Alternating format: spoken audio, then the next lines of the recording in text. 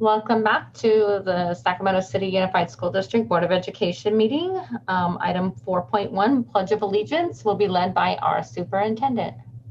Thank you very much. Ready? Salute. I pledge allegiance to the flag of the United States of America and to the republic for which it stands, one nation, under God, indivisible, with liberty and justice for all. Okay, thank you, Superintendent. Student Member Shake, broadcast statement. Thank you, President Bridget.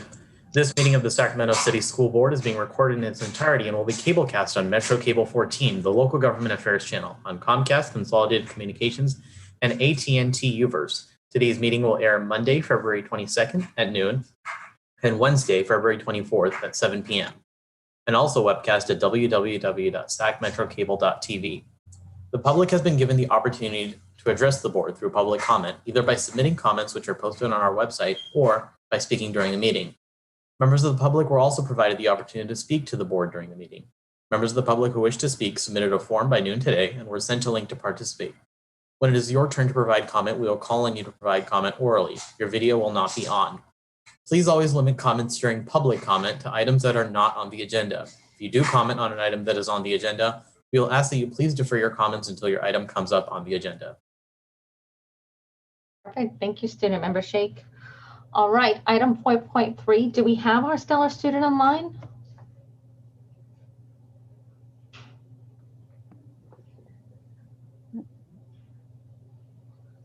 I do not see the stellar student. I just resent the invite as well when we were talking a little moments ago. So. Okay. Our legal counsel, what's the recommendation? Should we come back to this or should we just move on? Sure, we can come back to this. I can make the announcements out of closed session and then you can take it out of order and go back. Okay, item 5.0 now. President Bridget, can I ask our interpreter if he was able to connect with the family? Okay, if you allow me, I will do that. Okay. Thank you. Item 5.0, announcement of action taken in closed session. Yes, good evening, Madam President. There are 4 announcements coming out of closed session this evening. First, the board approved a special education settlement agreement identified as OAH case number 20200600079 by a vote of 7-0.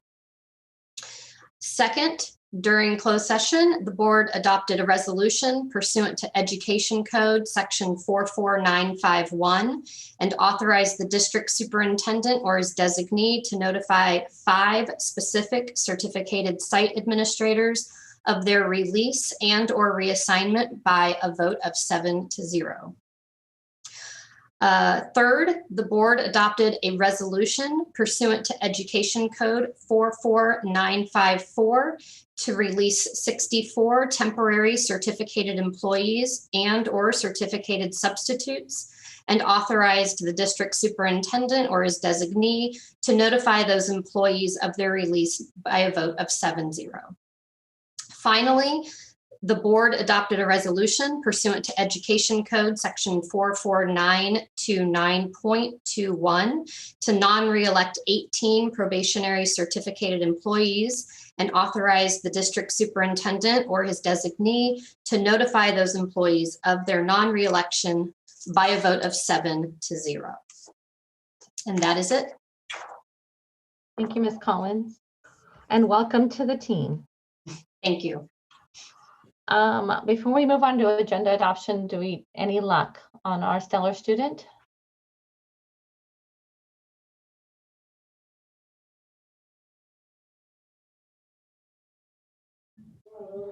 I don't see them have joined yet, President Bridget. Okay, and so what is the recommendation? Can we bring him back on a later date? Or should we just go ahead and honor him? President Pritchett, perhaps we just continue just seeing that the next resolutions are about 5 minutes long. If we can successfully contact the family, then we can come back as soon as we hear. I would love that. Okay, that sounds good. Item 6.0, agenda adoption. Can I get a motion? So moved. Aye. Okay. Second. Thank you. I have a first and a second. Student preferential vote. Aye. And Superintendent, we do not need a roll call vote. Can all in favor say aye? Aye. Aye. All right.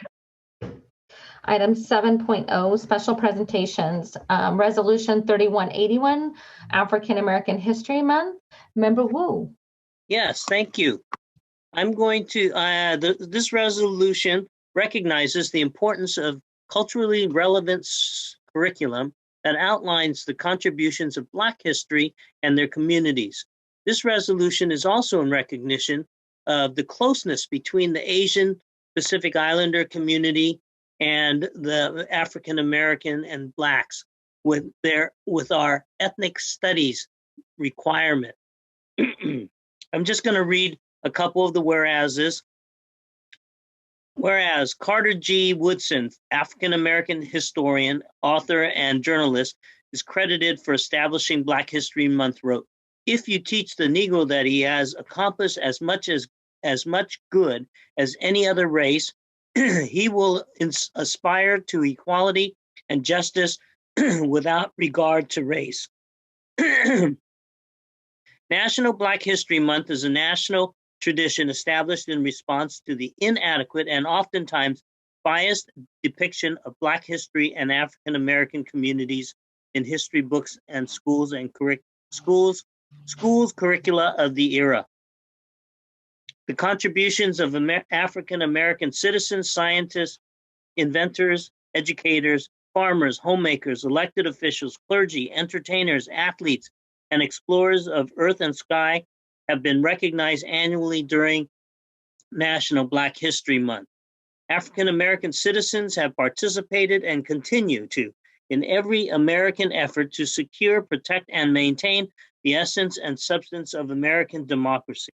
Whereas the National Black History Month is a vehicle to promote culturally relevant activities and scholarship at Sacramento City Unified School District to focus ways to close health opportunities and achievement gaps for Black students, employees, and families, not only during the month of February, but throughout the remainder of this year. It is important that Sac City Unified School District seek to understand how to thoughtfully and holistically address African American disparities in educational outcomes, degree and certificate completion, and diversity hiring in order to move towards greater equity in our education system and the larger community.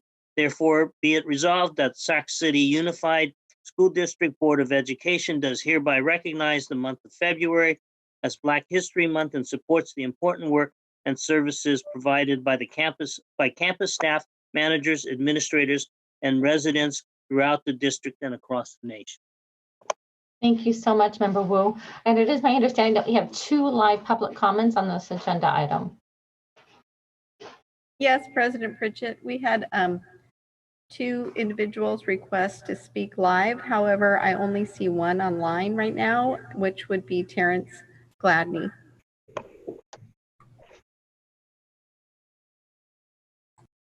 Good evening, everyone.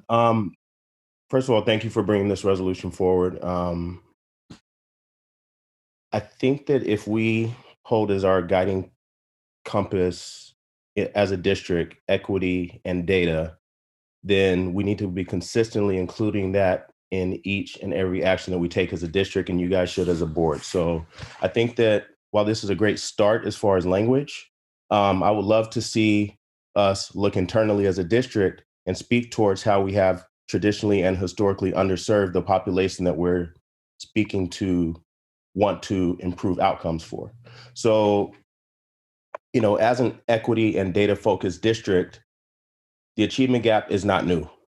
It wasn't new at the time of Superintendent Aguilar's, coming onto the district, but yet March 3rd will be the first full meeting of the new African American Advisory Task Force or board. So 2 or 3 years in, we know that these population of students have been underserved, but 2 to 3 years into a tenure is when we choose to prioritize the work. So I would love to see some language to talk about the historical underrepresentation of African-American students in positions of success and what role our district has played in creating that narrative. And then I think that we could make a bigger step towards having a complete resolution that would dictate actions necessary as well as a timeline. You know, if we just have empty promises of we're going to do this or we're going to seek to do this with no actionable items, then we continue the cycle that has continued for tens and hundreds of years.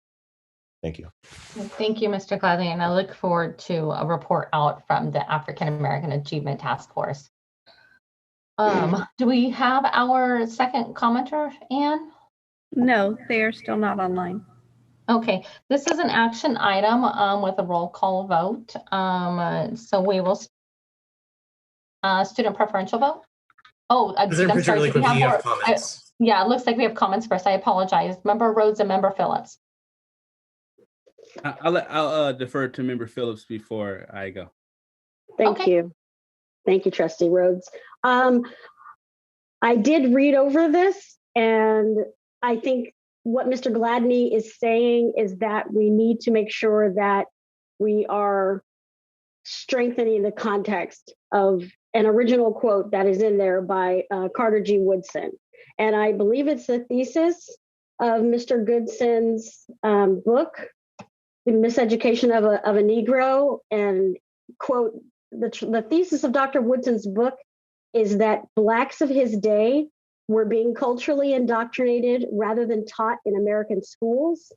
This conditioning, he claims, causes Black people to become dependent and to seek out inferior places in the greater society of which they are a part. I believe that speaks volumes to the misrepresentation that and that we have with Black students in our school district. So obviously it would be a motion to amend to add that after the first, the whereas regarding Carter G. Woodson, an African-American historian, author, and journalist. Okay. I think that we just need to add more to the context of that.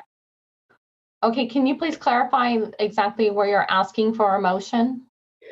So after the paragraph that states, whereas Carter G. Woodson, African-American historian, author, and journalist, after it ends with regard to race, that a secondary quote is placed here regarding the thesis of Dr. Woodson's book, the one that I just read. Got it. Okay, and do we have a second on that motion? Member Rhodes, is that you're giving a second on the motion? Okay, we need to have a discussion on the motion that's on the table. Is there any discussion? Okay, we will vote on the motion, the amended motion that is on the table. Anne, do you need any clarification on the amended motion? No, I think I have it. Oh, no, sorry, not you, Anne. Anne Collins. That's going to get confusing. So long as staff has the quote from Member Phillips regarding the thesis of Dr. Woodson's book, Ms. Moretti, do you have that language? Yes. Okay, then yes, if, there has been a motion made to amend, and we will just need a second. Okay, we have a motion and a second. Student preferential vote. Abstain. Okay, we need a roll call vote. Member Pritchett? Aye. Member Morawski? Aye. Member Wu? Aye. Member Garcia? Aye. Member Villa? Aye. Member Rhodes? Aye. Member Phillips? Aye. Perfect. And forgive me if I'm incorrect, Ms. Collins, we need now on the resolution itself, correct? You've got it. Yes. All right. I'm catching on. All right. Student preferential vote. I believe Member Rhodes had comments before we launched into this discussion. Did you have a question about the process, no, Member Rhodes? I had a comment.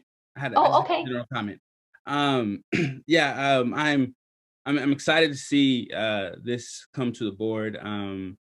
It's great, and thank you, Member Wu, for having the connection for our API community and our Black community in the solidarity and the walk that we must do together as people of color to move forward. The disparities that we have in our nation, but also in our district.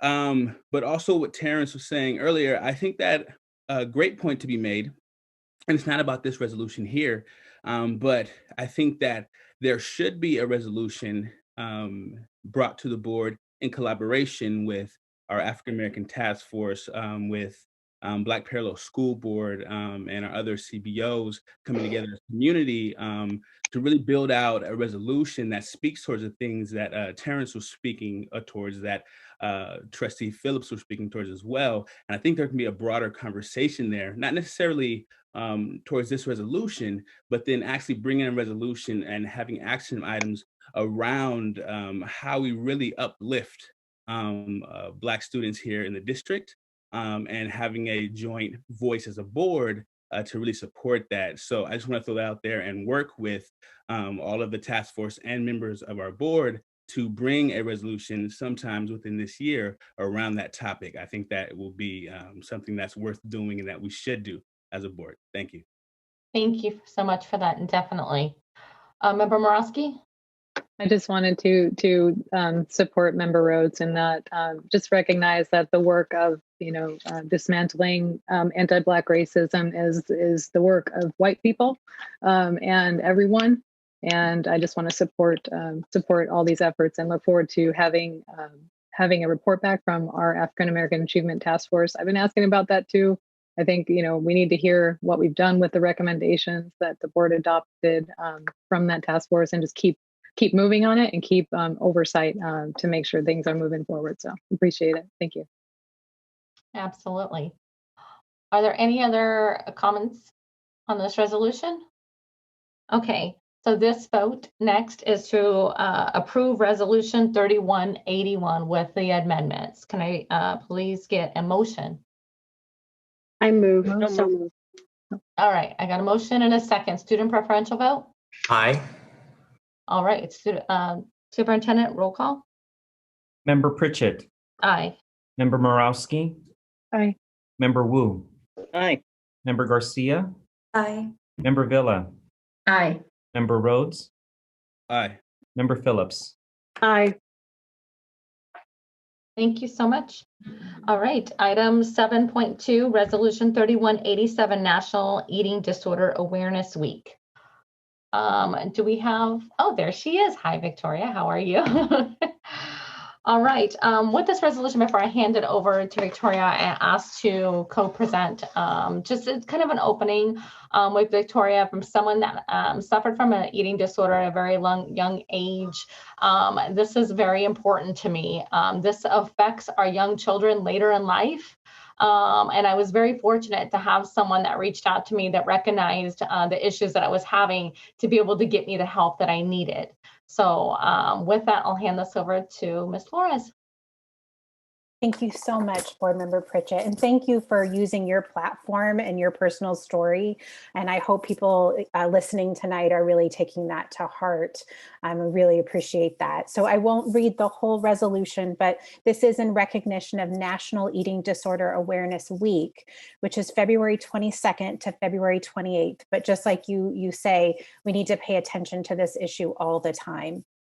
So some of the data that's presented here is 20 million girls and women and 10 million boys and men are impacted by eating disorders. We tend to think of it as more of a gender, based issue, but it does impact everyone. And it is increasing among our young people in younger groups as young as 7. And it is treatable when diagnosed early. So I think some people tend to believe, or there's stigma around this being a very difficult issue to treat, but it really is, as you pointed out. And it really does impact our students' ability to learn, as this last whereas speaks to. Eating disorders may cause our students to feel irritable, decrease ability to concentrate, focus, listen, and process information, all things that we really need them to do to access their education. And also, it's often coexists with other issues such as anxiety, depression, and maybe even obsessive compulsive disorder. So we ask the board, to respectfully approve this resolution and help us, spread this message. We've got posts on our social media and more will be coming out next week. So thank you for this time.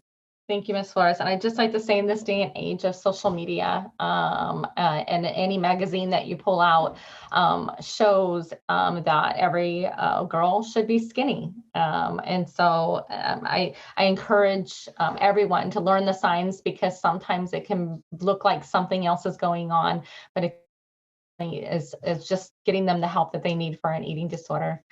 So with that, I'll take a motion to approve Resolution 3187. Moved. So moved. Thank you. I have a motion and a second. Student preferential vote. Aye. All right. Superintendent, roll call. Member Pritchett. Aye. Member Morawski.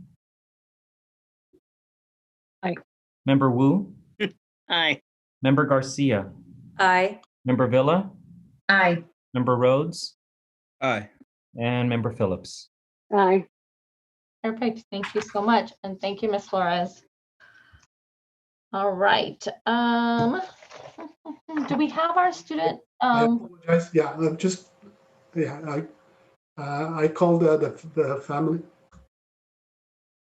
Are they on now? No, they are not. They try many times, to get in, but the father is at work, and he has the email address. But I tried to give him the Zoom meeting ID as well as a password, but with the Chromebook, the child could not log in, so they are not online. Okay. I think for me, it's really important that we have our students online when we're giving them an award. So with that, I'd like to bring him back at the next board meeting if that's sufficient, Superintendent. And do we need a vote on that?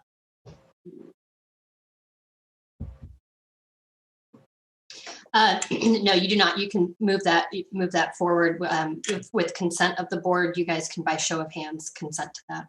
Okay, does everyone consent to that? All right, perfect. Thank you so much. And we'll make sure we get him back for sure. Absolutely. Okay, item 7.3, board policy 3100, revised board policy. This is a conference and third reading for reserves and use of one-time funds. Ms. Ramos? And Member Pritchett, before Ms. Ramos starts, I just wanted to just kind of set the stage here. This is an important third reading. As you know, this is a discussion that's really important, but I think it became even more important to bring back this item for a third reading, given the action that the board took in adopting the resolution about or recognizing some of our fiscal challenges. And this, I think, is very interwoven in that we are looking for a discussion about two board policies that I think are critical given that recognition by the board. Thank you, Superintendent. If you could please start the PowerPoint. Good evening, President Pritchett and board members, members of the public. As you just heard, this is a third reading of Board Policy 3100. It's a revision specifically to address reserves and use of one-time funds. And just to set a little bit of background, why a third reading? We brought this to the board it's going to be a year now since it was first brought to the board to improve some of the district's budget processes. Specifically with reserves consideration to increase, and then with the transparency in the use of one-time funds to prevent the use of one-time funds for ongoing resources expenditures, unless there's some specific exceptions that you'll see in a future slide. Next slide, please. So the top half of this slide is our current board policy 3100. As you'll see by the few sentences here, it's very general and not too specific. And it basically just says that the district will maintain the current required percentage reserve, which is 2%. And this is not an option. We are required to do this. And you see this amount in our financial statements. It's called, referred to also as the Reserve for Economic Uncertainties. And the proposed revision is the second half of this slide, which states that, and I'm not going to read word for word, but just to summarize, that the district will aspire to a 5% reserve for economic uncertainty. And the reason for this, of course, as you heard Superintendent mention, was just to stabilize and improve the district's fiscal status. Not that the district is in a position currently to be able to achieve this. We are currently, it's a challenge to achieve a 2% in all 3 years, as our financial statements have reflected that we've shared with you. And additionally, when we shared these revisions with our board last year, there were some very good suggestions that were shared with us in terms of adding some additional language to these. And you'll hear some of our board members discuss that once I'm done reading some of these slides. And then just to provide a little bit of context on that 2%, what does that mean? For 2% right now, as a first interim, that was about $12.5 million. So a 5%, assuming again, first interim for the current year, it would come out to about $32 million. Sounds like a lot, but you'll see a little bit more information in another slide that'll put that in better context for you. Next slide, please. So the benefits of having a reserve higher than the required is to protect a district from a future fiscal crisis. It provides a little bit of a buffer in the event that we experience some funding losses. It allows a district time to adjust their budget thoughtfully and strategically without having to be very reactionary. And it might allow also to be able to mitigate an unexpected increase in liabilities. I've worked in some districts where they have a reserve above a required reserve, and some of this is strategic. They're planning for a program to be able to sustain a program over a long time, and the district is building towards that, knowing that there's some other funding that's supporting this program that will be expiring, or because the board perhaps would like to make some future programmatic decisions and they want the ability to be able to have somewhere from which to draw from. So, and you'll see that as you visit other districts and see their financial statements, you'll often see an additional reserve there. Next slide, please. So a little bit of information. So as I currently shared, our current reserve as a first interim is the 2% required, which is about 12.8 approximately. So based on first interim, a 5% would be about 32. Now, what does that mean for a district's expenses right now as of this moment? So our average monthly cash flow for 10 months is about $47 million. What this means is that every month on average for 10 months, which are the months that we have the highest level of activity, we pay out about $47 million in expenditures. This includes payroll.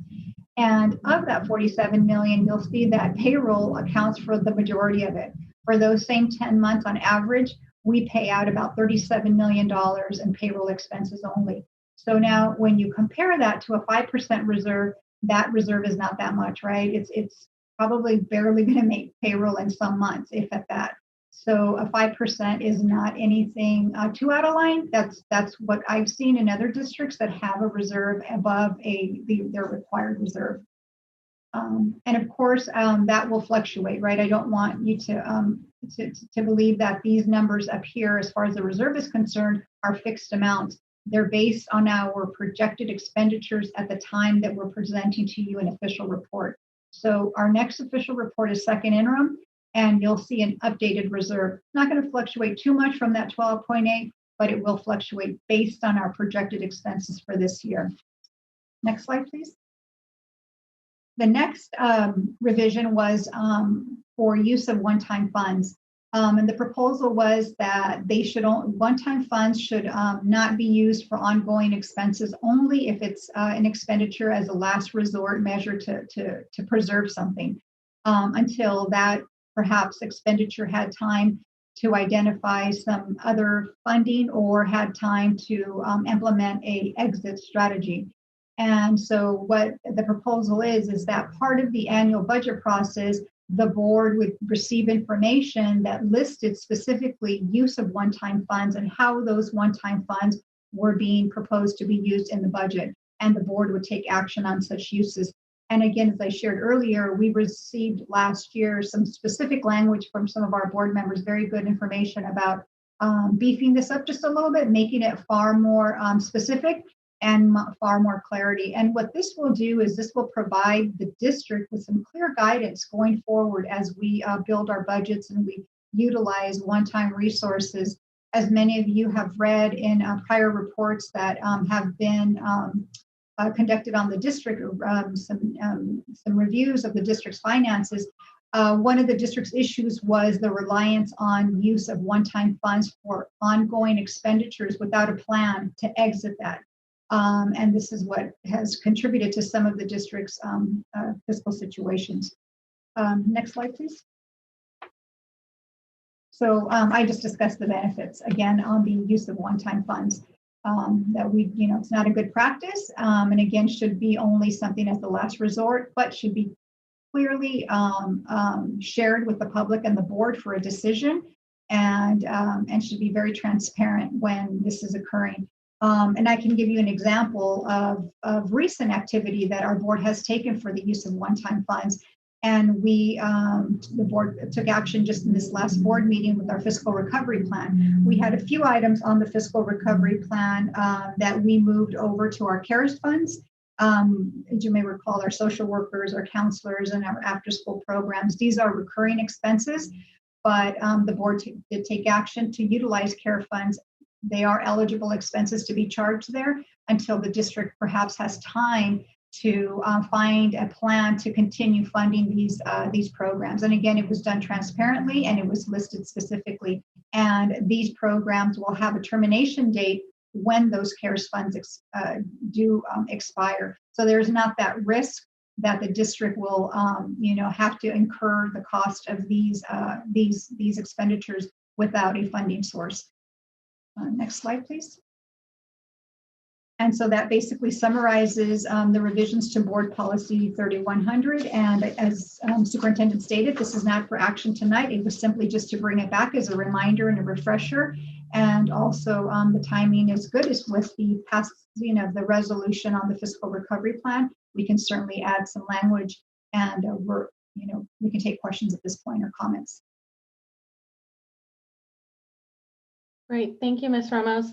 I believe we have one live comment. Yes, we had one request for live comment, but again, the person is not in the list. Okay, do we have any additional comments? No, there are no written comments for this item. Okay, I will open it up for board discussion. Member Rhodes? I just had a quick question. What is our current reserve? Are we like right now? Where are we at percentage wise? 2%. It's as a first interim member Rhodes, it's $12.8 million projected for the current year. So we're at 2% currently. Yes, we are. And the percentage is based on, it's a requirement put out by the state. It's based on your ADA. So there are 3 percentages, a 1, a 2, and a 3. The larger the district, the larger your ADA is, the smaller the percentage. So we're right in the middle. That's my only question. I wanted to know. Oh, okay. Because you were saying that we want to go to 5%, and I'm saying currently with our reserve, are we at or above our 2% that's mandated by state due to our ADA? That's a clarification. You're asking me what our balance is, our current ending fund balance is? Yes. Our total reserves. For the current year, we do have excess reserves because we know we're deficit spending. So in the 2 out years, so we do have enough to support the district's deficit, meaning pay our bills for next year because we don't have enough revenue to support those expenses. However, in the third year, as you may recall in our first interim, we do not have sufficient ending balance to satisfy our 2% reserve. We are ending that year in the negative, projected based on first interim. So it's not sufficient if that's your question. And we are required to show not only our current year, the ability to satisfy our current year 2% reserve, but we have to show that we have the ability to satisfy the 2 out years. So that's why I'm kind of including all of them in my response to you. Yeah, so my question was just simply for this year, what percentage do we have in a reserve? Are we at our 2% reserve? Are we at are we at 3%? Are we at 5%? On the money we have in our accounts now, where are we at in reference to the 5% that's on the resolution? Yeah, we're above the 2% this year. I don't have a percentage in front of me, but I can certainly provide that for you. That this will be year, just for this year, but Thank you. That was my only question. Okay. Thank you. Member Garcia? Yes, thank you, Rose. Yeah, we've talked about this resolution before, or not resolution, this board policy a number of times. So I'm glad we're taking the time to really think through this. This being the third time that we discuss it, and I think every time I at least find something to further fine tune. It's also one of the findings in the FCMAT report. If I recall, for my first board meeting, it was one of the areas where the district could improve, right? Adopting a board policy that is clear relative to the level of reserves that it would, that we decide to have. It's also important to recognize that this is a goal. The goal of the board is to have 5%. It doesn't mean that we can't have more. It doesn't mean that we can't have less. It certainly means that it's the goal of the district. And also, I think it also provides the board with more clarity, more transparency in the event that we go above or below, and also clarity and transparency for our community, right? So I just wanted to make sure that that was clear. I do have some suggestions in terms of further clarifying the language, and I'm not sure if you want to put up the slide or how you want to do this. Certainly shared this with you in writing so it's clear, but I would like to just read it publicly so that it's clear for our community as well and to my fellow board members. So where it says under the proposed language, I think it's right after the language in Brown. So in the event that restoring the reserve at a rate of 1% per year will result in a negative impact. This talks about if the district or the board adopt a reserve of lower than 5%. So how do we get back to 5%, right? So it establishes sort of the phase-in approach to get back to 5%. Then the board can elect to restore the reserve level at a rate less than 1%. So I'd like to change that the board may elect. I think it's just some more common language as opposed to can. So may elect to restore the reserve level at a less than 1% per year. And then the following sentence, I'd also like to change. I think we can make that more clear. I would actually recommend that we strike that entire sentence and then replace it with beginning with the 2022-23 budget. The district shall maintain a 5% reserve of the total general fund expenditures. So it's consistent with the goal. And again, this is ultimately, something that we are asking the staff to strive towards, and for the board, as a board, we strive to maintain a 5% reserve. So I just wanted to leave it at that. Those are just some of the comments that I like to add relative to this board policy that continues to be further fine-tuned. Thank you, Member Garcia. Thank you. Member Morosky. Thank you, President Bridget. And thank you, Ms. Ramos, for bringing this back. This is one I'm really excited about adopting soon. And I appreciate you working with us on, our comments on tweaking the language a little bit. I just want to support, I think, what I understand of Member Garcia's request to just make that last sentence more clear in terms of just starting with the 22-23 budget. I realize, we've had conversations about this over, going back to last year, and we were in a little different place in June of last year than we are now, given, what's happened at the state budget. And, so I think it's a reasonable goal to strive to be able to maintain, hopefully, from where we are, starting with the 22-23 budget year. The other thing, which I think you alluded to, is just the language that I had proposed last time. And I'll just say that again for the record. And this is about not the reserve, but the one-time funds. And I just really wanted to make sure that we have a supplemental budget display that identifies the one-time funds. And so right now, the policy proposes that we consider the proposed use of one-time funding for ongoing expenditures as part of the annual budget and take separate action to approve such uses.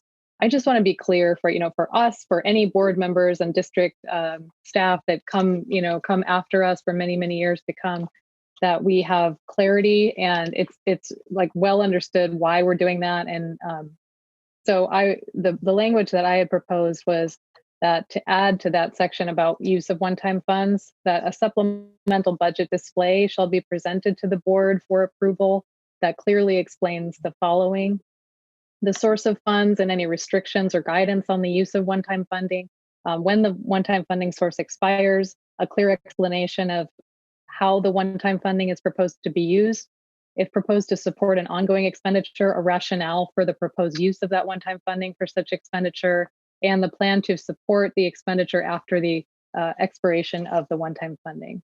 So I think including that, as well as just an explanation that one-time funding can be either 1 year, single year, or multi-year.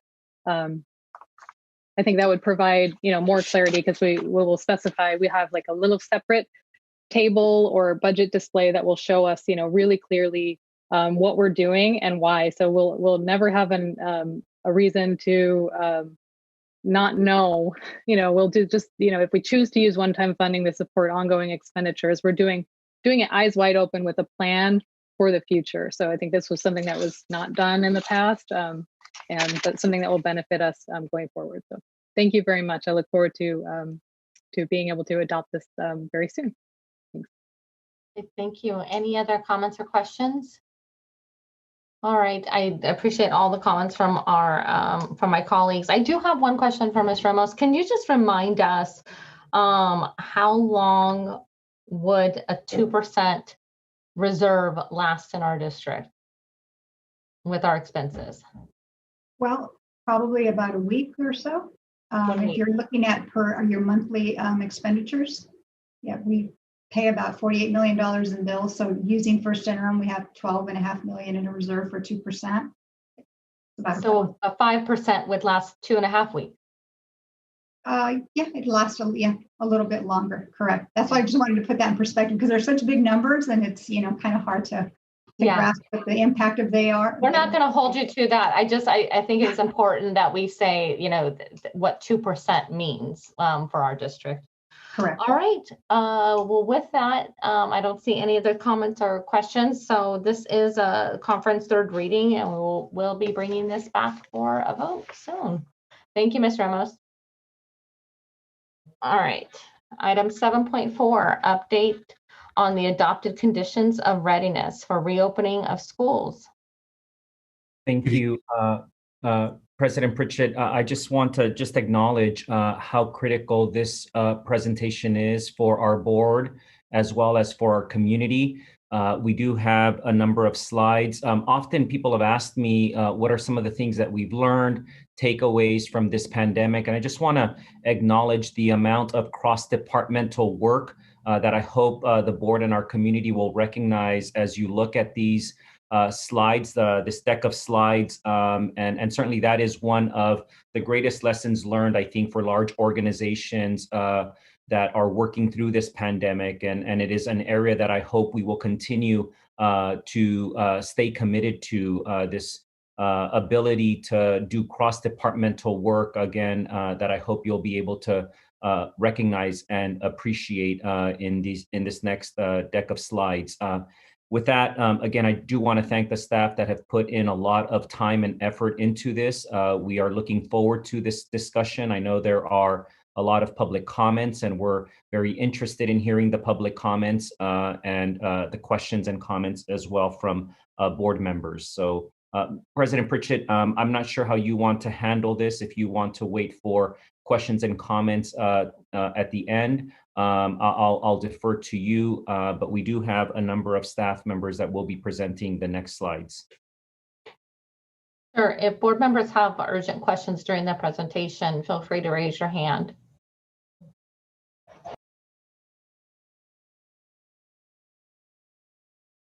Good evening, Board President Pritchett, board members, and Superintendent Aguilar. My name is Vincent Harris. I'm the Chief of Continuous Improvement and Accountability. I'm joined by several district leaders to present to you this evening an update on conditions of readiness for school reopening. If we go to the next slide. Ultimately tonight, this is really a presentation anchored around the center part of our Return Together vision statement, in which our Return Together plan will abide by all county public health orders to safely serve as many students as possible through in-person instruction. So this evening, we'll be providing a lot more context about what that means, the work that's underway, and the preparedness that we already have in terms of many of our key indicators that we've discussed with you over the last couple of months are already set, and you'll see a list of those this evening. Can we go to the next slide, please? We know that one of the biggest factors as we've managed our way through this pandemic now for nearly a year has been managing the community spread. And so this chart you've seen many times. And of course, everybody knows that right now we're within the purple tier. But as we think about reopening, certainly we've been seeing the decreasing case rate, which has been encouraging, and of course, the decreasing positivity rate, which has been encouraging. And so those, of course, are key indicators for us that have helped us think through this notion of how do we set conditions of readiness and for a safe and effective reopening. Go to the next slide. And so this slide simply presents kind of the scenarios, if you will. And if we were to think about them in kind of an alternative set of words, where you see purple, think today, where you see red, think tomorrow. And so as we think about the notion of reopening our system and service to our students and community, in the purple status, we ultimately are in a very strong position to speak about reopening in terms of from preschool to sixth grade. And basically by guideline, we know that one of the biggest enablers of this is the community spread rate of 25 cases per 100,000 residents or less. And so right at this point, we've actually met that threshold now for over a week. And so that is or just about a week. And so that's been a very encouraging sign in terms of our ability then to reopen. And of course, again, focused on our preschool to sixth graders. As we think about tomorrow, certainly we know that as the K rate continues to decline, we will potentially reach eligibility for the red tier. With that, we have to get to a case rate of 7. So of course, we have to reduce this current case rate by more than half, and then add a positivity rate between 5 and 8%. You can see actually currently our positivity rate actually meets that threshold. And so as we think about going to the red tier, that's when we really think about all grades being able to be eligible for the reopening, in which after 5 consecutive days of maintaining the red tier, all grades may be open for in-person instruction. So again, as we think about reopening, we're definitely very in tune with the conditions of readiness that are driven by our community spread factors. Go to the next slide. And with that, I'll turn over to our Director of Health Services, Student Services and Health Services, Victoria Flores. Good evening. And so we do always think it's important to come back to ground ourselves in the current reality. And so as you'll see right now, Sacramento County has 18.7 cases per day per 100,000 residents. So you can see we've had that blip over the summer. We went way up over winter break, and now we're starting to come back down. It's really encouraging. Our positivity rate, as Chief Harris was talking about, is 6.0, and we have a 9.2 health equity positivity rate. We want to see those be the same, right? Then we know COVID is spreading kind of the same in our whole county. So we know we have communities that are disproportionately impacted by COVID. And just to remind us, schools can open once our 7-day average case rate is less than 25. So right now, our preschool through 6 schools may open, but our case rate has us sitting still in that deep purple because we're really trying to hit that 7 or less indicator. Next slide, please. And so we just wanted to remind everyone that our learning hubs and our athletics are also still allowable and happening. We know we've been operating learning hubs and will continue to expand those. We have cohorts of no more than 16 individuals. And at this time, we can't exceed that 25% of the entire school population. So while we look to potentially be able to open preschool through 6th grade, we can continue to expand or provide services and supports under this cohort guidance. And then of course, our outdoor only sports conditioning and competitive play is allowable using equipment.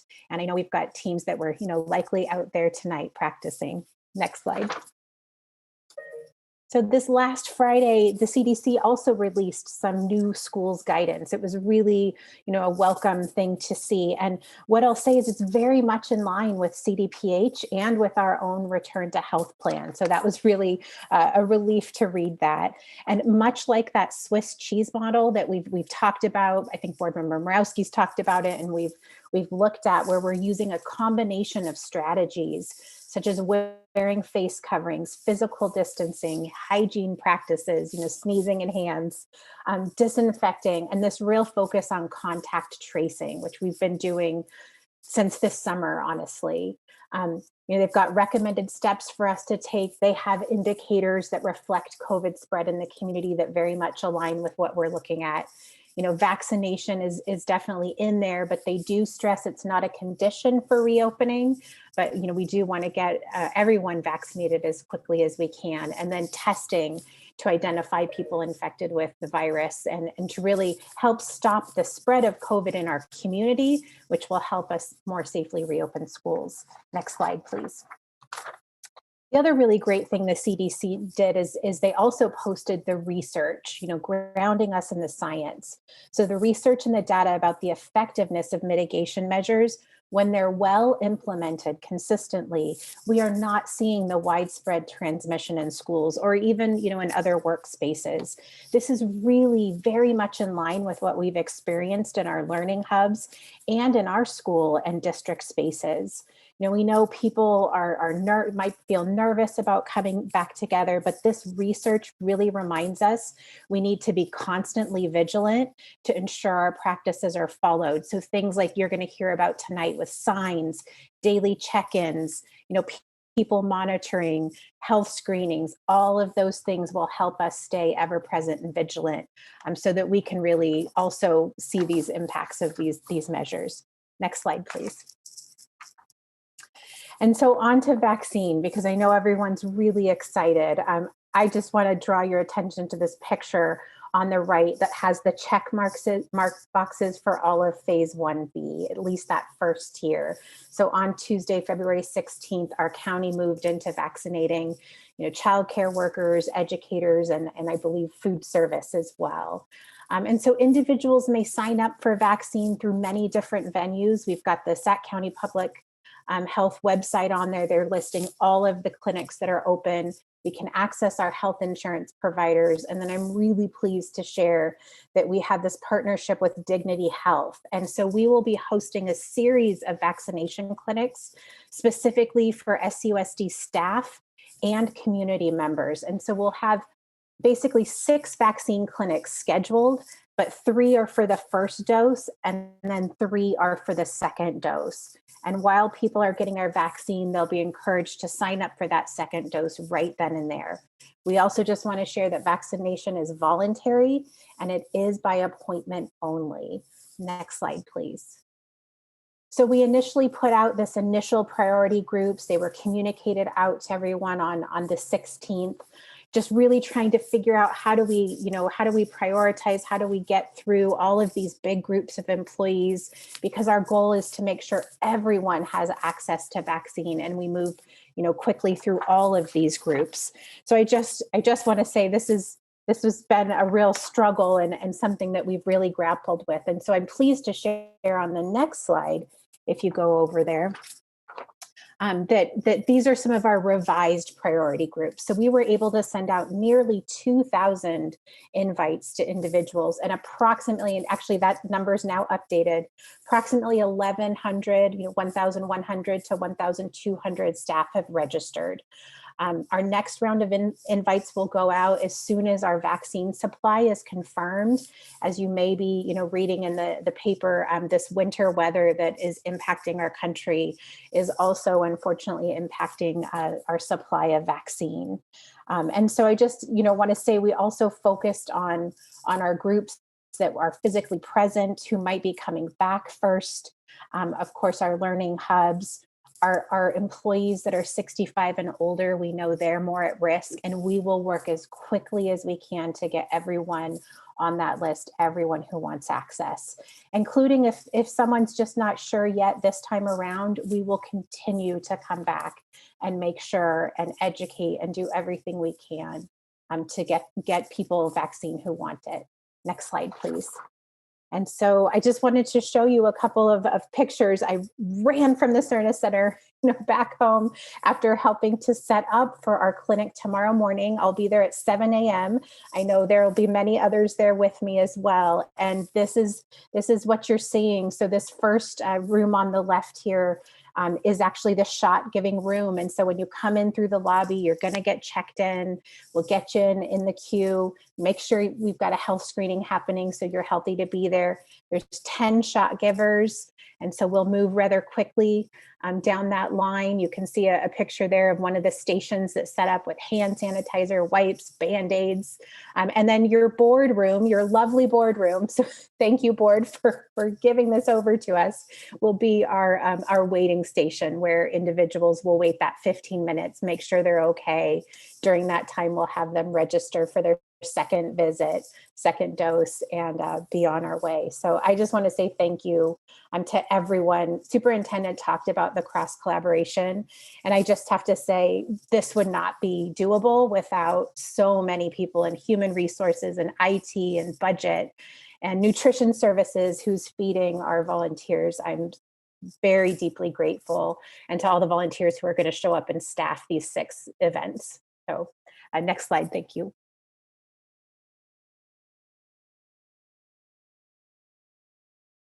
Thank you, Victoria. Good evening. I'm Diana Flores, Director of School Nutrition for Sacramento City Unified. Since school closures in March 2020, our nutrition team has been offering food curbside to ensure all our students have access to meals, fresh milk, produce every day at no cost. We have attached a video link for your review from Sacramento Mayor Steinberg, recognizing the great work of our nutrition heroes. To date, we have served 8.1 million meals curbside. Our Return to Nutrition plan includes the same level of service and no-cost meal access we have provided all these past months. Our hybrid learning model will provide hot meals while learning in the classroom, as well as multiple days of ready-to-cook meals served curbside for the days of distance learning. Students attending in-person learning will pick up meals in the cafeteria in small groups or cohorts while practicing physical distancing measures, and additional outdoor service will be offered at secondary schools. Meal consumption will take place in the classroom or outdoors. Students engaged in 100% distance learning will continue to be offered 5 days of curbside meals, picked up 2 days per week. Lastly, water fountains will be turned off for COVID safety. Therefore, water in cups will be made available in the classrooms with water faucets, or if sinks are not available, bottled water will be provided. Next slide, please.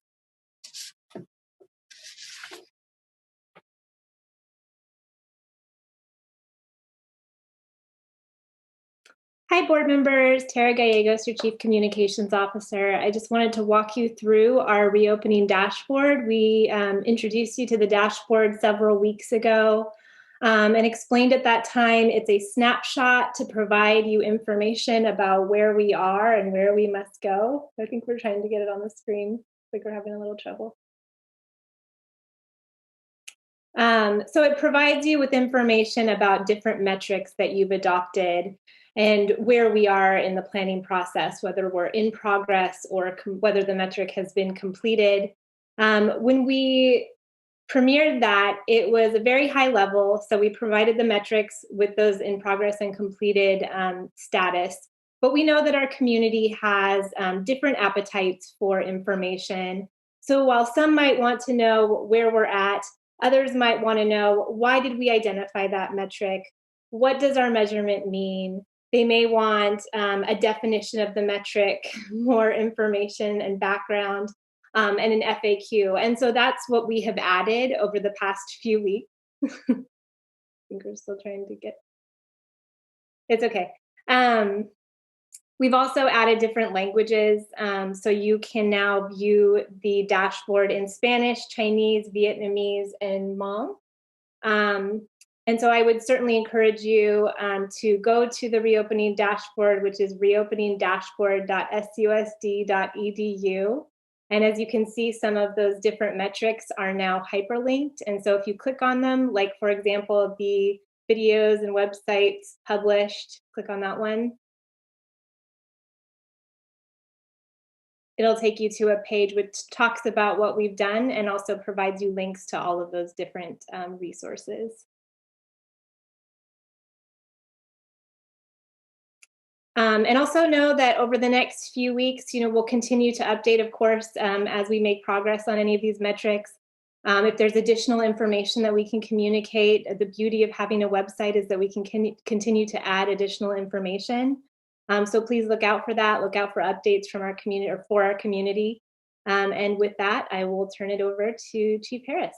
Yeah, thank you, Ms. Gallegos. Mr. Flores, if you can go right back to that, only because I know that in the deck of slides, there are some images that to fit into the slides, you may not be able to really appreciate it. But if you go back to the website, there will be, for example, just in the next couple of slides, one slide that discusses our daily checklist, for example. The website, please, Mr. Flores. It's above, if you scroll up. So they're right in the middle, the second column, please go down. Right there, yeah.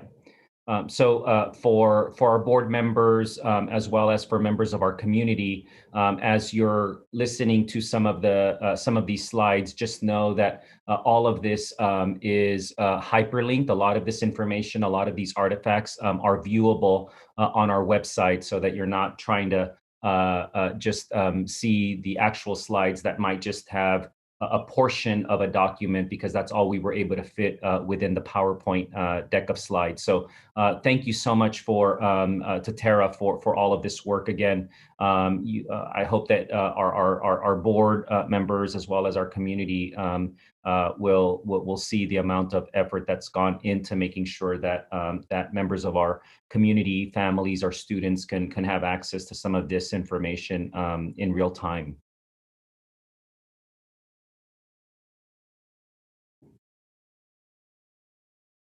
All right, so in terms of the next series of slides, we'll go through them actually relatively quickly, because the goal here is simply to affirm many of these, of course, measures you've seen previously, and you'll see that we'll go through a series of measures that have been completed. The structure of our time over these next series of slides is really to focus you on the measurements that are still in progress, and that's where we'll have more staff discussion to give you a sense of our timelines to complete those metrics. But obviously, as Ms. Gallegos has already shared with you, a lot of work has already been accomplished. You saw many of these completed on the dashboard itself. So we won't spend a whole lot of time on the completed slides, other than just to acknowledge that these metrics are all completed. So here's obviously a series of the communication metrics. And of course, those have previously, you just saw those moments ago. If we go to the next slide. And then, of course, our return to health plan, which is really a very comprehensive and complete document to give all of the key considerations around vaccines, testing, the whole notion of cohorting. So a very important communication item for everyone. If we go to the next slide. And then, of course, really speaking to this notion of how do we ensure safety. And so a lot of work has been underway with our facilities team and risk management, ensuring that we have a disinfection schedule, plexiglass barriers across the system, so that we can ensure everyone has a maximum mitigation measures in place for potential outbreak. And then, if the superintendent just mentioned, we have our daily inspection checklist, which of course will be a very vital tool on a daily basis to ensure oversight.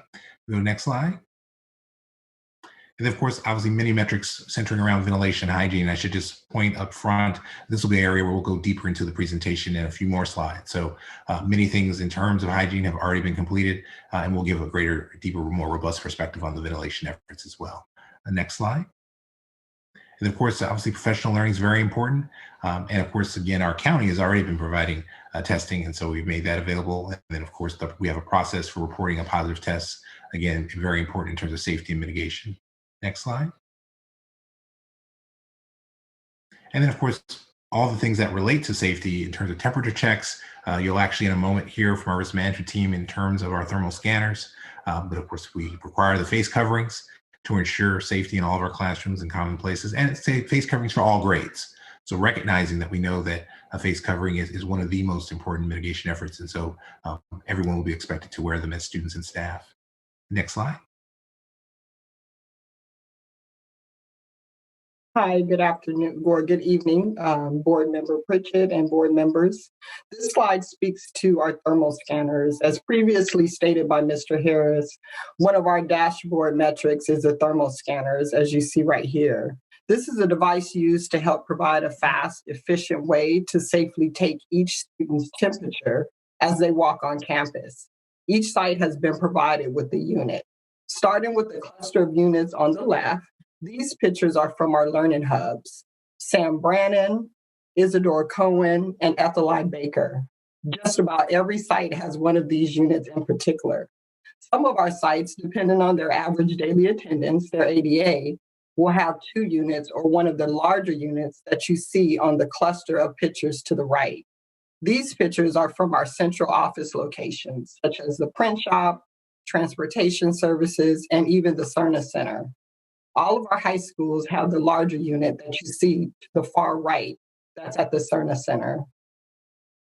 Each unit has the capability to screen a high volume of people in a short period of time. And so the larger unit is capable of screening 35 people in 30 minutes, while this and screening every student safely and every person safely, and they also can be screened as they safely social distance. And lastly, the small kiosk or unit on the left can scan up to 350 people in 30 minutes. Next slide, please.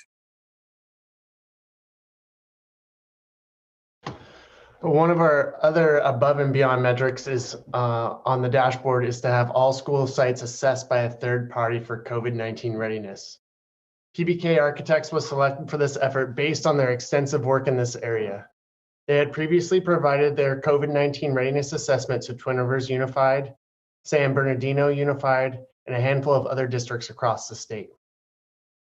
PBK walked each site and classroom in December, assessed the current level of readiness for opening at that time. They outlined any additional needs at each site that may have been needed to address COVID-19 mitigation efforts. Some of those additional needs identified by PBK include more COVID-19 signage, greater physical distancing measures in key areas, and a covering of potential shared items in classrooms. Those additional adjustments identified are being made now with the intent of having PBK return for a validation of our readiness by April. You can see a picture of a secondary classroom to the bottom left of the slide, as well as a sample report diagram used by PBK on the bottom right. Next slide, please.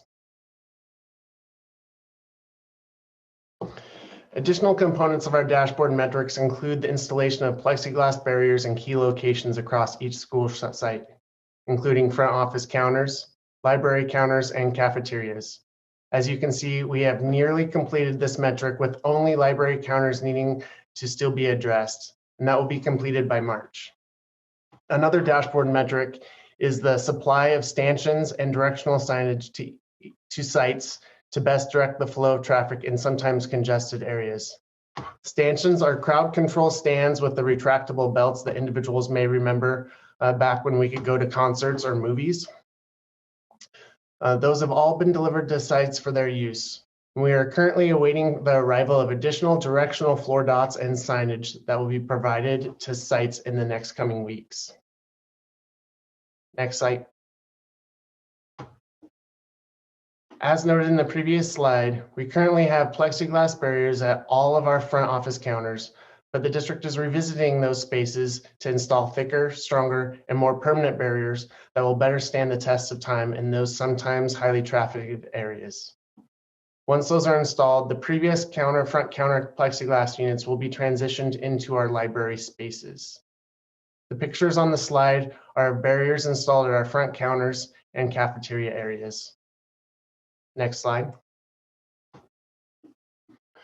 The district has also developed site-specific signage maps for each school that will be utilized by site leaders to ensure proper traffic flows, health screening locations, and signage. These maps are meant to supplement the daily inspection checklists mentioned by the superintendent and my colleague just recently spoke about. Next slide. Another metric on the district's dashboard is around continuously replacing HVAC filters. It was the previous practice of the district to replace filters once a year, but that has been increased to 3 or more times per year in order to best mitigate the COVID-19 virus. The district used MERV 8 filters in all of its systems previous to the COVID-19 pandemic. Since that time, we have installed MERV 13 filters in all HVAC systems capable of receiving them without adversely impacting the operation of those HVAC units. Now, about 15% of all HVAC units have MERV 13 filtration, and that is the MERV rating recommended by CDC, CDPH, and ASHRAE. My colleague Jeff Wynn will expand on MERV ratings a little further in the next couple slides. Back one more for me. Thank you.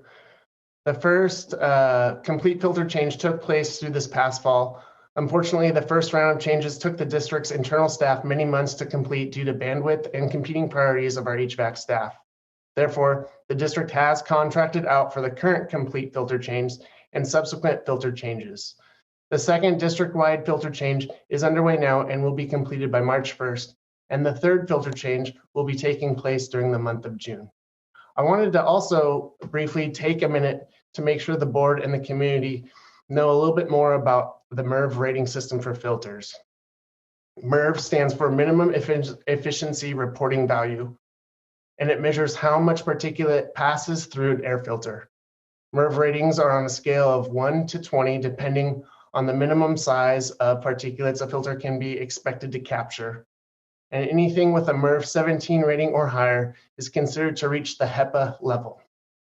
A MERV 13 filter is able to filter out less than 75% particulates with a size of 0.3 of a micron to 1 micron. For comparison, the COVID-19 virus ranges in size from 6/100ths of a micron to 14/100ths of a micron. Next slide, please. The district has taken a multi-layered approach to ventilation to mitigate the COVID-19 virus, as recommended by the CDC. Some of the measures the district has implemented include opening all outside air dampers to 100% in order to pull the most outside air possible rather than recirculating it, opening operable doors and windows in classrooms to increase cross ventilation. Some classrooms do not have operable windows, but an open door with a fully open damper supplies adequate fresh air movement in those spaces. The idea is to get a cross ventilation in those spaces. Reprogramming all HVAC units to operate with windows and doors open is also a key measure. Typically, there are magnetic door and window contacts that temporarily turn off HVAC units when they're open per building code. Those have been disabled at this time in order to allow the most air through a space, making sure that we can continue to run the HVAC units and having those windows and doors open. As I said, changing filters throughout the district 3 or more times per year, utilizing portable air filters to add another layer of ventilation, and more. And so with that, I'd like to introduce my colleague Jeff Wynn, the Facilities Maintenance Manager, to discuss ventilation further in the following slides. With that, next slide. Thank you. Thank you, Nathaniel.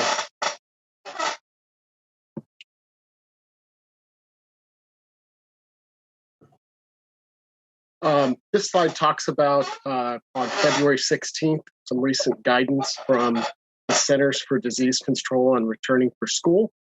And our facilities department following the back to school guidelines that are issued by the agencies listed here: California Department of Public Health, Centers for Disease Control, and ASHRAE.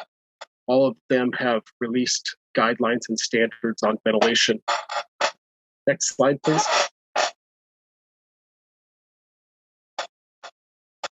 So in an effort to achieve a multi-layered approach to proper ventilation and filtration in our district, as I mentioned, we've been following the guidelines from each of these different agencies, CDPH, CDC, and ASHRAE. And this gives you an idea of what the SUSD has done in relationship to the recommendations from each of these agencies. As you can see, all of the boxes on the right have an X in them, or they're not applicable. The district did purchase portable units that were intended to meet the HEPA standard using UV technology. Portable unit selection process is described in the following slides. Next slide, please. ASHRAE states that the MERV filters of 13 or greater should be installed in HVAC units. Filters are much thicker and heavier than a typical MERV 8 filter that's installed in the rest of the district. As my colleague Nathaniel mentioned, about 15% of the district currently has MERV 13 filters, and the remainder of units in the district still have a MERV 8 filter. District staff have replaced all MERV 8 filters with MERV 13 where possible.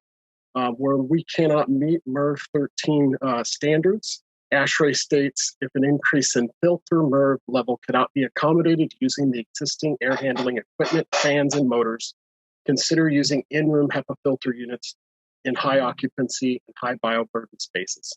Next slide, please.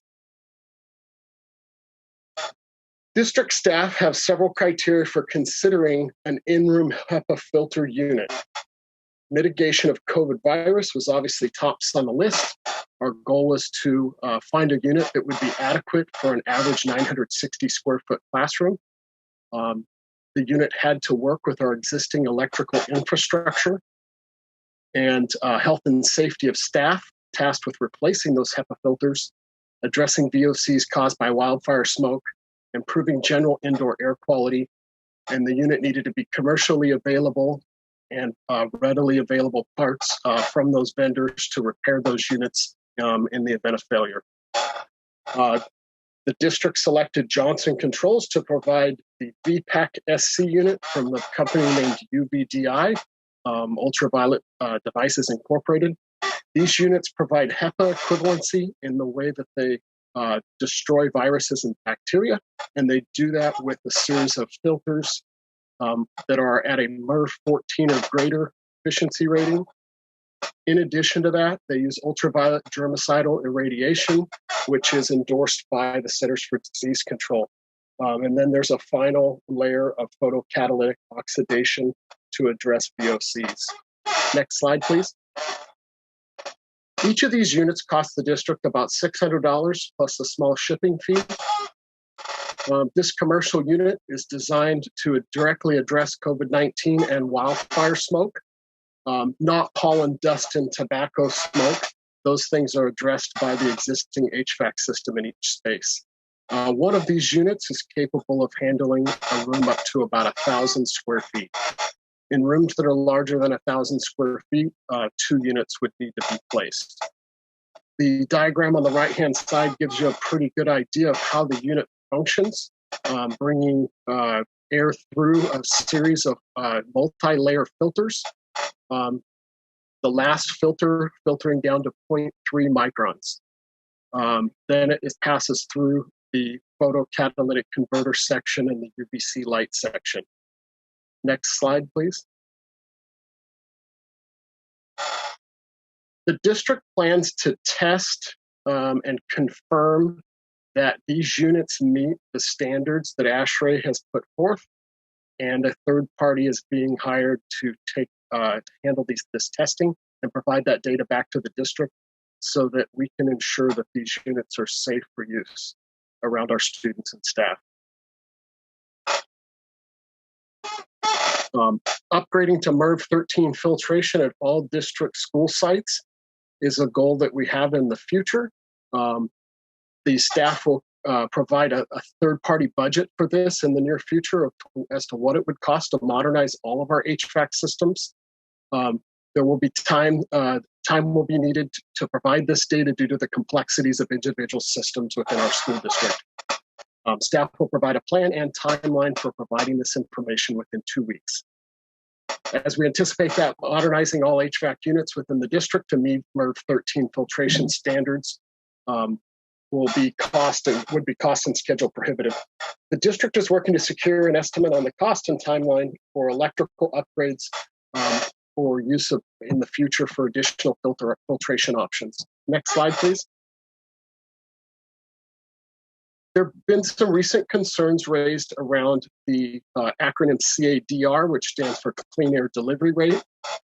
Clean Air Delivery Rate is a metric used by AHAM, which is the Association of Home Appliance Manufacturers. As you've noted in the acronym, it's for home appliances such as toasters and microwaves. And it tests for the ability of the unit to filter pollen, dust, and tobacco smoke, none of which was a criteria for the selection of the UBDI portable air purification unit. These units were chosen based on their ability to deal with viruses, bacteria, and also wildfire smoke primarily, as well as the fact that our existing electrical infrastructure could handle these units. In order to meet the CARES Act spending deadline for December 2020, our staff reached out to 11 vendors over the summer, and we received 3 responses from commercial distributors that had a product available at that time. The only product that met the criteria that we had set forth for viruses, for the mitigation of viruses and bacteria, as well as electrical infrastructure requirements, was the UBDI unit. So this is the device that was selected. There were less expensive units that have been shown to be available. These are for household use and not commercial type devices that are readily available in large quantities, as well as readily available parts through recognized commercial distributors of HVAC accessories and purification devices. Next slide, please. All right. Hi there, Victoria Flores with Student Support and Health Services again, and want to talk with you a little bit about our COVID testing. One of the things I want to start off with is that testing itself is not a mitigation effort. It's just one more layer to lower that risk that we're using. And so we are looking to bring at least weekly testing to all of our sites that will be opening. Right now, we're looking at Learning Hub sites and all of our district locations where we have staff regularly reporting. And we will follow that CDPH testing cadence as we need to. So we held our first training and practice event on February 10th.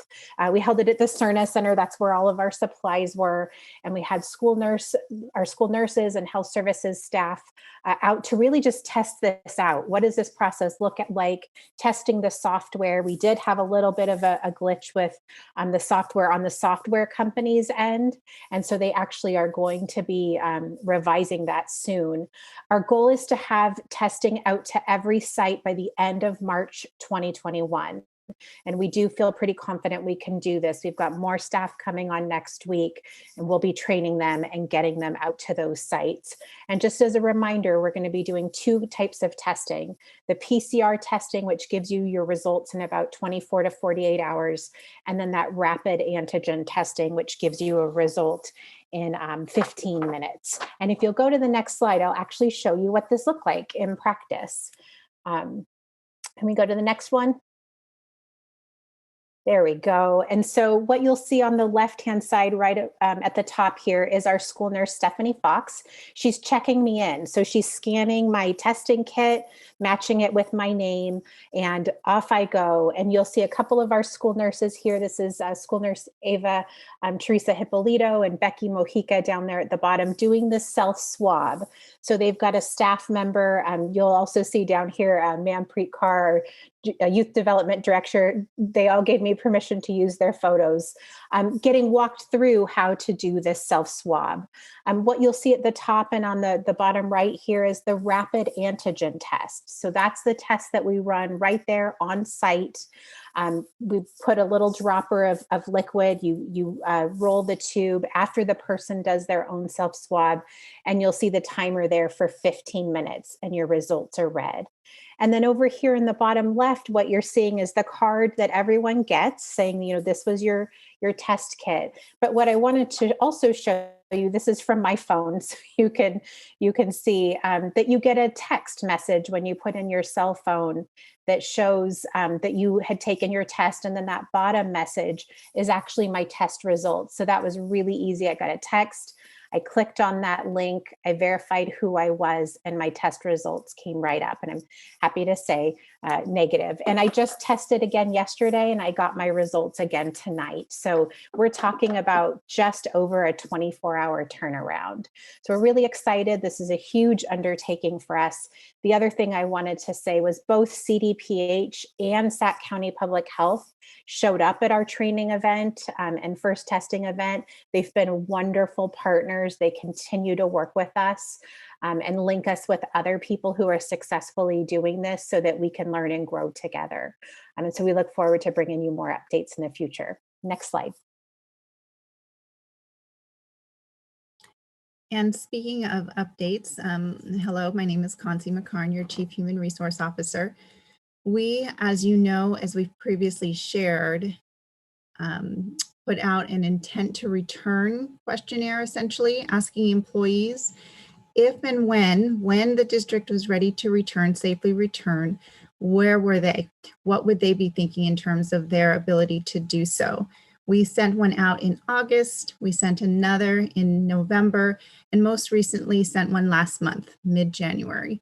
We've shared the results throughout all of those, but wanted to show you the most recent results, where we are at, and broke it down just a little bit more. We are using the Informed K-12 platform, which makes it much easier to provide some of the information that you see on the screen and that we think is going to be helpful for planning purposes. So this was a request of employees, again, to help us plan. Did they think they would be able to plan once schools reopen to return physically with some assistance, to return remotely or remain remote, or not intending to return at all? You can see as we broke down the various sections with 51%, even though it is only 51, the number of plans to return physically, either without assistance or with, is the majority of the responses that we received. And we would highlight just the individuals within the sections, within the departments and school sites that have been reporting every day already, right? Nutrition services, our K-12, EK3 teachers, as we're looking at moving forward, was an important one for us to begin to gather information about, as well as the others you see on the screen. So we'll continue to monitor this as we get additional information, because all of it is really helpful in helping us plan. Next slide. Good evening, and knowing that we have staff excited to return, we cannot wait to welcome our staff and, of course, our students who we miss so much back to our campuses. And we have a plan. We promised our community continually that we would not let this crisis go to waste, and that we would not return to normal, but that we would return better able to meet the needs of the students that we serve.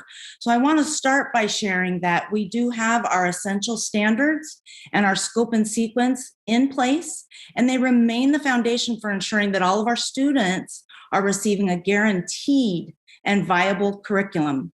You'll remember that beginning last spring, and then again during our pre-service time together, we went through work with the Universal Design for Learning. We've been working hard with our site leaders and our system leaders on gaining additional expertise in being able to ensure that all of our students have access in their areas of strength. Our site leaders have engaged in modules, and then we've also created modules that our site leaders have taken back to their sites so that every one of our teachers and all of our other practitioners that support our kids are also getting this training and important professional learning on the universal design for learning. We've also linked this very carefully to anti-racism and have a full few modules that I'll share with you in just a moment on the anti-racism work that's happening in our system. We also are very excited that we have a database decision-making cohort 1 of 25 schools up and leading the way to make sure that they're ready to meet the needs of our students. I want to end this slide with our promise to make sure that we're working toward having an anti-racist system supporting our students. We've partnered with EPIC and we're gifted through our Supporting Inclusive Practices grants modules for both independent learning, and then we've scheduled into our principal learning sessions ongoing opportunities for group reflection. And we're really grateful to Maisie Lee, our Director of Social Emotional Learning, and her team of training specialists who have been helping us to work through these modules together. Next slide, please. And in this next slide, you can see the 9 modules again as we're preparing to return. It's our promise to return, able to serve our students and better than we left when we left together. It's hard to believe, almost a year ago. We're going through each of these modules. We've just completed becoming racially and ethnically conscious, and we're empowering our site and system leaders with skills to be able to take this work back to the classroom, back to their sites, so that we can better serve every single one of the students that we serve. Next slide, please. As you hear that we hear you loud and clear that some of our students wish to remain in distance learning. We will offer, as we return better, a full distance learning model for any of our families who choose this option.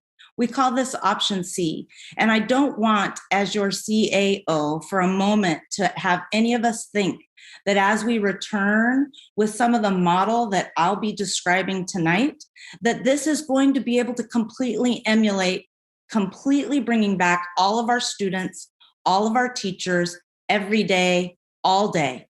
It won't. But what I can promise you is that we're coming back with a plan that is the very best plan that we can offer our children. So we have this full distance learning model that we will offer families by choice. We will also offer a concurrent learning model for in-person instruction. In this model, some students will have about 3 hours of instruction in their classroom 2 days a week, while other students will be learning concurrently at home with their peers that are in the classroom. You'll hear this as you hear in the news and other districts starting to come back, being referred to as the concurrent model. With our current planning and with the fabulous information that our partners in HR have been gathering from our staff, we're planning for a model that allows our kids to be able to stay with their current teacher or teachers and to be able to stay with their current learning community. We know that that's really important in returning to some sort of safety regarding being with the group of people that they've been learning with as we've navigated this very difficult year. Next slide, please.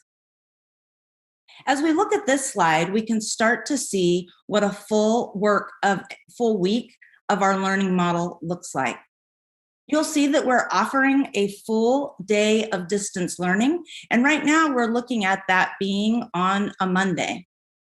You'll also see that we're offering these concurrent models where we have a group A that would present in person on Tuesday, and while that group of students is learning in person, another group, Group B, will be learning concurrently with those students from home.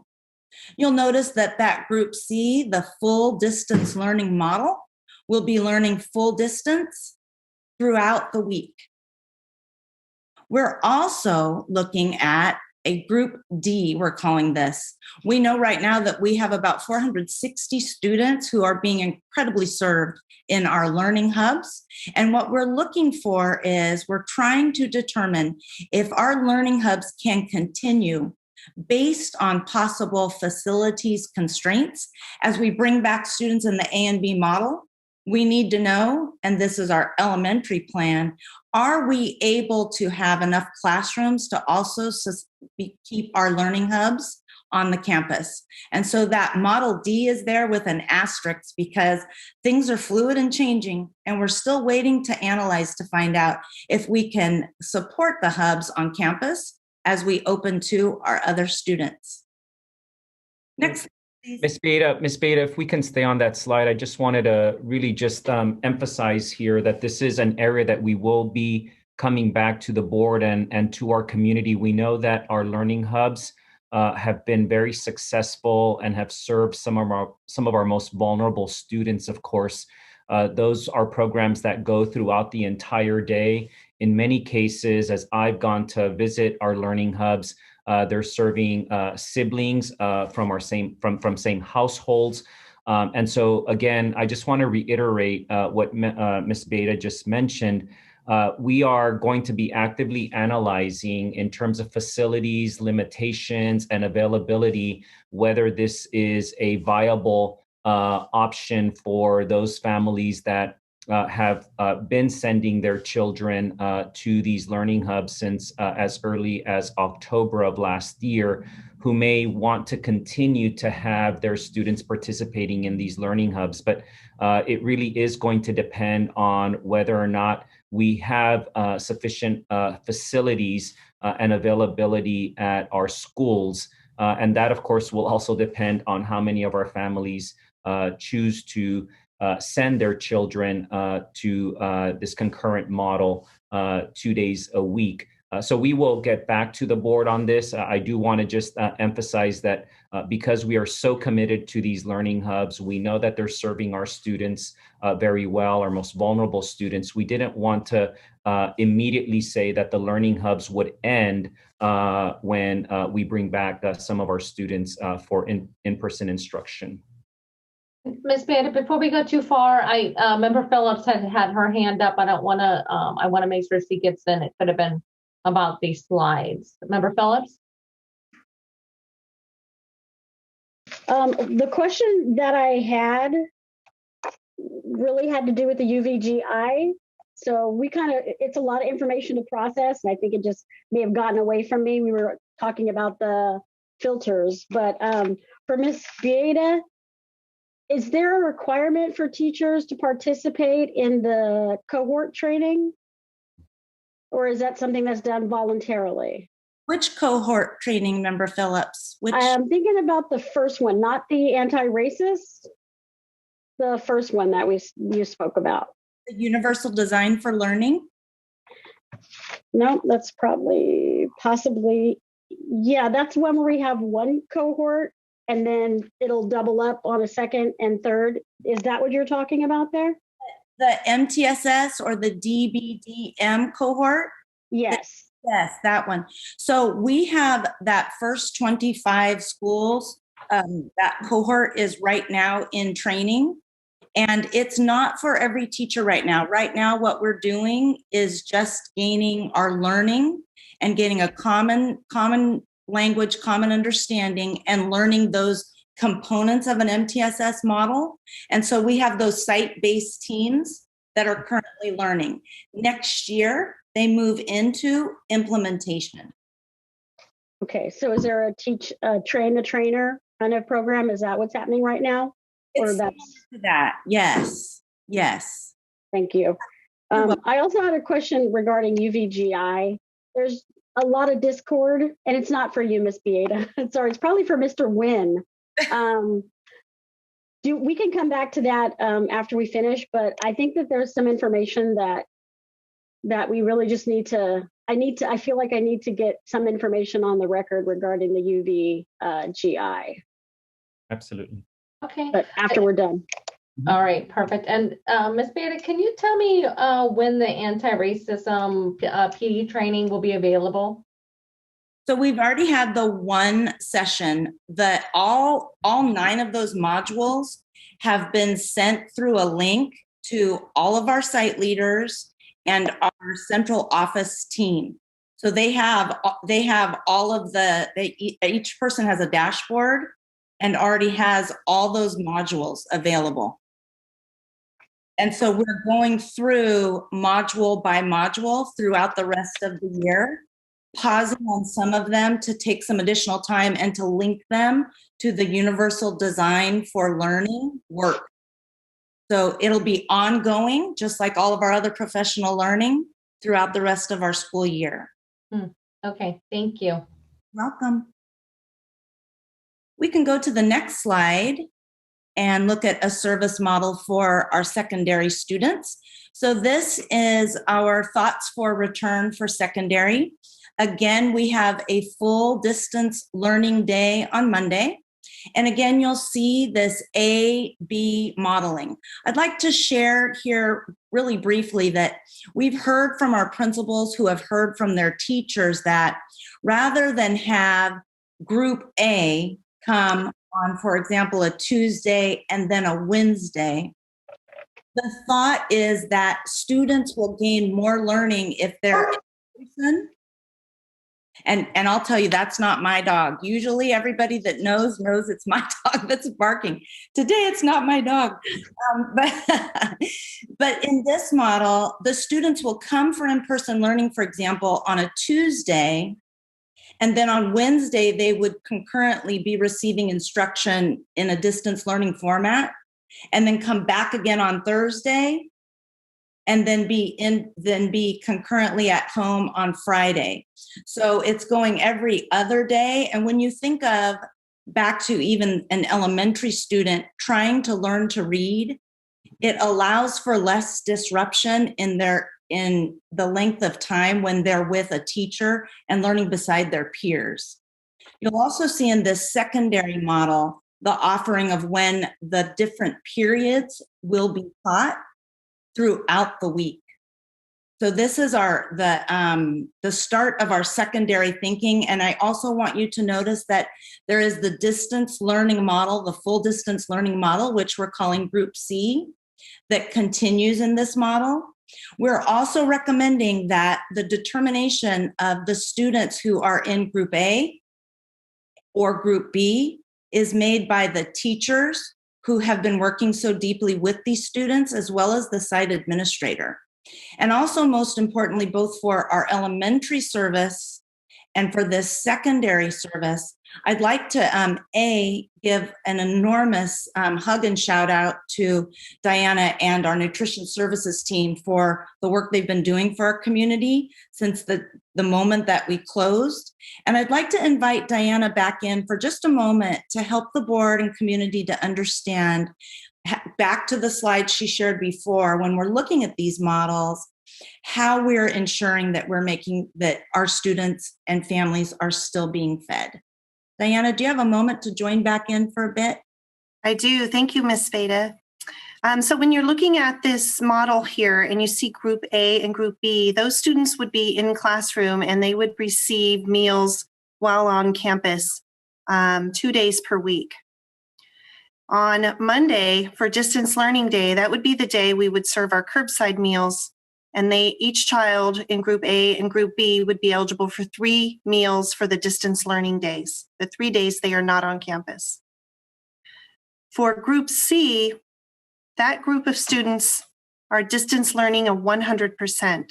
So our plan is to offer 5 days of meals on 2 days, and it really will depend on how many students are enrolled in that program, whether we can do a one-time pickup and they get all 5 days. That would be our perfect world. Or depending on how many students are enrolled, it might take 2 days. But that is our plan, that Monday Distance Learning Day becomes our curbside model for our hybrid. Thank you. And thank you so much for everything you do for our students. We're all so appreciative. We know our kids can't learn if they're not well fed. So thank you, Diana. Thank you, Christine. Next slide, please. In this next slide, I wanted to share with you some of what we're seeing coming out regionally. So when we look across our region, we see these A-B models as being the models that are starting to come forward. We're seeing that most districts are also offering a full day of distance learning. And also regionally, we're starting to see that everyone is offering time at the end of the day where teachers are able to do their planning, they're doing parent outreach, they're doing additional targeted and care support for kids, but they're not in, when we say a full day with student service, there's some time at the end of the day as we continue to acknowledge that this distance learning work is a very different type of work for our teaching team, and that they're going to need that time to be able to effectively care for our kids. So this is just a slide to help us understand what's happening in models in nearby districts. Next slide, please. So as we prepare to welcome back our students, we're proposing a phased-in approach. What I would recommend is that the first 1 to 2 weeks, we would welcome back just our staff.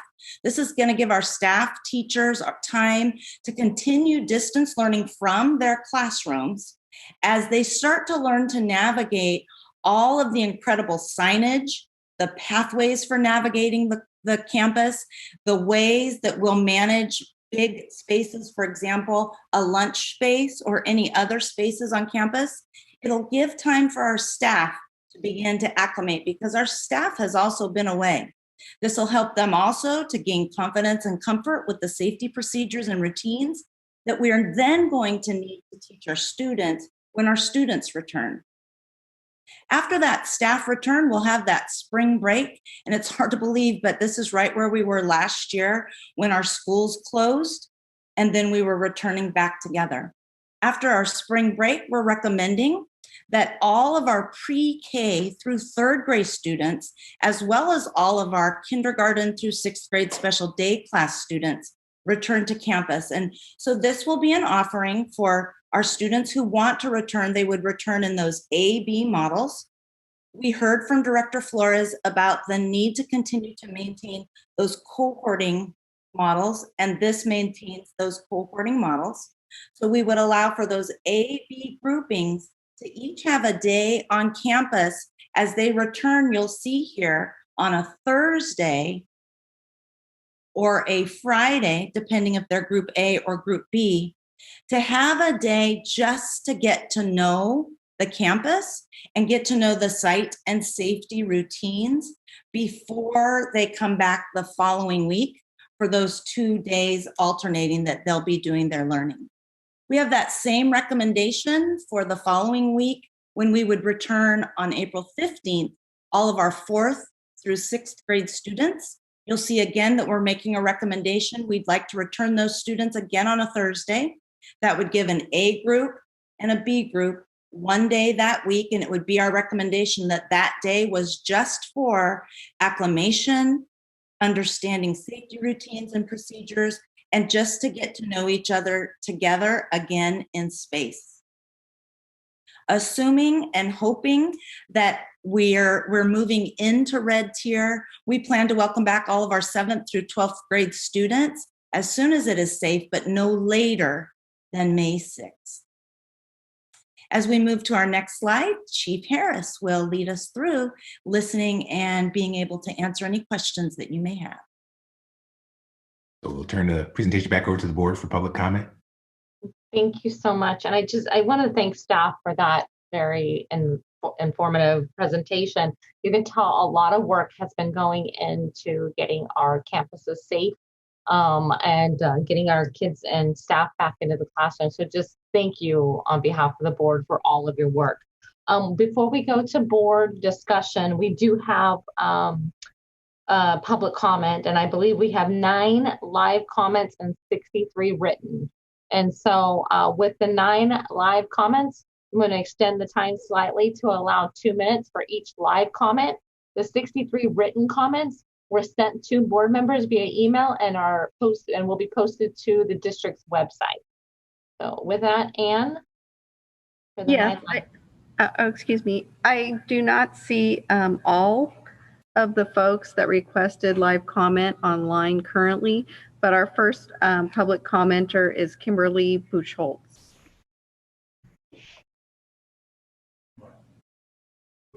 All right, good evening, board.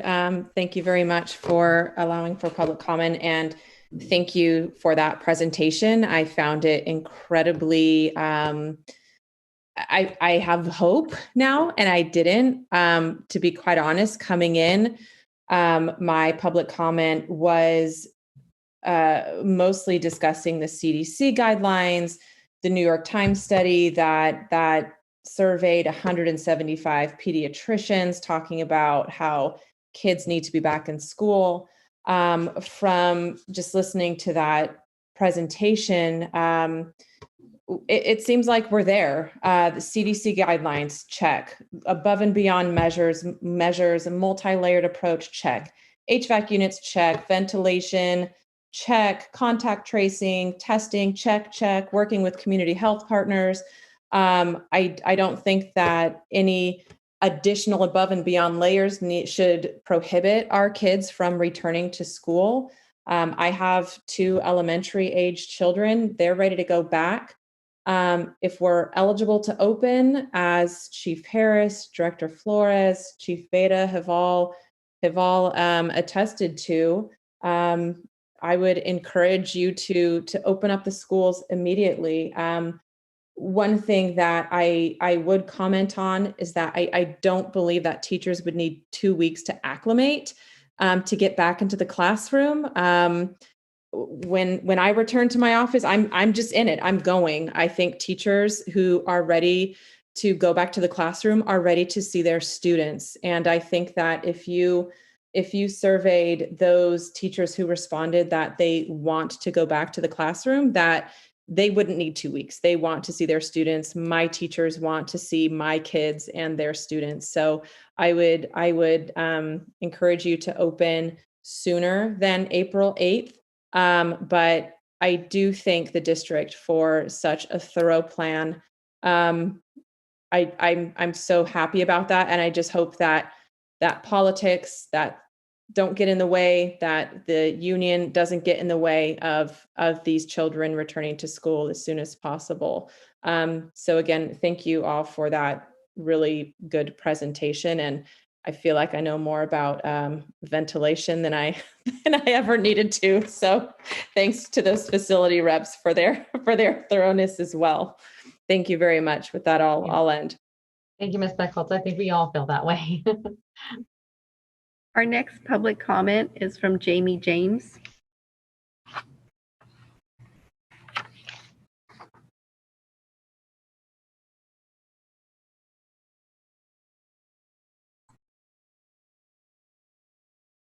Hi, Jamie, are you there? You're on mute.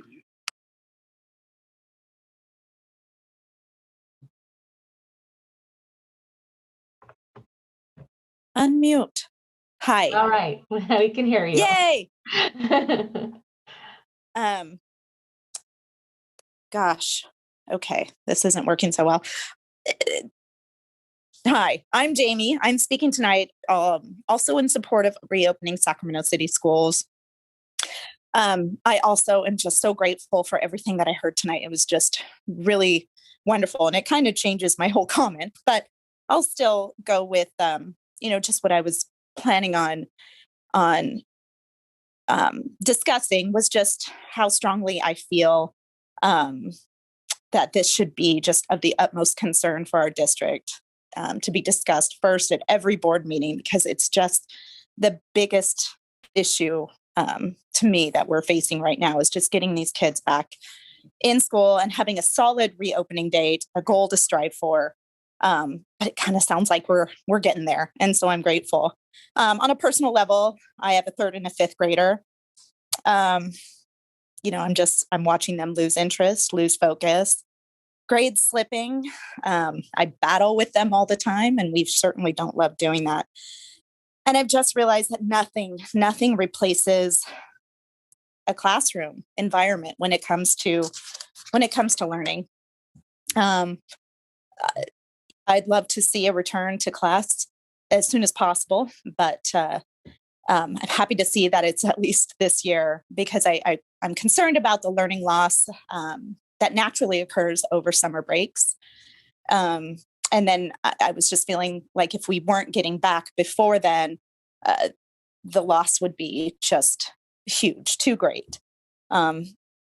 And I don't want to sit back any longer and watch numbers drop and watch us move into different tiers, red tiers, orange tiers, and watch other surrounding districts start to go back to school in person, and constantly hearing these recommendations for returning to in person from CDC, WHO, American Academy of Pediatrics, county health departments, and just not moving forward with it. So, but after tonight, I feel encouraged that we will.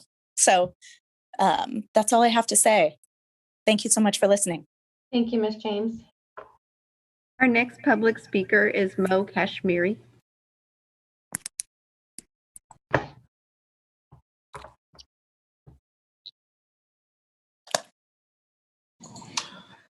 Hi, everybody. This is Mo Kashmiri, parent of a William Land fourth grader.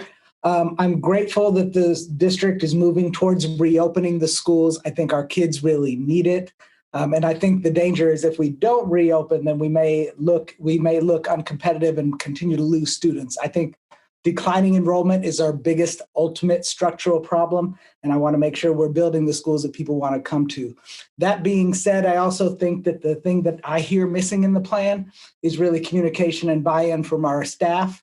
I'd encourage us to get that. Right now, I understand that the big difference is ventilation. I'd encourage this board to, it looks like we're only talking about $2 million to really get this place up and going. And with the new money that's coming in, not just from the federal government, the state government, we have the money to make that happen. We have the money to make sure that our staff is happy. We need to do that too, because the truth is we need to recruit and retain and respect our staff so that we can keep them. We already are missing 100 spots of teachers that aren't there, right? And we need to make sure that we're getting enough educators that can fill our system. And to do that, we've got to treat our folks with respect and hopefully build a system that will work with them together so that we end these decades of conflict. And we can't control what other parties can do. All we can do is control what we can do. And I think one of the things we can do is listen to the requests of our staff, listen to the four-stage, process of reopening, and help meet those goals. I also want to say thank you to Kevin McCarty, who proposed a bill today, which would get us closer to meeting those goals. And I think these are all opportunities. And this is all not counting any money that we may receive from President Biden's potential $1.9 trillion stimulus. So we have the money to make it happen. Let's make the connections and get there. I'd encourage our board to really listen deeply to our staff and help make that happen. Thank you. Thank Our you, next, Mr. Kashmiri. Our next speaker is Meredith Nickel.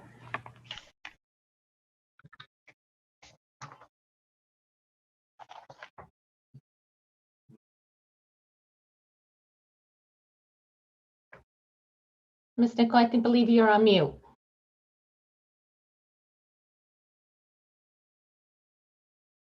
Thank you. I had to click two buttons. Good evening, members of the board, superintendent, and members of the public.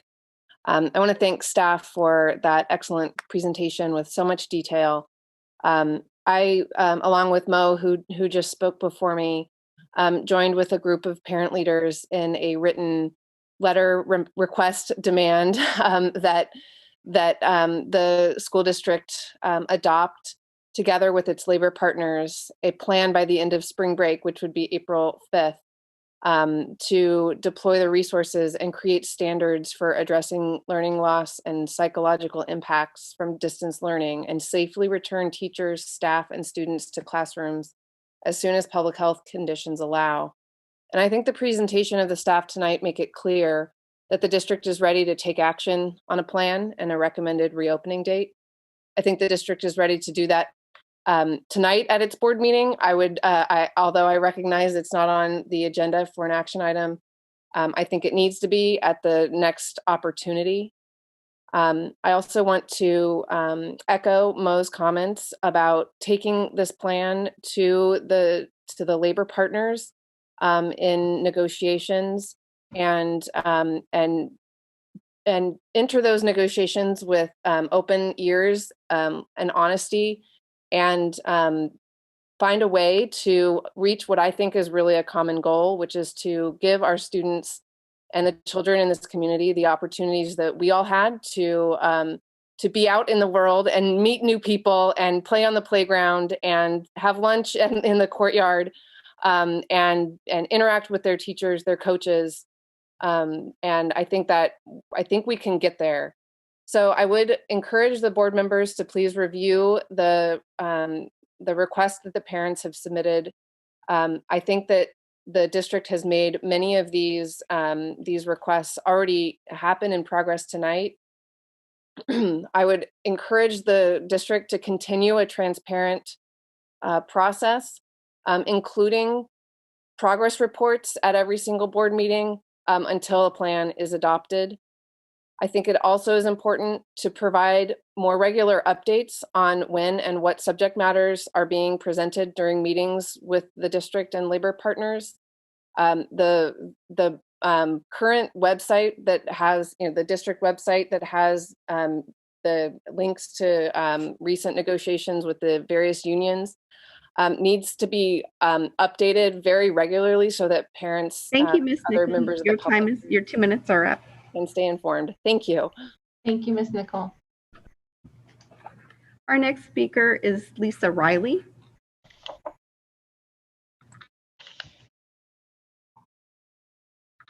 Hi there, board. Can you hear me? Yes, we can.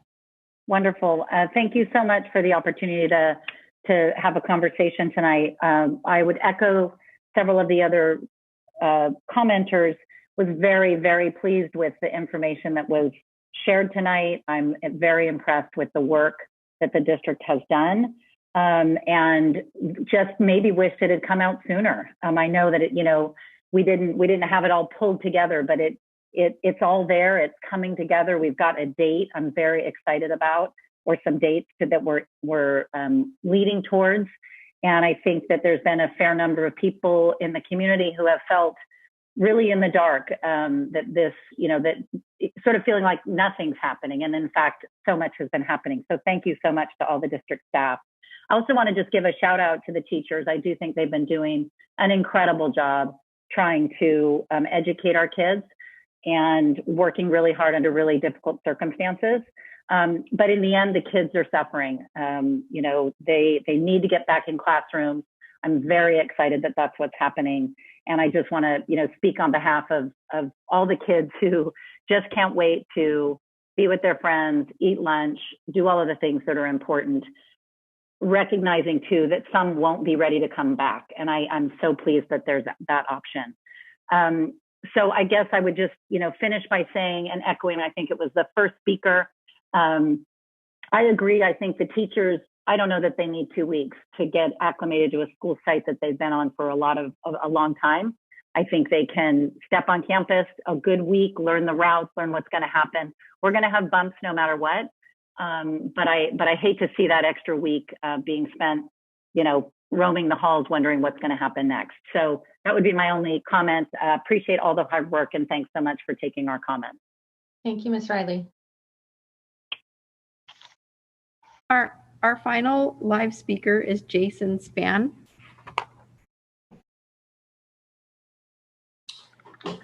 Hello, I'm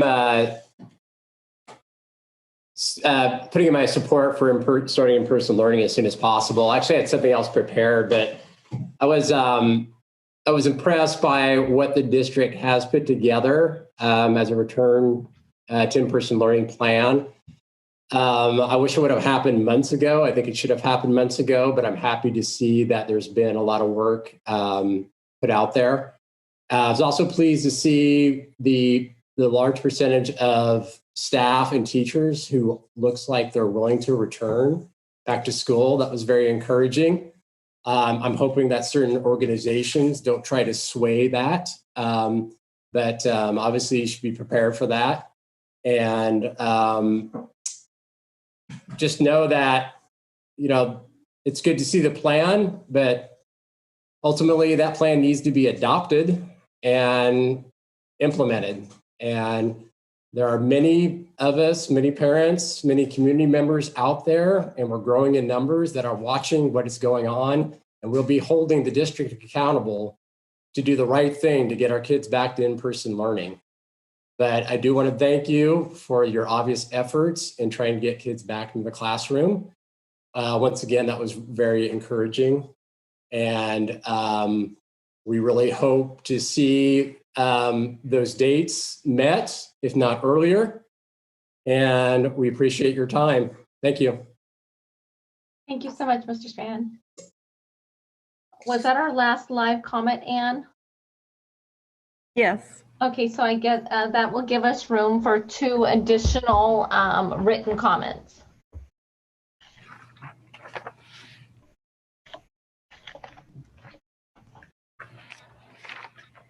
Okay, the first is from David Fisher, and the time is being combined with that of Nikki Malevsky and Cindy Stewart. And it says, the Sacramento City Teachers Association presented a, quote, framework, unquote, to the district last week, outlining necessary steps required to bring students back to school this school year. SCTA's recommendations were influenced by the, quote, classroom learning and safe schools for employees and students, classes, a pathway to bring students back to school, unquote. Plan developed by the California Teachers Association in conjunction with the California Federation of Teachers, the Service Employee International Union, and other groups representing school employees.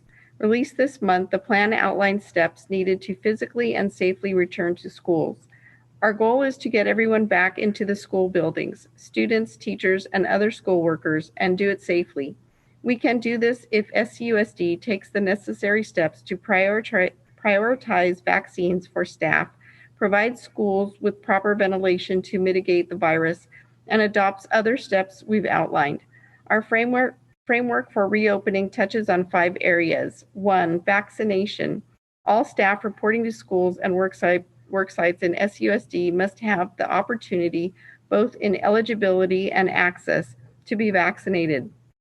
This week, in an editorial entitled, quote, reopening California schools is an equity issue and teachers must be vaccinated, unquote, the Sacramento Bee editorial board echoed this position. Last week, we reached an agreement with the district to create a vaccination clinic staffed with SCTA represented school nurses, with the first vaccinations of SCUSD staff to begin tomorrow morning. 2, ventilation. We presented the district with very specific guidelines for air filtration ratings and filters based on recommendation from national experts that would be required for centralized HVAC systems and portable air filtration units. SCTA also has called for the purchase and installation of carbon dioxide monitors according to the provisions of state law AB 841, which provides additional funding to school districts that meet particular ventilation system standards.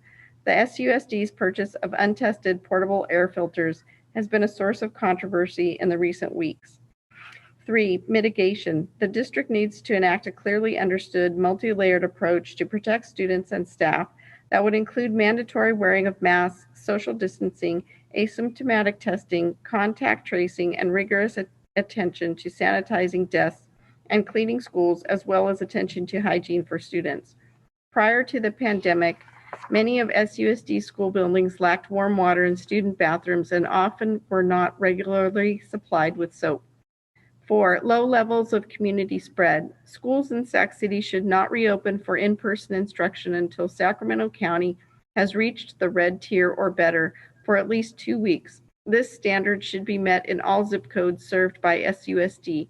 Sacramento County is still in the purple tier, and educators are concerned about the threat posed by highly contagious COVID-19 variants.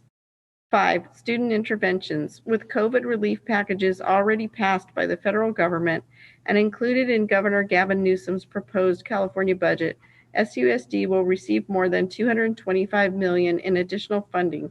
In addition, President Biden has proposed $130 billion for schools in the COVID-19 relief bill now moving through Congress. SCTA is proposing that a significant portion of funds directed to SUSD be used for after-school tutoring, summer school, to fund lower class sizes and other areas of support for students who may have fallen behind when classes went virtual or who have had other issues that posed challenges to learning, particularly students with special needs. SCTA is also proposing that SCUSD continue to provide an online option for students with acute health issues or who may have better education outcomes in a distance learning environment. The next public comment is from Natasha Martin Lerner and says, as a parent of a 3rd and 6th grader, I am writing to urge the district to open schools as soon as possible. The recent CDC guidance makes it clear that schools can open safely by employing mitigation measures, regardless of whether teachers have been vaccinated. Personally, I would favor opening schools 2 weeks after teachers have had the opportunity to receive their first dose of vaccine.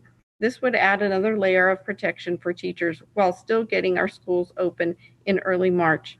For the sake of their mental, physical, and emotional health, our students cannot wait any longer to receive the benefits of in-person instruction. Nothing in life is without risk, but by following CDC guidance, it is possible to have in-person learning with minimal risk. We have all seen our kids become enthusiastic and regular mask wearers. Let's follow the science and safely return our kids to school. And that's the 2 public comments. Thank you, Ms. Moretti. All right, and that brings up a good point that, you know, this is I appreciate all the public comments. Definitely sounds like a sound plan that's got a lot of work put into it, but there's still work to be done in the negotiations room to get this set in stone. So I look forward to bringing this back. I'm going to open this up for board discussion. I do have a couple questions. My first question is for Nathaniel, there you are. Thank you. I appreciate the work that you guys have done in the cafeterias. And this may be a question, it might be a question for Ms. Flores as well. How lunchtime will be handled at school sites? I think Ms. Flores might be best. Yeah, sorry. Once I said Nathaniel, I realized it was by Ms. Flores. I didn't hear which Ms. Flores you were asking. Sorry. Could you ask that question again? I'm wondering in terms of lunchtime, I know there's been a lot of work being done in the cafeterias, but how will lunchtime be handled once sites are back open? So lunchtime will be small cohorts of students coming through the lunch line like they did before. We will not have salad bars like we did in the past. It would be a grab and go meal, and then they will socially distance as they're coming through and then go back to the classroom or eat outside, depending on grade levels. If they go back to the classrooms, whom will be responsible for overseeing the students? Do we have that plan in place? Or? That is not something I've had to determine at this time. Okay, I'm assuming we'll be working on all of those. I just want to make sure that we're working through them. Okay, thank you for that. I appreciate that. Thank you. And then my next question is for Ms. McCarn. I have a question. I'm really happy to see that 51% of our staff has responded in terms of the survey for returning. But I'm wondering, is there a plan to reach out to the remaining 49% of staff? Yes, actually, we send regular reminders for them to complete it. We do seem to get good responses back immediately after. So kind of that, you might have heard like the nagware that continues to remind you. But in addition to that, we're also following up, not just with people who haven't responded, but with those who are indicating that they can come back physically, but they need something, right? Like what is that additional little something that is needed so we can begin to prepare and make sure that we're ready that way. What we will do additional follow-up as we get a little bit closer, because people can also go in and change, right? They can go in and say, I wasn't ready, but now I'm hearing things, or now I have my vaccination, so they can go and update and make some changes. We will, as we have done in the past, do some individual outreach, especially for sites where we notice a low response rate. Perfect. And I'm assuming as we get closer and there's additional people that have not been reached, then we'll work on calling individuals, correct? Yep, we actually have done that in the past as well. We do see people making some changes on their own as they're exposed to more information. And again, now that the clinics are opening up, that seems to be having people change their minds as well. So that's all positive. Perfect. And then when we're at that point, I'd like to volunteer myself to help make phone calls as well. Thank you. And President Bridget, if I can just mention very quickly, this, of course, is a very complex and fluid issue in that depending on the board discussion today and guidance and direction, we, of course, will start moving forward with communicating with families as well to get a better sense of how many families are thinking that they will continue the academic year, having their children in distance learning, full distance learning versus coming back for in-person instruction. Again, if we can figure out the logistics of continuing learning hubs, how many will continue through learning hubs. The reason why these data are so important is because at some point we're going to have to figure out, do we have the right staffing levels to meet the needs of the number of students coming back to class, those kinds of things, the accommodations that we have to make for any staff member that is unable to return due to medical exemptions or medical reasons, underlying medical reasons, other reasons. So again, these are lots of moving parts, but just know that our staff is fully aware of that, which is why we wanted to give you an update on that, and we will continue to update our board on those items. Perfect. And not my next question is not a question that needs to be answered, but I would really like us to kind of unpack and investigate a little bit more about the 2-week transition. I do feel that 2 weeks of a loss of learning is a lot for our students at this point. So I'd like to bring that back and just kind of unpack that a little bit more. All right, any other board comments or questions? Member Phillips and Member Villa. Oh, you're on mute, Member Phillips. Yeah. Sorry. I just wanted to go back to that ultraviolet germicidal irradiation. So specifically, we have filters that have been removed from classrooms because we're going to have them tested in the next couple of weeks. And I have come across information that I feel may not necessarily be an impediment, but maybe something that we need to take notice of. So I have a little bit to read here. I just want to make sure that that's okay, Madam President. Take me about 2 minutes. Did I freeze? Just step in and say, go right ahead.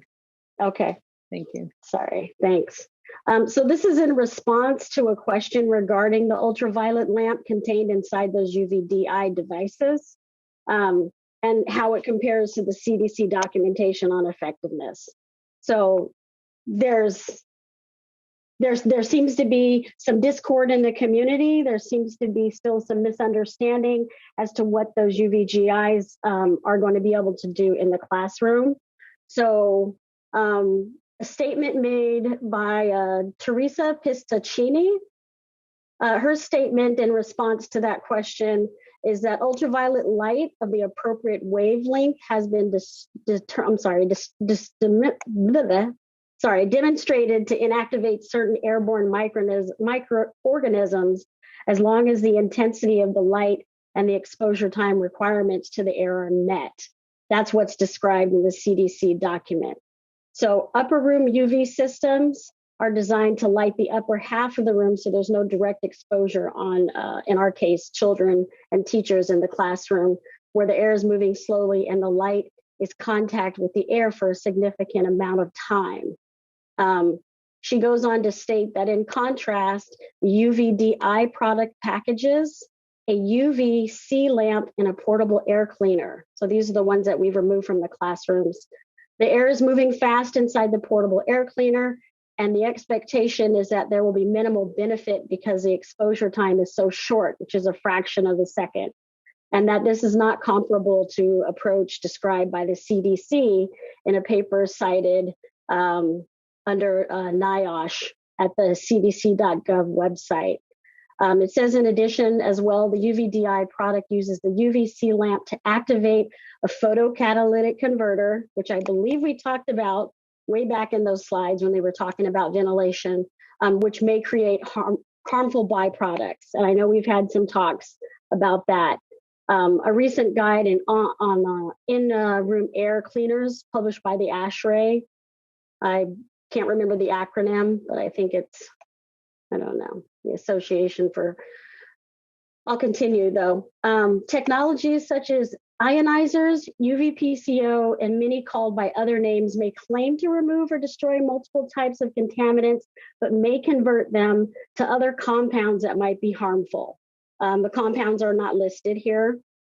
These technologies are designated by CDC as emerging technologies without an established body of evidence reflecting proven efficacy under as-used conditions. So the recommendation that we got from Ms. Pistaccini was for SCUSD not to use the UVDI product and instead do some indoor testing to balance out air ventilation rates. And I think Mr. Nguyen went into this, installing MERV 13 filters, installing CO2 sensors.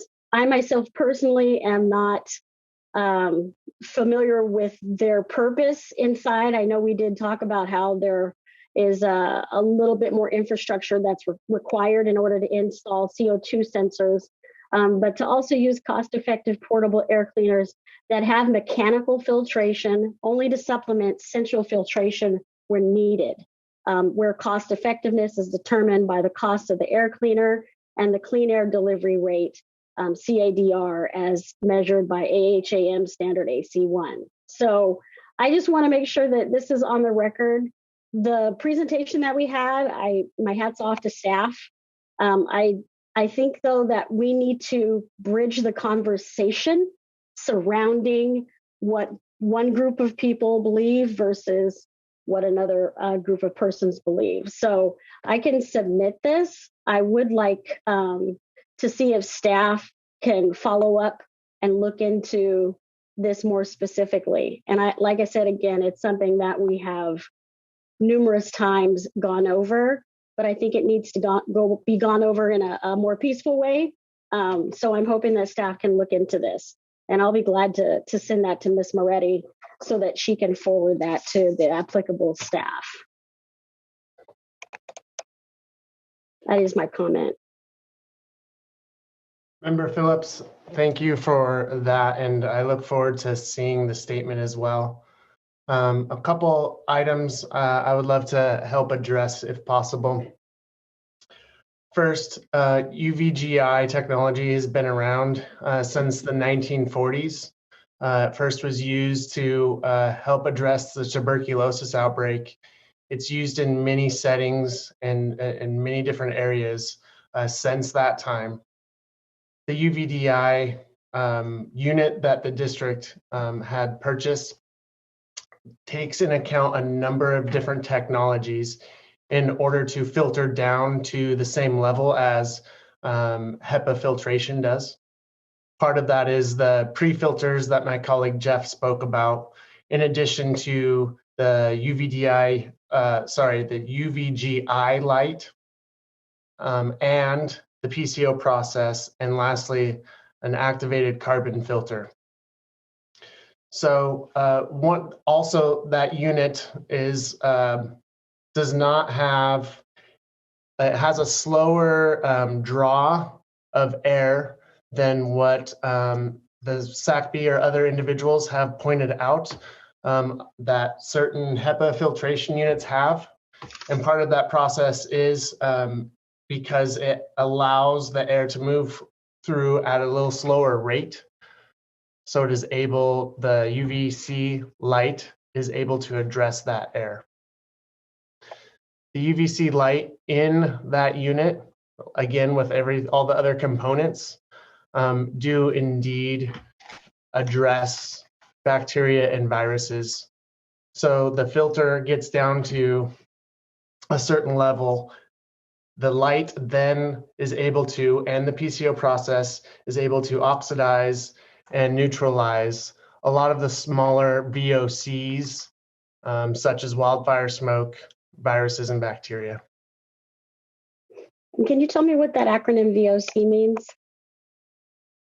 Volatile organic compound. And Mr. Browning, can you also just clarify for our board members, our community, a little bit more details about the testing protocol, the conditions for the testing that third-party entity is going to be conducting? Again, just for awareness purposes. Yes, we are still working to establish some of those protocols. We want it to be a very stringent process to make sure that the test is as viable as possible from an outside expert entity. So the idea is to have an entity come in, a third party come in, test the air in classrooms where the product has not run, but has had all the other mitigating measures that we spoke about in place. So the constant exhaust fan running, the supply fan running, damper open completely. So test the air and get a base test. And then throughout the process, turn on the UVDI unit that we've purchased, and then measure the air throughout the time that UVDI unit is running and has run for multiple days, up to 3 days, and then take those air samples to show that they're to measure carbon dioxide levels, to measure ozone. The product that we've purchased is carb rated, so it does not create ozone, but we want to test for it anyway. We also want to test for any formaldehyde production, total VOCs, and particulate matter to PM10 and PM2.5 levels.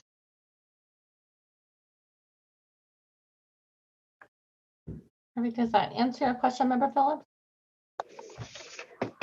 Yes. Okay, and I know I received an email tonight from David Fisher regarding some of these issues as well, which I'll be overviewing and working with staff to unpack it a little bit to get some answers. Member Vela. So I wanted to say that I have some notes here. Obviously, that was a great presentation. Staff did a wonderful job. That dashboard is built on science, data, state, community guidelines, county guidelines, and working with outside experts, aligning with other districts. I think that is spot on what we need to be doing. I know there's obviously a lot of resources out there. We need to flesh out a lot of the daily details that will take place on the school sites. I have a few questions here. One, how are we going to communicate ongoing these details of, say, the daily routines that are going to be going on the school sites? Is that going to be via site, or is that coming via the district? I want to make sure that our teachers or staff have the understanding every single day what happens in this situation. And like I said, in the learning centers that I was able to visit this week, they did have a very clear guideline of what happens in every situation. I just want to make sure that that protocol is district-wide, and so everybody does have that understanding, obviously for everybody to feel safe. I'm really impressed that 2,300 teachers are wanting to come back. That makes me extremely excited for our community. I have a few other questions here. Going back, I want to also say that I want to thank all of the parents, community members, teachers, and different folks who've reached out and expressed their interest in making sure that our schools open by the end of the year. I think that's critical for our children's mental well-being, physical well-being. So April 8th, while it does seem far away for a lot of us, It's a great start, and I'm really impressed with the work that's being done. Going back to some of the information that Christine had noted, the anti-racist training, is that going to be mandatory? We have all of our site leaders and all of our central office team engaged in that, and it's mandatory. We are having the site leaders take that work back to their sites. That's our model this year in Member Villa for training, is to have our leaders learn and then build their capacity and then be able to take it back to site during times in the teacher work week when we can engage with teachers with learning. So per our CBA, we have a meeting once a month when we can work with teachers. And so that's some of the time that we're using for that work. Great. Just wanted to make sure of that. So just some other notes that I have. We know this is not a perfect answer, but I'm glad that we're leaning on the other districts. I also want to say that our kids' education cannot be put up for negotiations. We have a reopening plan. We have the folks in place that are willing to implement these procedures. I don't want these negotiated solutions, if we get stuck in the mud, that our kids and our families will continuously feel the impact of this. It's been a long 11 months. It'll be over a year that our children have been in school. They've suffered enough, and it's really time for us to work together to make sure that we get back to school safely. So I really hope that all of our partners can work with us and listen to our parents, listen to the community leaders, listen to the state, county guidelines, the CDC, and get our kids back to school. That's all I have to say on that. Thank you so much, Member Vela. Any other board comments or questions? Member Morawski, and then Student Member Shake. I see you. Thank you, President Bridget. Well, lots of thoughts and reflections. So I would just first want to thank staff. It's an amazing amount of work that has been put in, and I'm so excited for the vaccination effort starting tomorrow. That's been, a long time coming, and I'm just thrilled to have that getting off the ground. I guess I would say, it's not.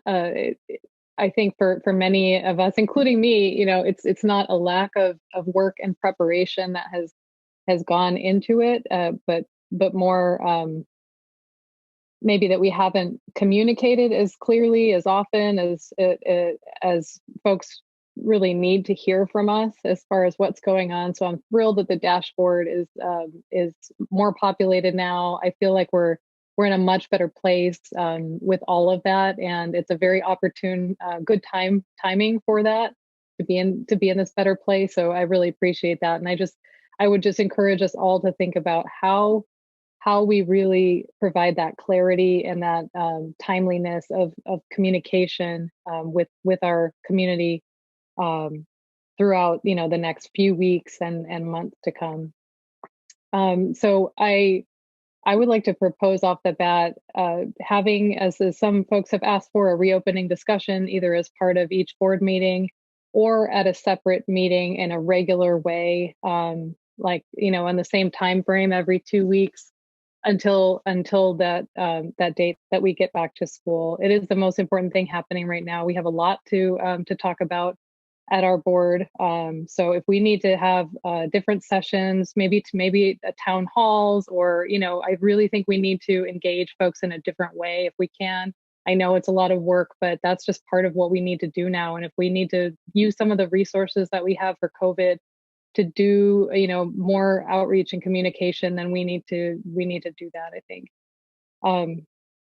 So I've been on this journey, as a mom, as a board member for 11 months with you all, and so some reflections about where we are with reopening, because I feel like now I think our community deserves to hear firmly like where we stand as a board, and I don't think we've had the space to have this discussion as much as we need to. But the first thing I would say is just school is a place, and people talked about it. School's still in session. School's a place. It's not a service we can send over the internet. And it's no matter how hard teachers work, and I know they're working so hard. I see it every day. And no matter how hard we try as parents to support our children, we can't change. That's just a fact. School is a place. And right now that place is closed. So I think it's just a testament to the importance of in-person learning and the effectiveness of that face-to-face instruction, that withholding it is so devastating for our kids and for our families. You know, this is the one universal support that everyone is guaranteed access to until now.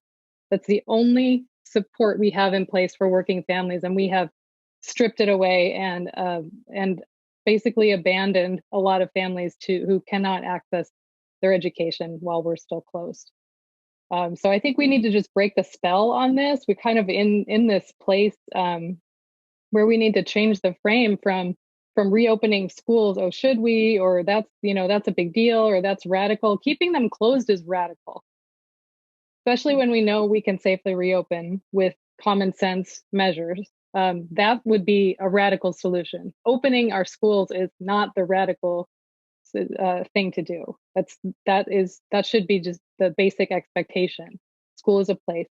The place should be open, and we know it's safe to do because of the courage of other schools and around the country, around the world. We've even done it, at our learning hubs. We've been able to safely implement all of those protocols. So I'm really proud of that.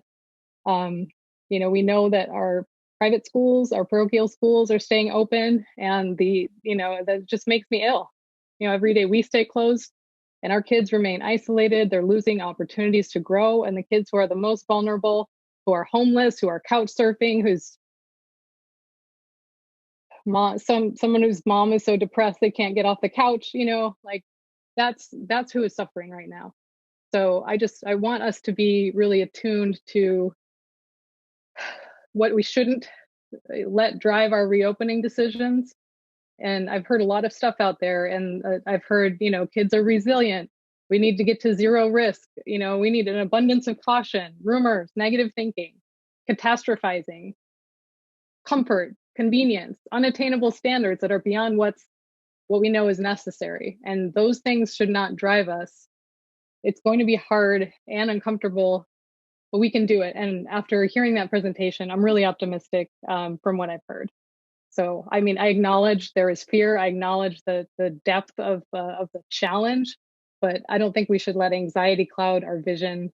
We've done a really good job in our district of leading with science and data and evidence, all the public health practices that are tried and true, thinking about the needs of our children, comprehensive reviews of the evidence, not like single studies or one person says this. Look at the whole picture, and that's what we've been driving towards. So we need to just keep being smart and balanced and have courage and weigh the risks and benefits and grow and learn along with each other and be optimistic. I've heard so much negativity, and I am tired of it. I don't want it anymore. We need to have hope. We can do this. And so I feel like I have to say that we need to reject the kind of fatalism of oh, we can't do this, it's too hard, it's not worth it, whatever. It's just unacceptable. So I'm really encouraged that we have a date certain. I do think it's I wish it was earlier. I guess one of my questions is kind of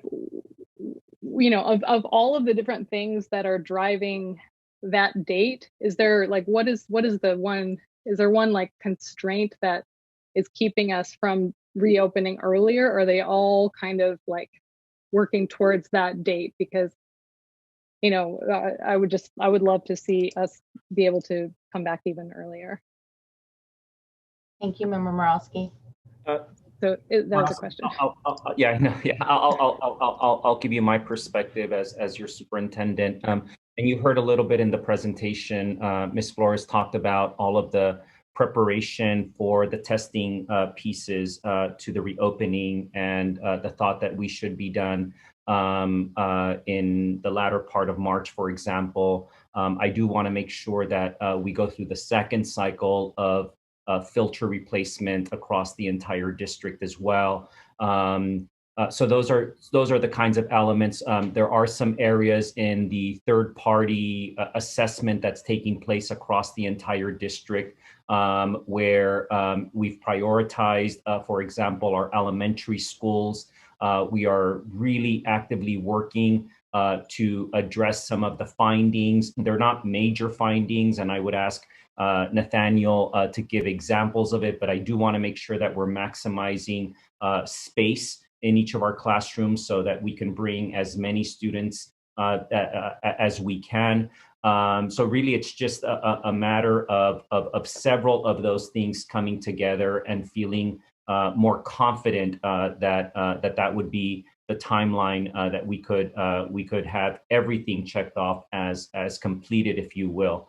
I do want to just mention to the board and to our community that as you spend time looking at that data dashboard, there are some areas that still show in progress, for example. But I would really encourage our community members, our board members to click on those artifacts. In some cases, for example, the thermal scanners, they are on our sites. And what is lacking is just making sure that that our custodians, our plant managers are installing, are putting the right measures in place. So I just really encourage people to study that. I don't want, for example, on the thermal scanners, for people to think that they're still in order, or they're still being shipped, or we don't have them.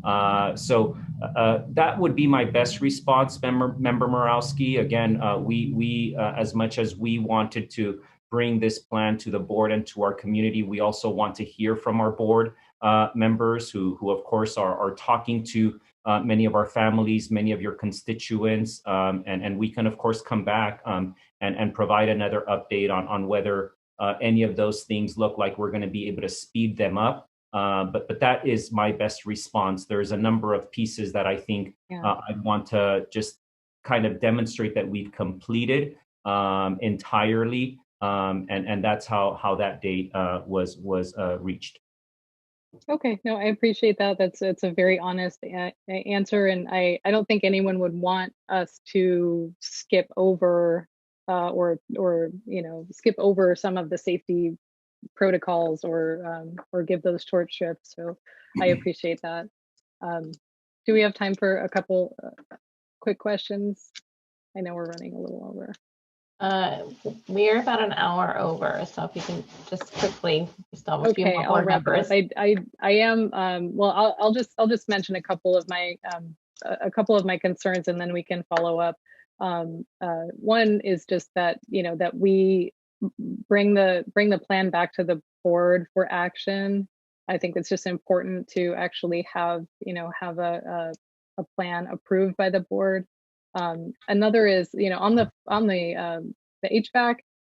It sounds like we went with the UVDI units because we thought it would be cost prohibitive to handle the MERV 13 that would require like a whole upgrade to our HVAC. We thought it would be cost prohibitive to upgrade the electrical that would allow us to use the HEPA filters. But it doesn't sound like we actually know or have. I mean, I'm just hoping that we at least have a ballpark that we know, because it sounds like we're in the process of getting those estimates now. So I just, I wonder about, do we have those estimates? And the other issue is, what is the backup plan if the tests come back and say, there's a problem? We don't have a lot of time, so I just don't understand what the backup plan is, and I want to make sure that we have that. Sure. And then the final thing is, with respect to the instructional plan, I'm just, I know it's not ideal, it's a step forward. It makes sense given where we are. Just want to make sure that we have a plan for input and outreach to our families. And just want to know how that's going to go. And the other thing is just staffing. Do we need extra staff? I think there was a really good question asked about who's taking care of the kids over lunch. it seems like there's just pieces of it that will require extra staff, and that takes time to do. And I just want to be sure that we're ready to meet all of the needs that will come up, and that might just require some extra, planning at the site level and things that we might not even realize until we kind of think every detail through. So I will leave it there. I know we're very short on time, so we can follow up on some of those items. Thank you so much. Thank you, Member Morawski. Member Pritchett, if I can just take a minute real quickly, and I do want Ms. Ramos and Nathaniel and Jeff to chime in on your question, Member Morawski, around cost estimates related to upgrading electrical panels and such, or upgrading HVAC systems entirely. One of the things that I've realized, of course, in Sac City Unified, that we need to have access to third-party independent analyses and estimates. So I will ask Rose and her team to give you kind of their perspective on that particular question. But I do want to reiterate that we are in the process of bringing back to the board sort of an independent expert estimate on what it would cost for upgrading HVAC systems from a cost perspective, from a timing perspective. If we had to upgrade electrical panels and stuff, what would that look like? Again, I fully trust our team, Rose and her team, in the answer that they will give you right now. But I also understand the importance in our community, given what I've realized and learned here, and I say that to our staff all the time. It's not that we don't trust you. It's not that I don't trust you, but let's just bring that independent source as well. Thank you, Superintendent. And why don't I just turn it over to Jeff so he can quickly address that right away and not hold this up. Jeff, can you please provide that? Thank you, everyone. We've done some preliminary analysis in-house on the potential cost of electrical upgrades to each site to accommodate true commercial portable HEPA filtration in each room. Unfortunately, in a district of our size, it's very challenging to come up with very accurate estimates without hiring a third party to come in and do a complete assessment of every site. Each school site and the electrical loads on each circuit are very different based on how the site uses those spaces, as well as the age of the buildings and the recent electrical upgrades that may have occurred through other projects on those sites. So they're all in varying stages of electrical capacity at this time. But our rough estimate for all school sites in the district to accommodate a dedicated circuit that would be required for portable HEPA filtration is just over $100 million. Our rough estimate for HVAC replacement district-wide, so all HVAC systems would have a minimum MERV 13 air filter, is over $1 billion. It's a significant amount of money, and back to the time frame for completion, it would take approximately 2 years for the electrical upgrades and 5 to 10 years to accomplish the HVAC upgrades. It's a significant amount of work. As for I think I answered every question, Superintendent. Okay, thank you. Appreciate it. Thank you. Thank you. Student Member Sheikh. Thank you, President Pritchett. I just wanted to thank our parents, incredible parent comments that we've heard so many times. And I think you can hear the voices, you can hear relief in their voices, seeing, this fantastic presentation, months of work. And I think finally some good news that we're able to present. I echo a lot of what Ms. Buckles and Ms. Nichols said. When we see that elementary schools were able to open 2 days ago, or the date passed where they sort of reached that community spread timeline, and we're already prioritizing those are the first we're opening in April. I think there are a lot of questions that arise as to why we're not doing that sooner. I appreciate the superintendent's insights in response to Member Morawski's questions. But I guess I would ask, is there any possible way that could be exacerbated? Is there any way we could end up with a date that would be quicker? Yeah, as I mentioned, Student Board Member Shake, to Member Morowski's question, we certainly can go back. Again, this was a date where we thought that all of the things that we discussed tonight could come together. Potentially, we would have to go back and sort of, kind of prioritize, come back to the board and say, if we were to prioritize these things, then we could come back. These things might still be in process of being completed.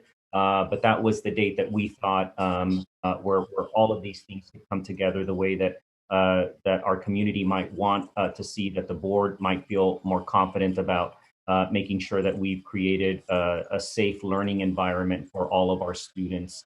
So that, again, we certainly could come back. Part of what I'm hoping as part of this discussion as well, Member Shake and board members, is again the importance of us hearing from you all so that we can start communicating to our community, to our families.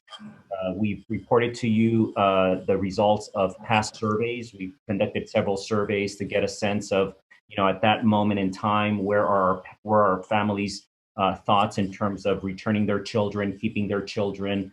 So we do want to make sure that we provide another opportunity for our families to hear, because again, all of this is going to have to come together very quickly. It's complex and it's very fluid.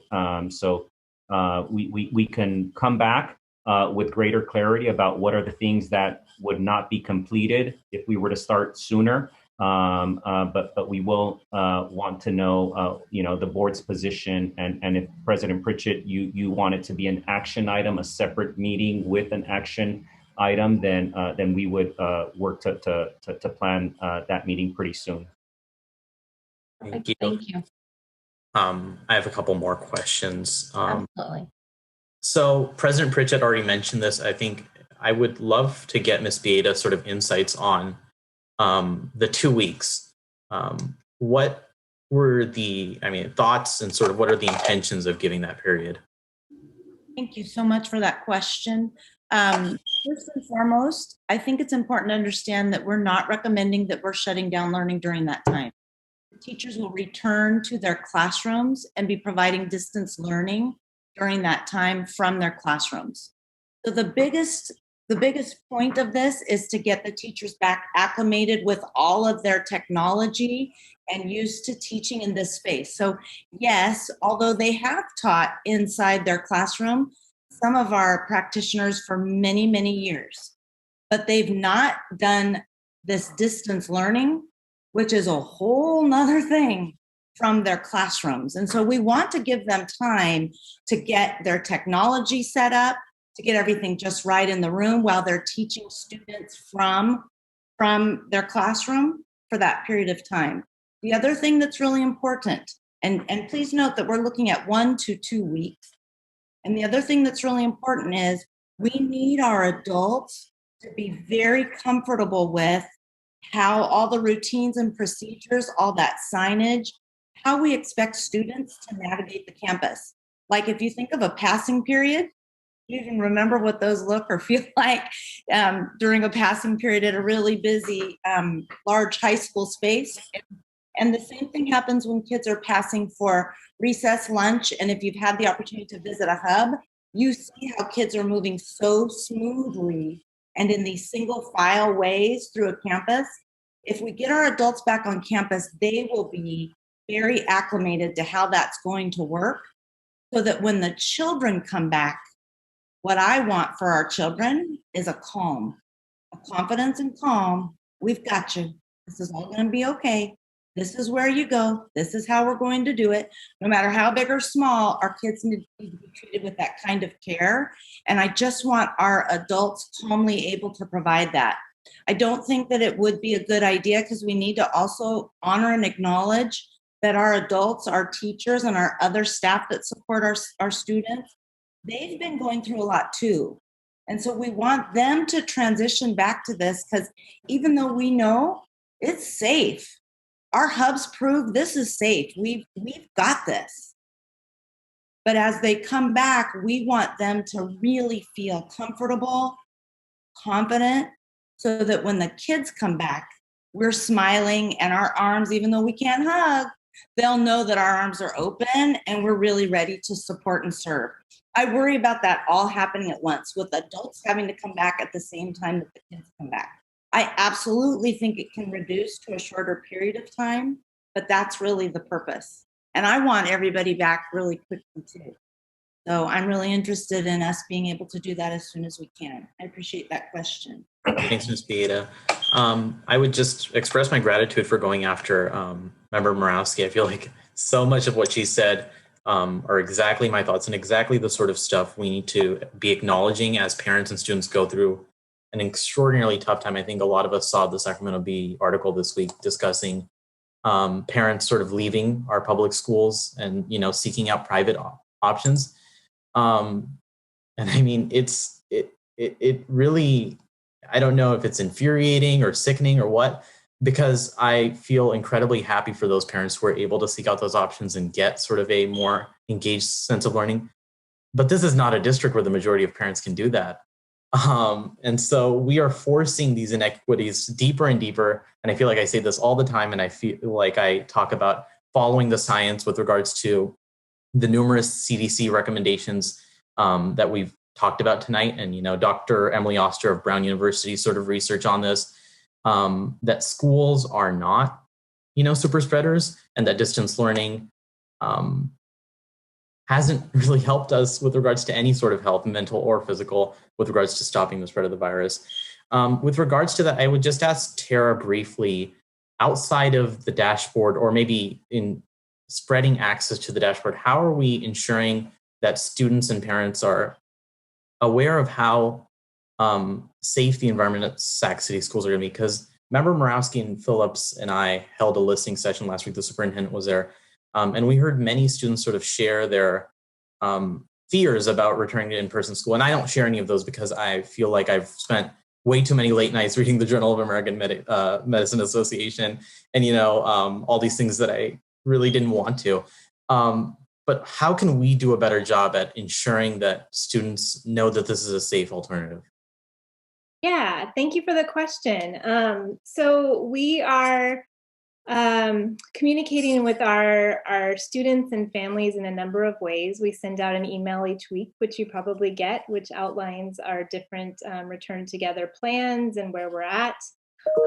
We also send out an email to our staff each week as well, aside from that.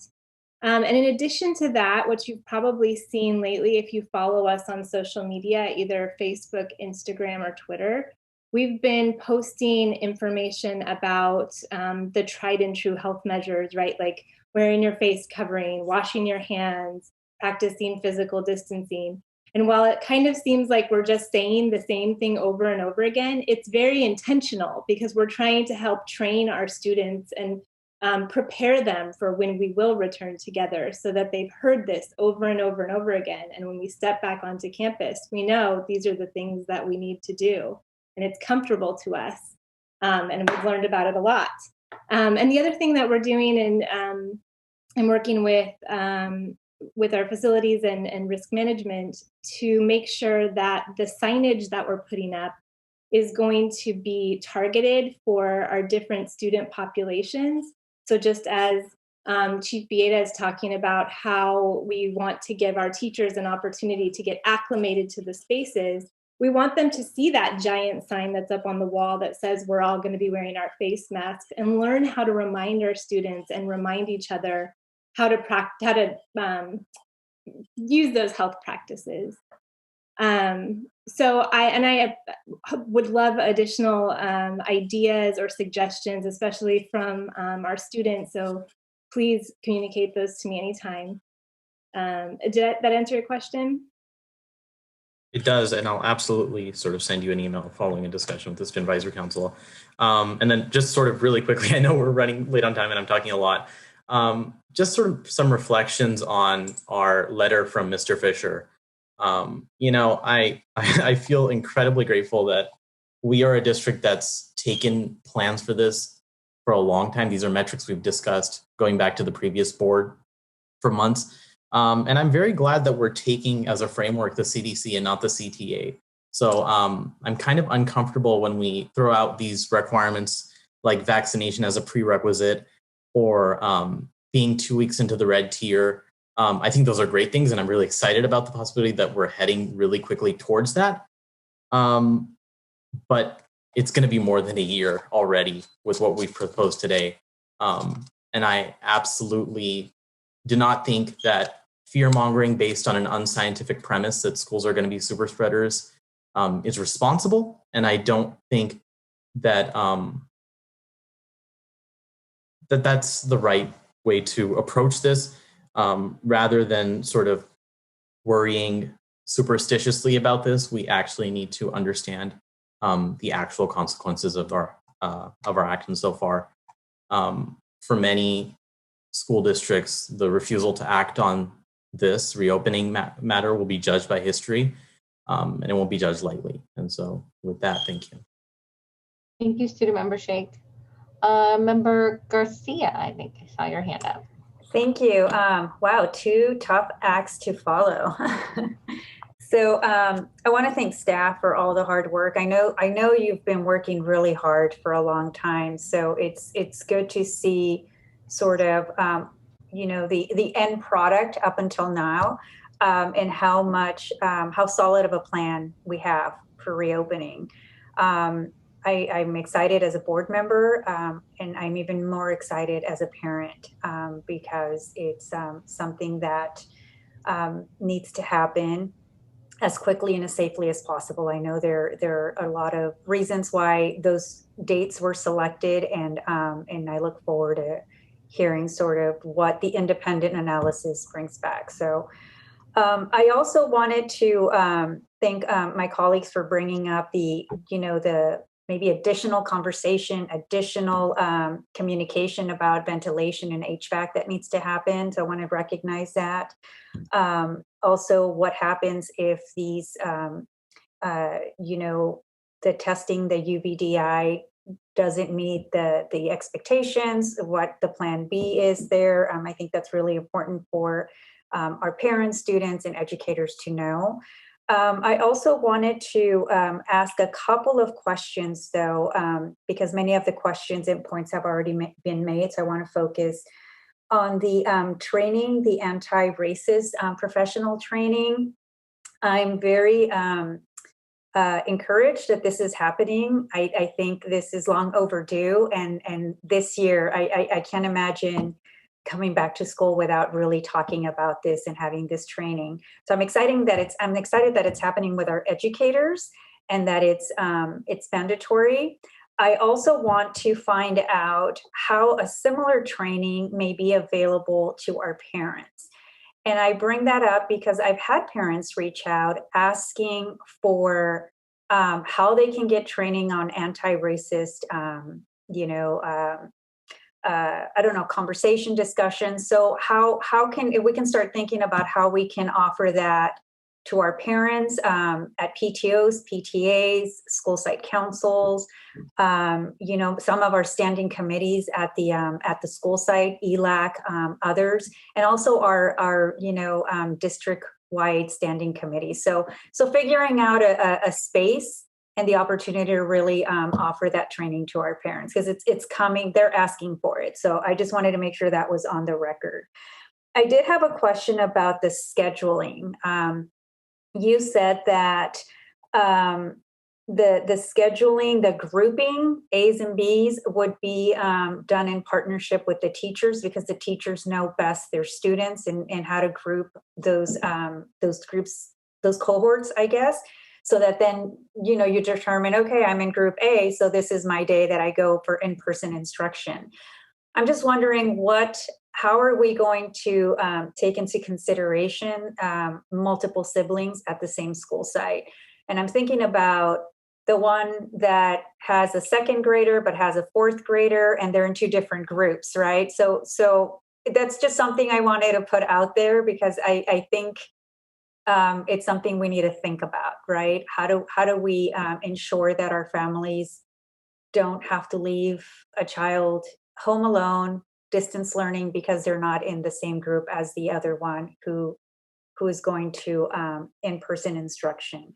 And then I also wanted to ask about, because this is something we heard about at one of our listening sessions with the students back in December, the instructional minutes.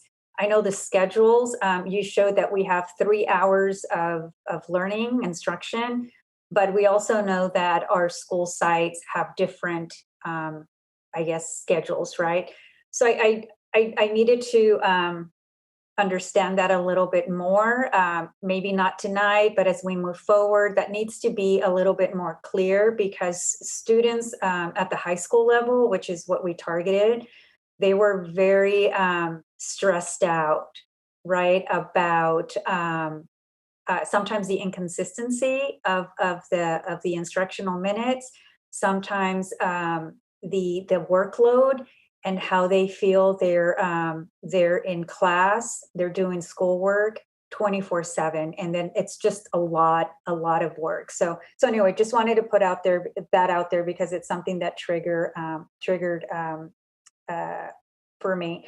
And then I also wanted to, I also have here in my notes, I want to, one, support that we hear this item at every school board meeting. It doesn't have to be this long, but it certainly has to be something that we focus on. Maybe with more frequent updates, we tend to focus on certain areas a little bit more, like to just go deeper. Two, maybe we have to have a special board meeting just on this item, right? And so that we can spend as much time as possible, so that we can encourage as much public comment as possible. And our parents are very engaged.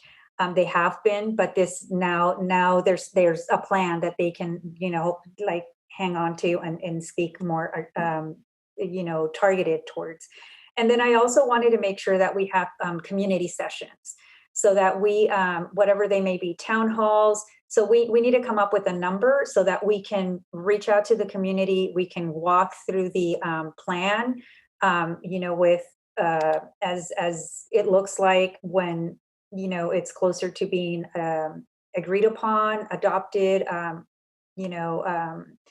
as we just get closer to reopening. I just think it's really important for us to go back and walk through this, because you heard some of the callers, they were intended to speak on a totally different topic.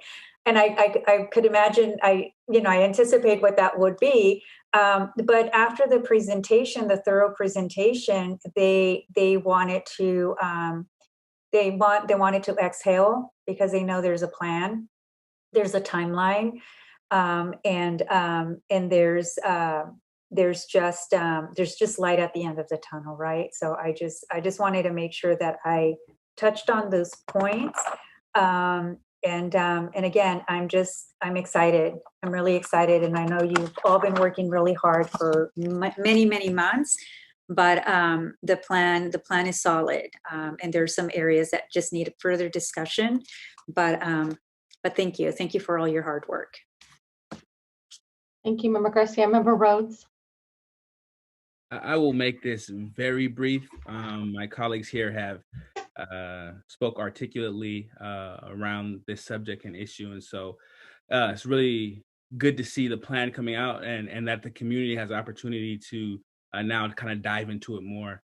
So that's a big one. But I have two questions very quickly, and has to do with vaccinations. And I would ask, what is the want versus the availability of the vaccine currently for our staff? And then also, will rapid antigen testing be available at all sites when we start to reopen? And is that kind of one of our things in our tool belt that we can use? So I'll just ask those two questions right now. Yeah, thank you so much, Board Member Rhodes. So right now, nationally, the average is about 60% of people are saying that they want vaccine, and we're seeing that roughly around the same. So we sent out 2,000 invites, roughly 1,200 staff registered. And so, we'll continue to track that and continue to do, a lot of education with folks. And then for rapid antigen testing, we're piloting it as just a solely just solely using rapid antigen testing as well as then just PCR. Our hope is whichever we decide to do, we will always have access to rapid antigen to use in the case someone is symptomatic. So we're still working on both. We'd like to have the option of both at all of our school sites, and we'd be happy to share more with you as we learn more. We're actually going to go out to some of our staff are going to go out to a site that's doing all rapid antigen testing to see how they're doing it. How long does it take? Because part of it, the cadence is you take the swab, but then you have to monitor it for 15 minutes, and you can imagine having all these test kits that you're monitoring, and so it's kind of hard to wrap your head around. So we're going to go see it and try it. No, that's a great explanation. And Ms. Flores, you know me. When you go, please go ahead and send me an invite, and I'll go along. Yeah. So once again, this is exciting for us, definitely for our families and our community, and it's exciting also for me to hear the board speaking about connecting with community in a way that's tangible for them to kind of digest this information and having that part of our plan. If we do not involve community in this plan, then we're going to set ourselves up for failure. So getting the message out to everyone, engaging everyone is going to be key, how we move forward as a district moving forward. And it's really exciting that, everybody's on the same page with actually making that happen. We need to take more of the community organizing idea of reaching people where they're at and bringing them in. And so with that, I know that member Trustee Phillips has something to say. I want to keep it brief because I know we have a whole bunch of more things to talk about, but it's exciting, and I'm optimist. So optimism is my superpower, and it's moving forward. And it seems that my superpower is working well behind the scenes. So thank you guys for your time, and I give my time to Member Phillips. Member Phillips.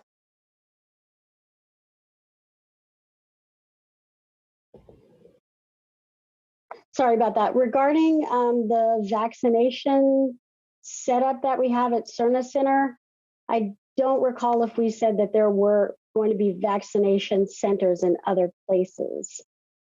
Schools, possibly.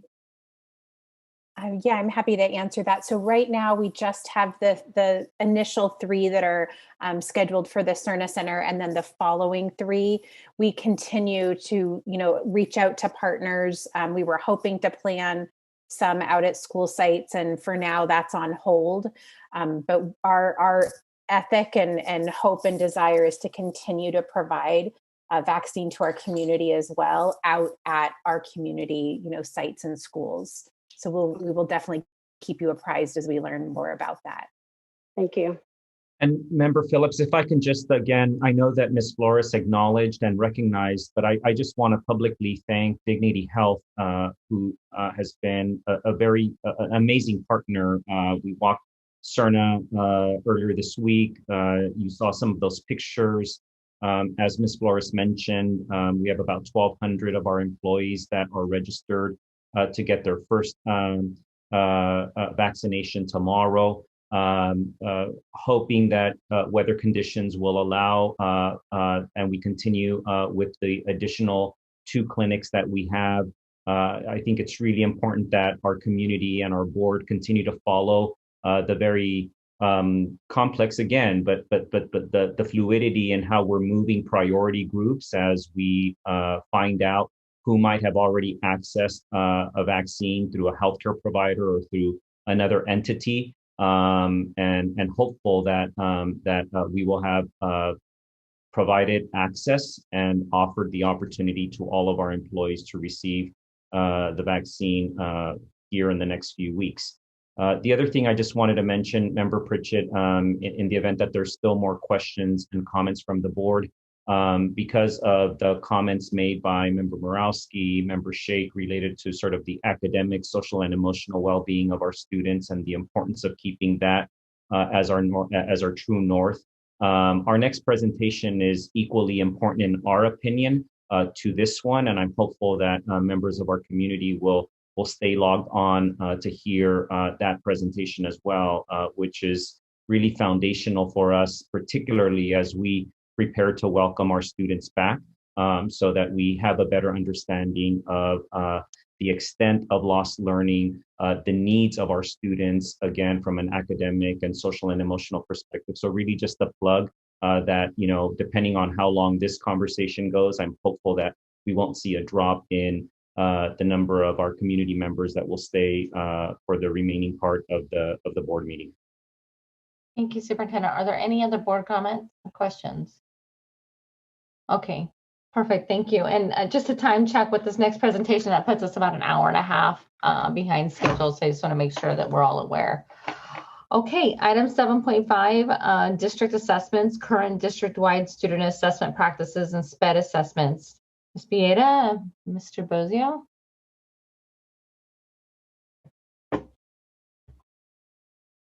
Good evening, and as we're getting the presentation up and ready, I know Mr. Flores does such great behind-the-scenes work. Good evening, President Bridget and Superintendent Aguilar and our esteemed members of the board.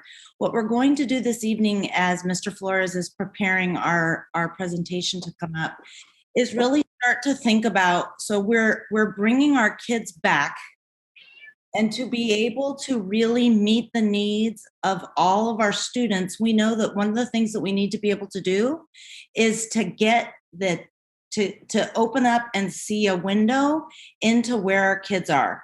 What do they need? Where are their strengths? I don't want us to constantly be thinking about mitigating learning loss, although that's really important.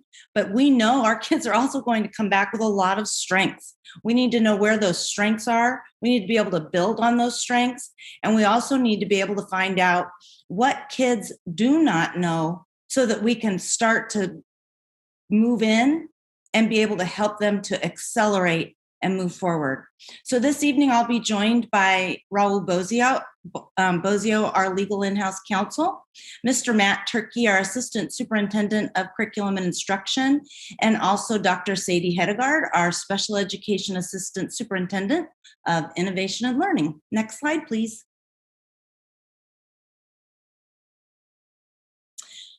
So we do have 3 board policies that I would like to bring to your attention this evening that really call out specifics around assessments. This very first one speaks to the board's belief that our students, our parents, have the right to receive accurate information, assessment information, that help us to understand our students' achievement. This also calls out that our teachers, we know, are the practitioners who evaluate and help us to understand that student achievement at that content or grade level. So that's the first board policy. Second slide, please. This next board policy calls out the governing board's belief that the purpose of these assessments is to help students, parents, and teachers identify these strengths. Think about how important this is right now with what our kids have experienced, our families have experienced, and our teachers have experienced. How important it is right now that we have this governing board belief that the purpose of these assessments is to help to identify these strengths, to help to identify areas of need so that we can move in and enhance teaching and learning, and also to be able to speak to the effectiveness of our schools. More important, always important, but more important right now than ever. There's a third board policy, next slide please, that I would also like our community and our board to be aware of. This board policy speaks to the responsibility of making sure that our students are performing at grade level with their curriculum tasks, that our teachers know what kids know, and that they're able to assist in ongoing monitoring and intervention so that we can make sure that our kids, and I think we all have to be thinking about starting to accelerate student learning in very new and different ways. We have to be able to monitor kids' progress and be able to intervene. We'll hear more tonight about the assessments that will help us to do this in multiple areas. But if we can go to the next slide, please. I understand that as a board, you've been studying the governance core.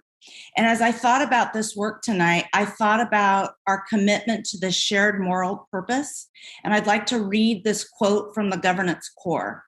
A shared moral imperative, a relentless commitment to the learning of all students, no exceptions, must drive the work of the board and its individual and collective action.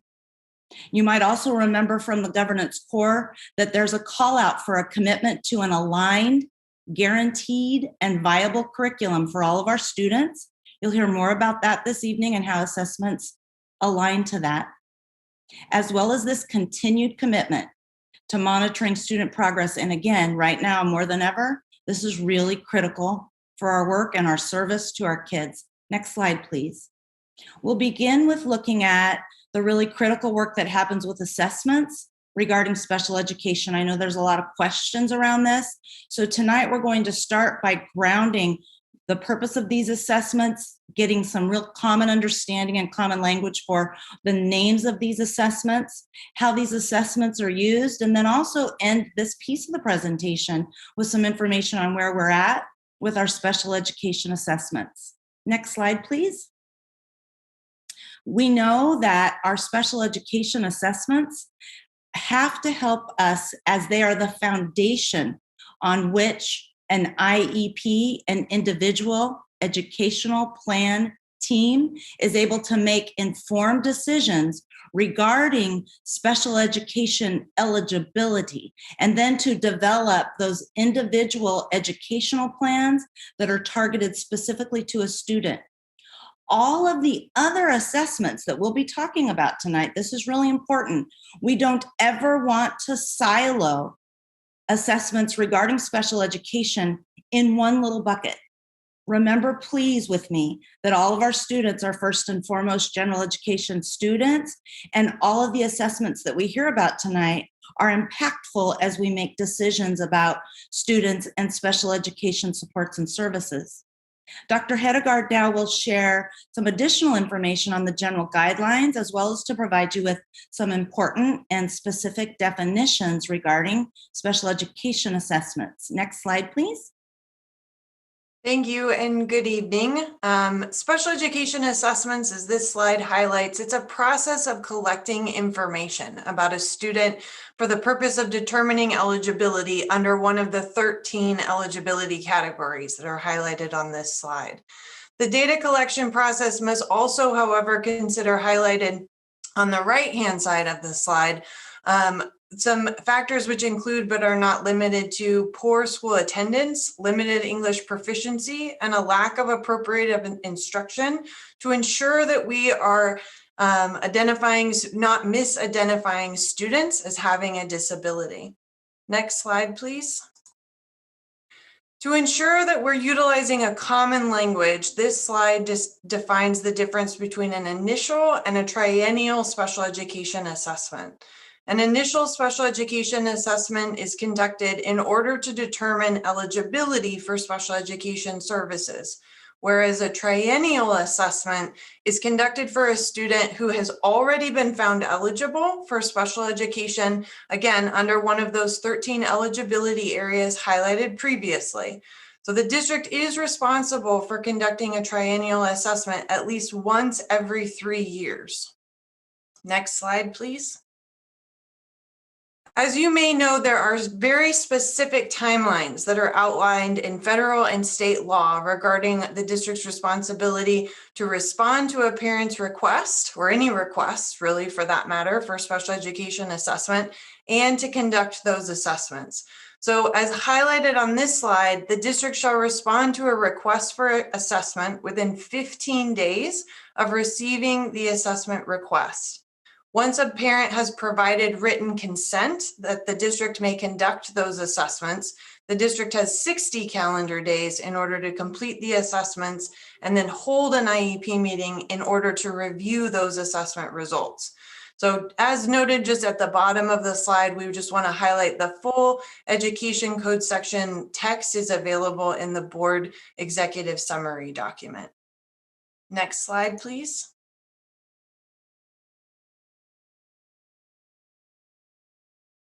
Hey, Sadie, sorry, I'm having a little technical difficulty. The Mac just decided to restart itself. So let me log back in real quick. No problem. Thank you.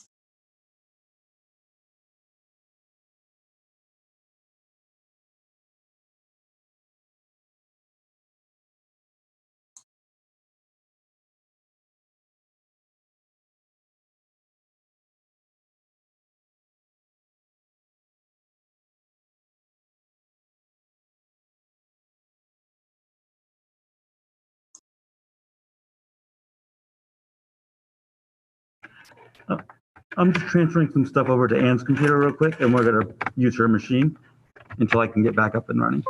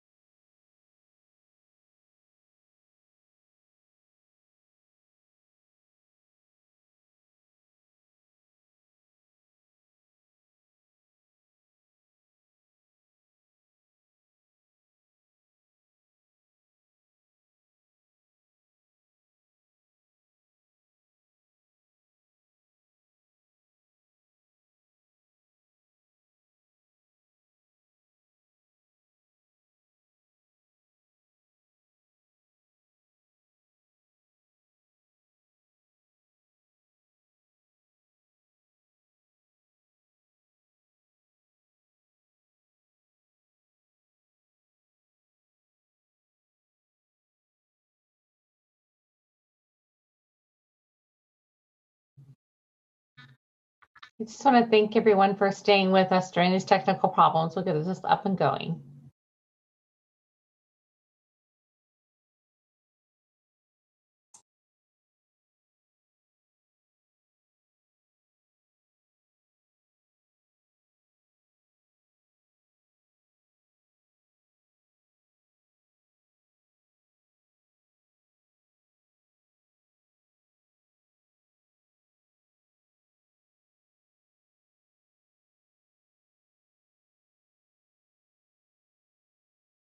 And thank you, Anne, for your assistance. When you're able, if we could skip to slide 11, please. All right.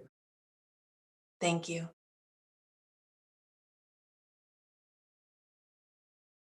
Perfect. Okay.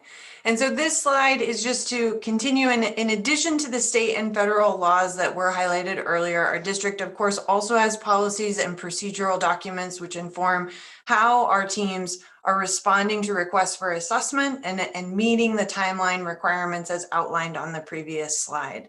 Our in-house counsel, Mr. Bozio, will update you with information next in regards to the negotiations process related to special education assessments.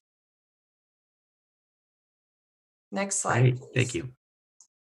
Thank you, Dr. Hedegaard. Good evening, board, superintendent. We wanted to give you a little bit of a background regarding the negotiations relating to this matter. Of course, it's relevant. Negotiations are relevant to our efforts currently to conduct special education assessments. The viewer may wonder why that is. And of course, it's related to COVID and our school closures, like so many other things. Many of these special education assessments are required to be conducted in person, in a one-on-one type of setting, in order for those assessments to be valid and effective and meet the requirements of federal and state law. So since the fall, the district has been discussing these matters, negotiating with SCTA regarding establishing a program, if you will, to allow for in-person at our school sites special education assessments to take place. On the slide before you, you can see that the district first passed its initial proposal in October, and then a series of counter proposals were passed between the parties throughout the fall and into January and into last week as well. I think maybe our last couple bullets may have been maybe cut off by the screen share, but that's okay. The last few counter proposals were passed on the 11th, with each party passing 2 counter proposals, including the district passing a proposed side letter to allow for the district to contract out with independent third-party assessors to conduct the many assessments that have accumulated since school closures. And that's why this is such a pressing and important matter. As you'll see on following slides, we have hundreds of initial and triennial assessments that we're under legal obligation to complete.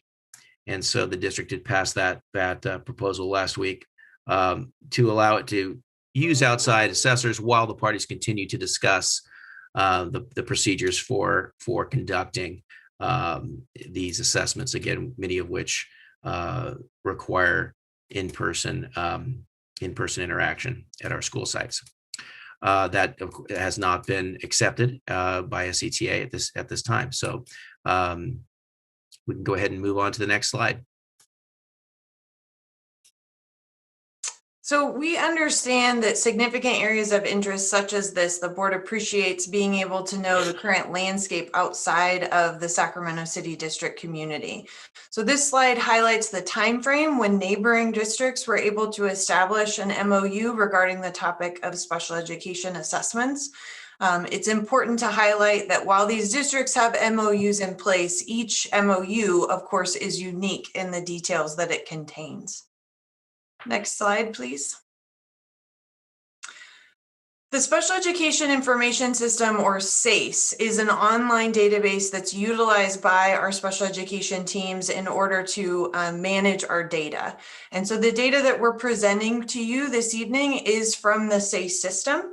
And so I'll turn it back over to Raul to review our numbers. Sure. As I mentioned, due to our school closures, we have many outstanding assessments, 420 outstanding initial assessments and 431 outstanding triennial assessments. As the previous slide earlier described, the difference between initial and triennial assessments. So many outstanding, as you can see here.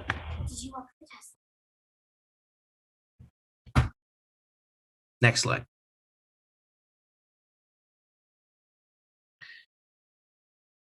As a result of this large backlog that we've been discussing of required assessments, a complaint was filed with CDE, California Department of Education, on November 20th, alleging a violation of the district's obligation to conduct special education assessments within that 60-day time frame that Sadie talked about earlier. That complaint was brought by Disability Rights California on behalf of an individual student, their individual circumstances, but also asserted a district-wide systemic failure, if you will, to meet our legal obligations. Two additional complaints that are very similar in nature have been filed with CDE since that first complaint.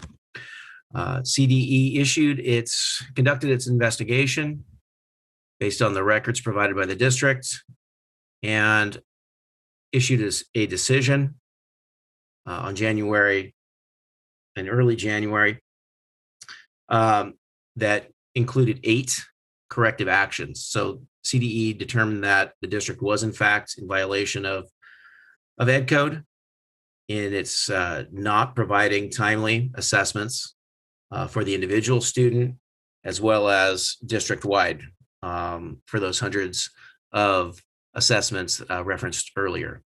And CDE issued 8 corrective actions, which you can see in detail in the backup board documents that we provided. But primarily, they involve the items listed there on the slide. The district, of course, is under an obligation to provide the assessment for the individual student at hand.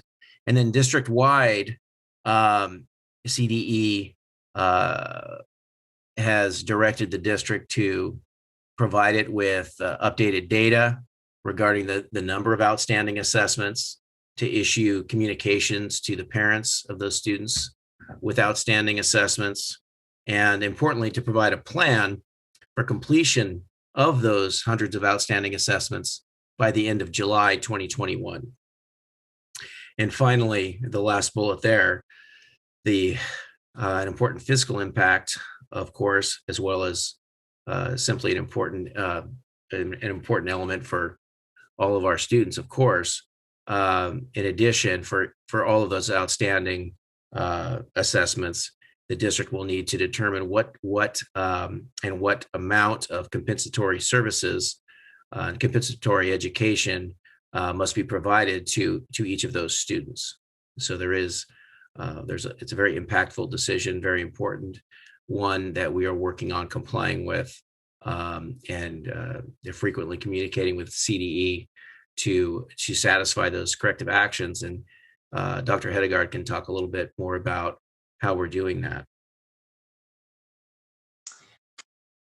Okay, thank you. And so yes, just as was cited, the CDE investigation did confirm that the district was in violation of our obligation. And also the 4 corrective actions that we're going to provide you with an update on, again, all 8 are included in the executive summary in their entirety. But these 4 we felt of particular interest to our community and deserved additional attention this evening. So first, the district is collaborating with the Department of Education to provide data regarding students who have the outstanding initial and triennial assessments. An example of the data that's being requested from CDE includes further defining the types of assessments that need to be conducted for each student. So as our community may know, we're always looking at all areas of suspected disability. And so we want to make sure that then an assessment plan or a response to a request for assessment is individualized to the needs of the student. Second, the district is preparing a parent communication that will go out to families who have students with outstanding assessments. The communication will include information regarding the complaint, but also will include a survey in order to request feedback from families related to special education assessments and help us to inform the plan that's highlighted in number 3. So going there, the district, we are preparing a plan for how to address the outstanding assessments and how they will be completed timely and with fidelity. The plan is being informed by the negotiations process. We'll also be informed through the survey from our families. And for example, the district has received inquiry from our community, as Mr. Bozio had highlighted, in regards to the district's ability to contract with individuals who, of course, are appropriately credentialed and licensed, but to conduct those assessments, but are not employees of the district. So we will continue to evaluate those options. Lastly, the district is preparing to support IEP teams in order to make informed decisions regarding compensatory education services in instances where students are found eligible out of the outstanding initial assessments.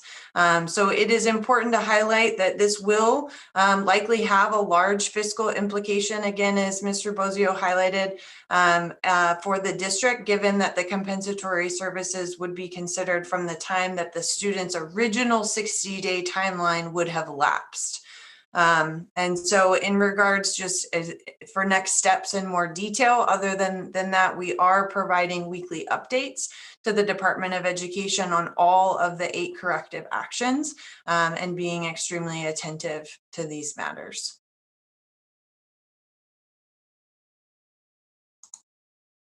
Okay, thank you. Good evening, board members and Superintendent. My name is Matt Turkey, and I'm the Assistant Superintendent of Curriculum and Instruction. And the first slide which I have here is to give you an update on our LPAC testing. So LPAC testing, otherwise known as the English Language Proficiency Assessments for California, which is California's assessment system, which is used to determine the English language proficiency of students whose primary language is not English. The LPAC is aligned with the 2012 California English Language Development Standards and assesses 4 domains: listening, speaking, reading, and writing.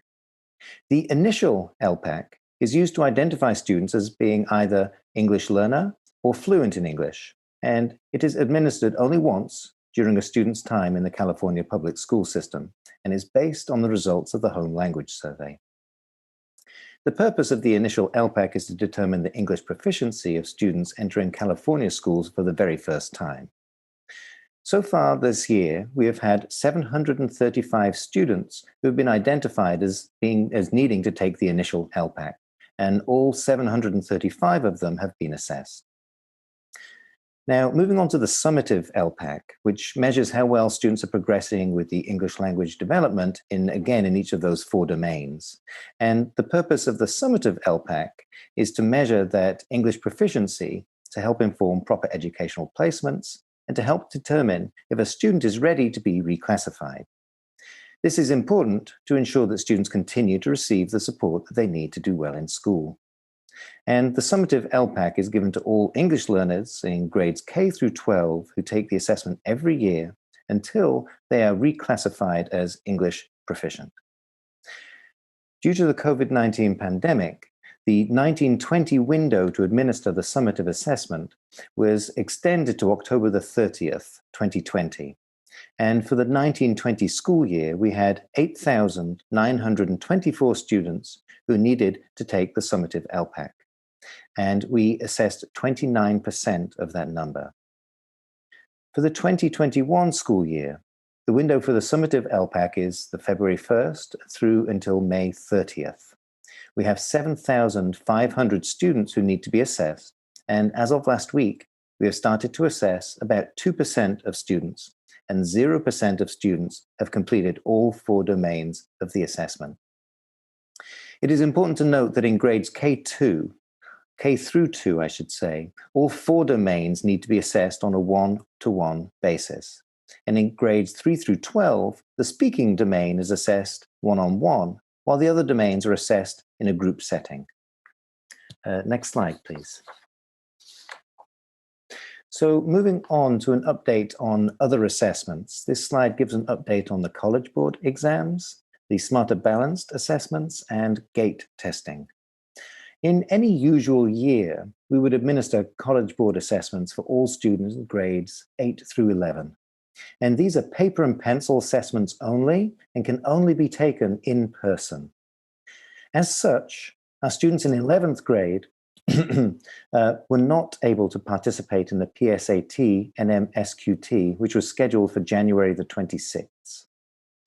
The SAT for 11th grade students, the PSAT 10, and the PSAT 8-9 are all scheduled for in-person administrations in April. Due to the uncertainty of where we are in the pandemic, it's still to be decided whether our students will be participating for sure in these exams. Moving on to the Smarter Balanced State Assessments. These will take place from March 22nd through to May 28th. Students in grades 3 through 8 and 11 will be assessed on English Language Arts and Math, while students in grades 5, 8, and 12 will be assessed in Science. And then lastly, moving on to gate testing. In a normal year, we would have assessed all of our first and third grade students in the January to February timeframe. The details, and for this year, our aim is to make sure that we provide a fair and equitable access for all of our first and third graders to this gate screening. The details of gate screening this year are still to be determined and something which we are still working on due to the pandemic. And next slide, and thank you very much. Thank you, Matt. So as we think about this next block of assessments, it's important to understand that some of these common assessments that we'll be visiting about and describing also impact some of the other assessments we've already discussed this evening. For example, for our GATE students, for reclassifying an English learner to English proficient, we need common assessments that are the same assessments that are being administered in the same way across the system. The same is also true for our students who we suspect may have additional needs and we may need to further assess in special education. As these students are moving through a process, we need to have common assessments that help us to understand where their learning is and if they need additional support. These start to anchor all of that work. Next slide, please. This slide helps us to see that it's not just in Sacramento City Unified where we're knowing that we need to have these common assessments. The importance of assessments is also called out in many of our state documents, in our California dyslexia guidelines, and in all of our state content frameworks for ELA, for ELD, for mathematics, for history and social science. We find a call for the importance of assessments. I'd like to give you just a couple quotes from these documents that you can see here. For example, in the California English Language Arts and English Language Development Framework, it says that assessments within each cycle function best when they are part of a comprehensive, coherent, and continuous system of assessment that provides ongoing information to our teachers throughout the school year. In another document that you see here, the California MTSS, or Multi-Tiered System of Supports core competency states that to create an integrated data collection system that includes assessments such as state tests, universal screening, diagnostics, progress monitoring, and teacher observations at the site to inform decisions about tiered supports and placements. This is really important as we look at the work that we've done this year with our students and we prepare to bring our kids back. You'll hear me share a little bit more as we move forward about making sure that we have assessments that tell us that we're appropriately using our finite resources. Also, on this slide, I wanted to make sure that the board and the community understood that we have a legal requirement in Child Find to assess and find students who may have a disability. As Dr. Hedegaard shared, we know that these students have a right to, they are entitled to special education services. And Child Find covers every child from birth to age 21, and we have to have assessments to help us evaluate to determine if a student may have a disability. Next slide, please. I'd like to now share a few slides regarding the why behind special or all of our assessments. If Mr. Flores could advance us one more time, thank you. This first why, it's important for us to understand that we will never be able to improve what we cannot measure. I'd like us to keep thinking about that as we go through each one of these whys. But the very first one is to monitor that student progress toward grade level readiness, to inform students where they are on their learning progression, to make sure our parents have timely information regarding how students are progressing, to make sure teachers and administrators, the superintendent, and our Board of Education know how students are performing. Next slide, please. This next why is really about the informing our teachers with teaching and learning guaranteed around this guaranteed viable curriculum. We look at 4 core questions when we're in service to our students. What do we expect that our kids learn? We find that in the priority standards and scope and sequence, and you heard us discuss a little bit about that in our reopening plan. Secondly, how will we know what the kids are learning? This comes from common assessments that help us to understand regarding those priority standards and that scope and sequence, are kids getting out of that what they need, or do we need to adjust our instruction to make sure that they can? Because we know that all students can and will, when as adults, we're doing what we need to do based on that student's area of learning strength. I call that their student superpower. The third question is, how will we respond if a student does not learn? Based on the way that the adults are providing that for a student, this is when we move in with interventions and other strategies, because we know that the student can master and learn. We just have to adjust what we're doing. And the fourth question is, what happens when they already know something that we're teaching? We need to be able to move in, extend, and accelerate for those students. So this is a second really important why, to make sure that we have common assessments. Next slide, please. This next slide provides a third why, to provide schools and teaching teams with regular, up-to-date, objective data as we engage in cycles of continuous improvement. I'd like to think back to those schedules that we looked at that we are proposing for our return, where we have Monday as a full distance learning day. In addition, on that day, that's also a day where every single week our teachers have what's called collaborative time. And it's during that time that our teachers need common information to sit at the table and use their superpower, their magic collective efficacy to look together at how students are progressing, to find where teachers have their strengths so they can share that with other teachers, so that every student benefits from the gifts that each teacher brings to the craft. That can only happen with common assessments. We don't know if any changes that are happening for our students are improvements unless we can actually look at this data and collectively do that in groups together. Next slide, please.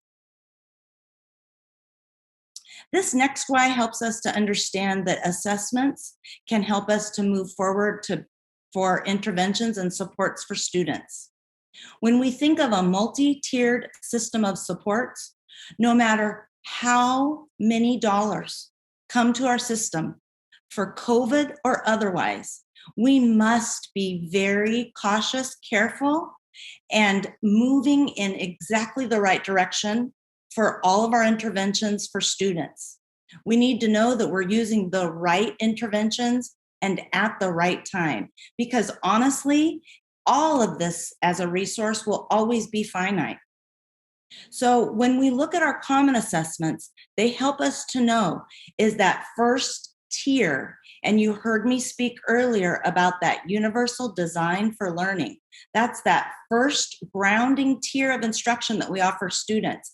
Common assessments will help us to understand, is that working? Or do we need to layer on top of that some additional supports for any one student and in any one area? And then we need to keep monitoring that student's progress to determine, do we need even more for that particular student? This piece may also then lead us to, as Dr. Hedegaard was sharing, a determination that we need to assess a student for special education needs. That all has to start, though, with these common assessments that lead us to interventions that lead us to asking, is it working? That lead us to changing those interventions if they're not, so that we can continuously move forward with improvements for our students. Next slide, please. This is the last why. You heard Assistant Superintendent Turkey talk about some of the assessments that are powerful and in our program regarding, for example, GATE eligibility. Mr. Turkey also talked about the LPAC and its role in redesignating students from English language learners to English language proficiency.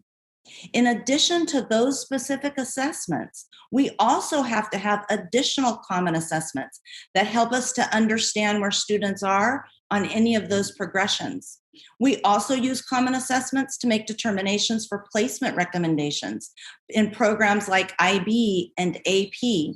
And they also help us to determine which math classes students move into as they move from 6th grade and into 7th grade. So I hope there's a good understanding of why these assessments are so important. As we move to the next slide, please, what I'd also like to offer you as our board and our community is that when we look at common assessments, they also offer us the opportunity on a more iterative or often fashion to be able to share with you the progress of our students. It helps us to start to forecast that end of year state testing data in ways that can very closely emulate how we present that data to you. But that data is end of the year, one time a year, terminal. We owe it to you, to our community, to our parents to be able to report out on a more regular basis. So the next few slides will just take us through some of the data that we can present to you when we have our common assessments. This first slide shows you a participation rate in just one of our common assessment banks in ELA. You'll see there in the first column, the beginning of the year assessments that we gave our students, really looking at standards and skills that we would have expected students to have mastered at the end of the school year last year. But we started this year by looking at those as we typically do in any year. We typically do a beginning of the year assessment that helps us to know where students are in their learning, where are their strengths, and where are areas of need that we know we're going to need to help with as they move forward. Participation data is also reported when we report state data. And you can see here in this participation data that between that beginning of the year data and then moving into our first interim data for English language arts, we had a decrease in participation rate across most of our grade levels. This interim assessment that we administered throughout our system was offered to help us to understand how students were progressing in their learning through that scope and sequence and in those essential standards that we know, those standards are those ladder rung building blocks that if a student misses any one of those, makes it very, very difficult for them to reach up to the next standard that they need to acquire. So this slide helps you to understand that with common assessments, we can come to you with participation rates so that you'll know and understand how many of the students we serve are actually being assessed. Next slide, please. We can also from this data present to you how students are performing and in multiple ways. Again, forecasting and very similar to the way that we're able to report when we're reporting that end of the year SBAC or CASP data. Here you can see some of the foundational reading skill assessments. This was one of our beginning of the year assessments for our kindergartners, our first graders, and our second graders. I chose this particular slide because you'll see the data represented in a format that's very familiar to the way that we present data that comes to us from that end of the year data. You can see in this type of data who met standard, what percentage of students met standard, what percentage of students nearly met the standard. And we can look overall at a grand total to see how our students are performing. So we get information on what percentage of students actually took an exam, as well as how they're performing. And this one shows you how we can present that data for you if we have common assessments by grade level. Next slide, please. Very important whenever we're looking at data to know what's hiding within the data. And so we need to know how are our programs and how is our instruction supporting the students we serve. It's always great to see who's doing really well and who the program is working for, but we need to peel that apart and find out who is it not working for so that we can find the superpowers for those students and start to move in with those interventions that we talked about previously.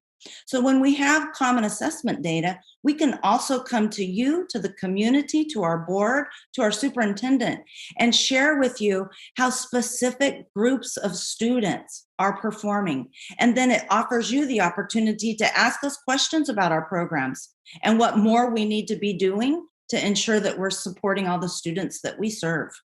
Next slide, please.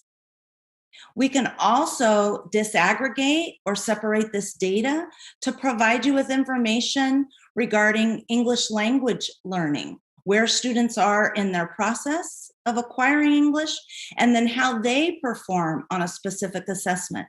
This type of data is really important to us as we examine our programs and our services to students in the immediacy as well as over time. And this is also another way that we present data to you when we're looking at that end of the year SBAC data. Next slide, please. And with common assessments, we can also share with you students and their performance based on program, and we can break that information out for you. So when we go back to thinking about what we started with, that shared moral imperative, a relentless commitment to the learning of all of our students, no exceptions, that must drive the work of the board and its individual and collective action. You can see by looking at how we can share the common assessment information with you, the importance and the ability to be able to assess and report to you on our students, and that is imperative. I'm going to turn it over now to next slide and share and turn it over to Mr. Bozio, who's going to share with you the current status regarding negotiations and where we're at with our ability to administer these common assessments to the students we serve. Thank you. So currently the district is unable to administer its common assessments due to an arbitrator's decision rendered in January. Pursuant to that decision and an MOU from 2016 that it was based upon, the district and SETA for next steps are to convene a committee in order to come to an agreement on the common assessments which the district will give in addition to those required by the state. So relating to the district common assessments that Ms. Beda was just speaking to. And at this time, although the district has offered to meet on numerous dates, there has not been a meeting accepted. So at the present, we are at a bit of a stall and waiting to convene this MOU, this assessments or testing committee.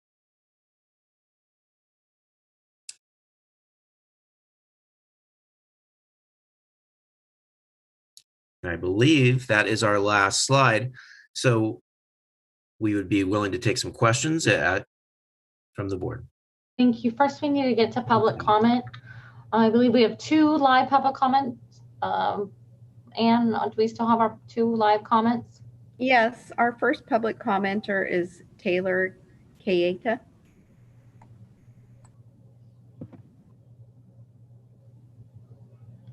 Taylor, I believe you're on mute. Yes, I'm clicking the second button. Thank you. Perfect. Thank you. So I'm speaking tonight as a board member of the district's Community Advisory Committee, or the CAC. And I'd respectfully request that my time be combined with board member Kenya Martinez so that I'll have time to read our combined board statement. I'll start now. Good morning, board member, or good evening, sorry, board members and Superintendent Aguilar. My name is Taylor Kayada, and I'm the current secretary of the CAC. Pursuant to the Education Code, the CAC is a group of parents and community members that advises the board on matters related to the education of students with disabilities. Tonight, the CAC would like to call your attention to two important issues affecting students with disabilities. First, learning loss and reopening. Students with disabilities are the most vulnerable and lowest performing subgroup in SCUSD. They have become even more disadvantaged during the COVID-19 pandemic. They are in need of in-person instruction, which has not been available to them since March of last year. Parents have told the CAC that learning loss and regression are very real for students with disabilities. We ask the board to proactively check in with the approximately 7,000 families of students with disabilities and ask how they are doing and what they would like the district to do to help their children catch up academically and social, economic, or emotionally. We also ask the board to aggressively pursue reopening, at the very least for students who need it the most, like those with disabilities. Second, conducting special education assessments. As mentioned in tonight's agenda packet, the number of special education assessments that have yet to be conducted appears to be increasing from data we have seen before. Currently, there are 420 outstanding initial assessments and 431 outstanding triennial assessments. District staff have told my own child that his triennial assessment will not be conducted on time and have provided no estimated date by when it will occur. This is a huge disservice to our students and, as noted in tonight's agenda packet, is a violation of state and federal law. If initial and triennial assessments are delayed, affected students may not be able to access the services and supports which they need and would be otherwise entitled to had the assessments occurred. Additionally, CDE has required the district to develop a plan by February 2nd for completing overdue assessments by July 30th. If the district has, if they have completed a plan, it is not included in tonight's packet for the public or for the board to consider. Notably, we have no insight into whether or how the district is planning on using qualified, non-district contracted assessors as described in corrective action number 5. In conclusion, immediate action needs to be taken to address learning loss, a realistic plan for reopening, and conducting statewide or student assessments for students with disabilities. The CAC is disappointed that this agenda item came forward as information only. The CAC is also disappointed that we were not given the opportunity to provide advice to the district on this matter before tonight, in the spirit of the law creating the CAC.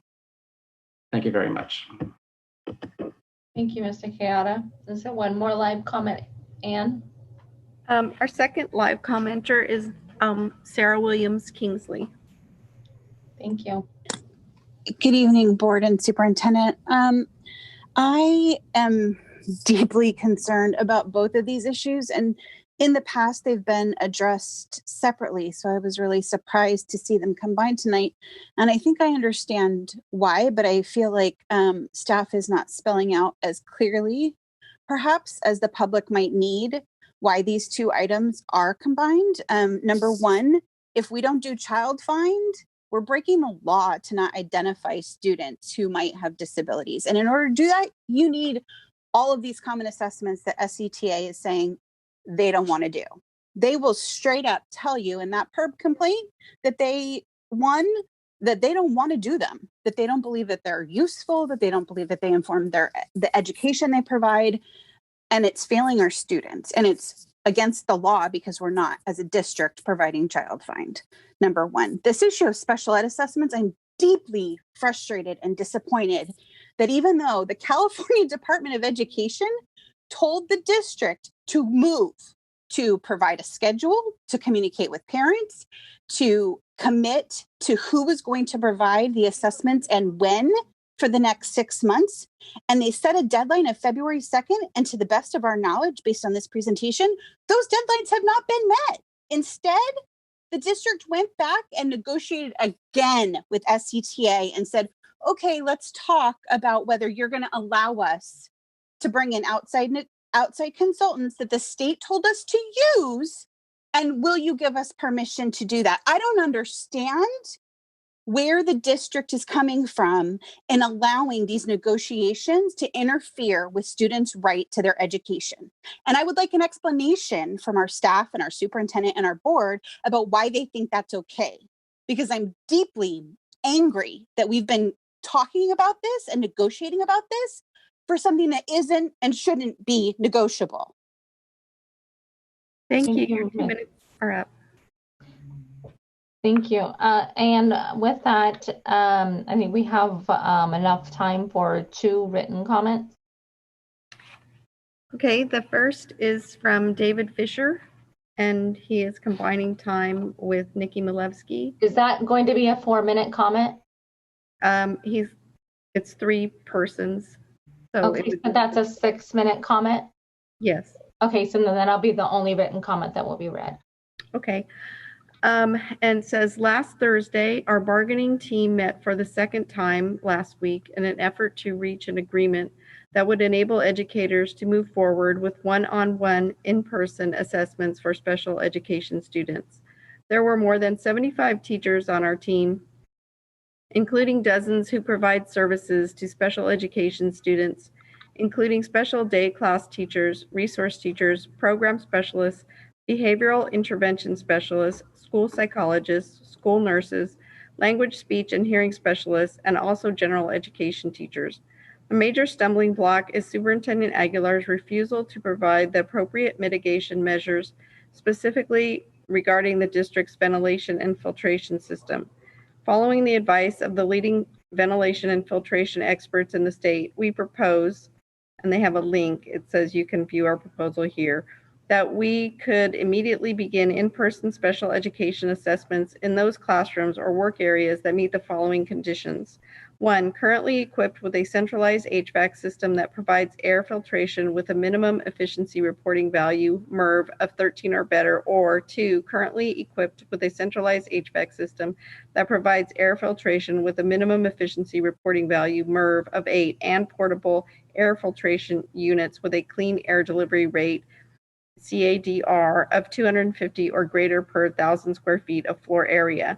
Additionally, all classrooms would have to be equipped with CO2 monitors. Based on the cost of approved portable air filters that would need to be used in the majority of classrooms that are not currently equipped with MERV 13 filters, we estimated that every classroom could be furnished with portable filters and CO2 monitors for under $2 million, which can be paid for with the $128 million SUSD has received in COVID relief funding.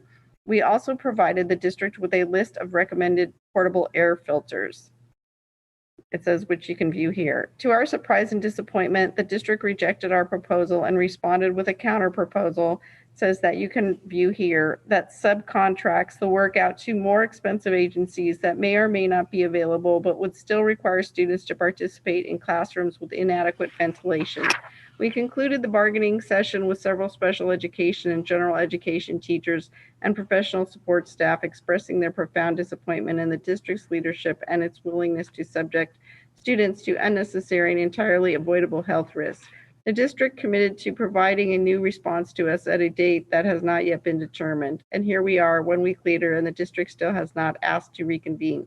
The district is under some pressure to reach an agreement after the CDE issued a finding against SUSD on January 19, 2021, regarding the district's failure to provide special education assessments. A complaint was filed on November 20, 2020. The district provided its official response to the complaint on December 24, 2020.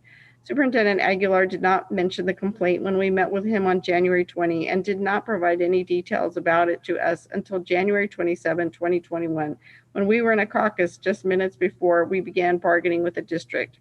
You can view the district's February 5th, 2021 response to the CDE by clicking here. Our proposal, which is substantially the same proposal we first made to the district back in November 2020, would enable staff to immediately commence one-on-one in-person assessments. It would also provide more resources for staff to conduct assessment that can be undertaken virtually. Despite our repeated requests, the district has made little or no effort to provide additional resources to educators that would enable them to increase their capacity to do assessments virtually. For over 1 month, Superintendent Aguilar has told us he is looking into it. To this date, the district has been unable to provide full and accurate numbers of the overdue special education assessments to the CDE and cannot provide any details regarding which portion of those assessments can occur in a virtual setting and which need to take place in person. Despite our repeated requests, the new director of special education has not been part of our discussions. As we concluded with the district 1 week ago, the major impediment to reaching an agreement is Superintendent Aguilar's refusal to spend a small portion of the $128 million in COVID relief dollars to provide a safe and healthy learning environment for students and staff. Superintendent Aguilar has shown he is willing to spend COVID dollars on a number of different things: a new pickup truck, a new cargo van, hundreds of thousands of dollars to an outside labor attorney and consultants, but apparently not students with special needs. This is indefensible. And that's the end of the one public comment. Thank you, Anne. And just a reminder to board members that, and to the community, that all written comments were sent to board members prior to the board meeting and are posted on the district's website. Okay, well, we are, just another time check, we are about an hour and a half behind. This is not an action item, but I'm going to open this up for board discussion.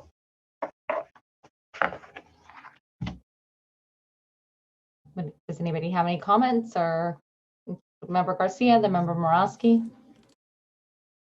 Wow, I felt so good after the last item. I don't feel so good about this. So I did want to ask about the status of the plan that was, I guess, that was part of the CDE finding, the request. It was February 2nd. Is there a plan that has been developed and it just hasn't been shared for some reason? I don't know if it means that you just can't share it, or if it's part of the negotiations, or just to understand a little bit more, because it is, past the February 2nd deadline. Before that question's answered, I'm sorry to interrupt, but it is 10:30 and I know our agenda goes to 11:10, but we need a motion to extend the meeting. And I'd like a motion to extend the meeting to, let's just say 1 a.m. Let's hope we don't need to use all of that time. So moved. I got a first and did I get a second? Okay, all in favor, say aye. Aye. Aye. Okay, thank you. Oh, okay, go ahead. Sorry, staff, you can answer the question now. Sorry for the interruption. Mr. Bozio, can you offer some support on that?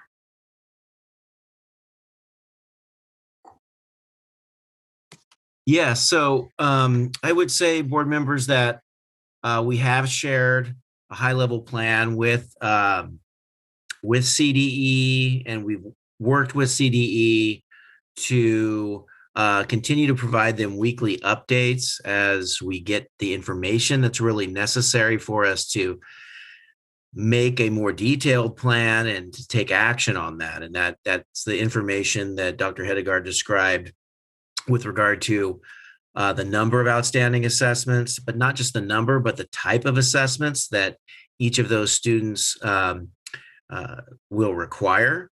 And so as we continue to gather that information, that would inform the plan. The other piece of the plan is, as Dr. Hedegaard mentioned, the issuing of a letter of communication to all the families to try to gather more information from them about their needs, about their students' ability to potentially conduct some of the assessments virtually and conduct some of the assessments in person. So I would say that while we've shared the beginnings of a plan with CDE, we're working with CDE, and CDE has provided some flexibility for us to continue to do that as we try to determine a more detailed action. Okay, I just have a couple more questions. So also part of the public comment, and one of the findings in the CDE report is I don't know if it's a finding or recommendation, is for the contracting out of for these services. And I know that there was a slide with the dates of our neighboring districts and when they were able to reach an agreement. I'm just wondering if other districts, had an agreement that essentially contracts out this work. I'm just wondering if maybe there is maybe at some point we determined that there aren't enough teachers available, even if there's an agreement to accelerate the pace of these assessments. So maybe there is still going to be a need. I don't know if it depends on the type of assessment. So I'm just trying to figure out, how do we get to conducting these assessments in as quickly as possible, in a very timely manner, and certainly be able to meet that July deadline. So is just wondering if there's any feedback on maybe what others have done. There's just in-house contracting out, or maybe there's a combo. I don't know. And I can give a little bit of that, and then maybe Ms. Beta can as well. But or Dr. Hedegaard, it looks like it's a bit of a combination. Some of the districts are doing a bit of both, depending on the number, as you say, of staff that are able to do it or volunteer to do it. And so many are using kind of a combination and conducting in-person assessments. And it's, as you can see and view from the district's proposals and counter proposals on our dashboard, that's been part of the district's kind of plan throughout, that we've included within our proposals, and that we've also shared with CDE. And specifically, that plan to be is constituted of trying to complete 20% of the backlog of these assessments each month, so that by June and July we would be able to catch up on the 100% and make up that backlog. And as I stated, that it's been part of our plan and proposals throughout to supplement as needed staff's work with outside independent experts, assessors. Okay, well, can I just interject? And I'll certainly defer to President Pritchett on how much the board would like us to get into the topic, but this is an area that has to be negotiated. So we can't just on our own go out and contract third-party vendors. Districts that that were on the slides that you've heard who are using third-party contractors, that's the result of an agreement, of a side letter of some sort. We attempted that. Mr. Bosio referred to this. I always encourage our community to access the negotiations dashboard. I know how complex it is in terms of being able to follow proposals, counter proposals. You see different font colors. You see things that have strike throughs. But again, this is complicated. We would have to reach an agreement to do that kind of contracting, irrespective of CDE's of a letter that says, here's a suggestion for you. It's a very good suggestion, and we've tried to pursue that. But it's not something that we can just do without having a more comprehensive assessment of the potential liability and other factors that are important for us to consider as well. And just two more questions. I don't understand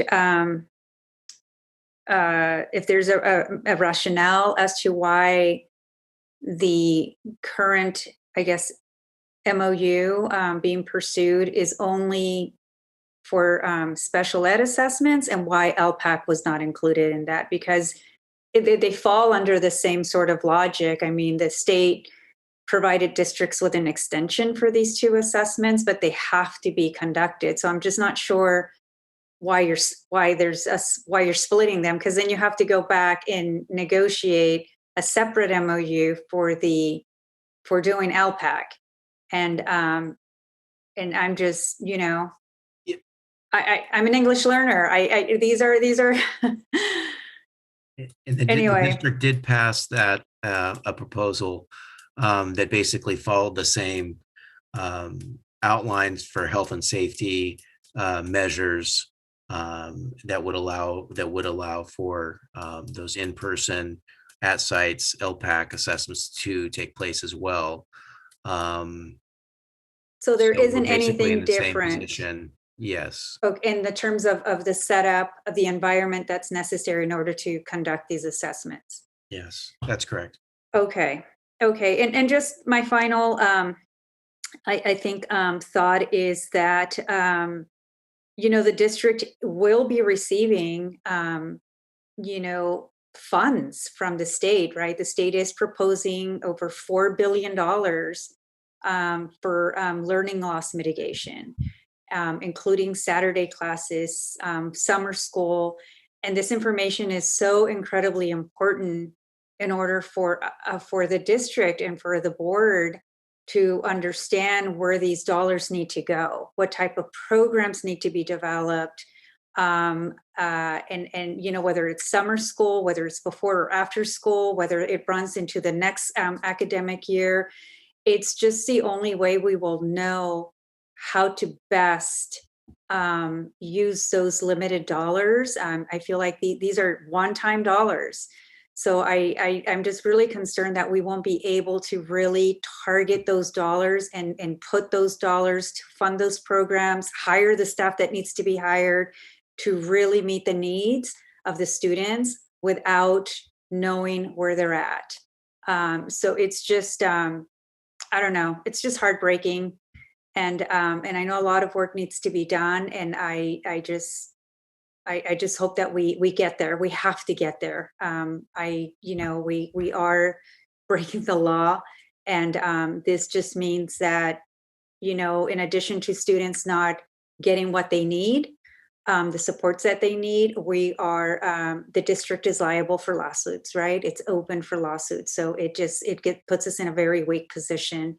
And I'll just stop my comments there. Thank you. Thank you, Member Garcia. Member Morosky.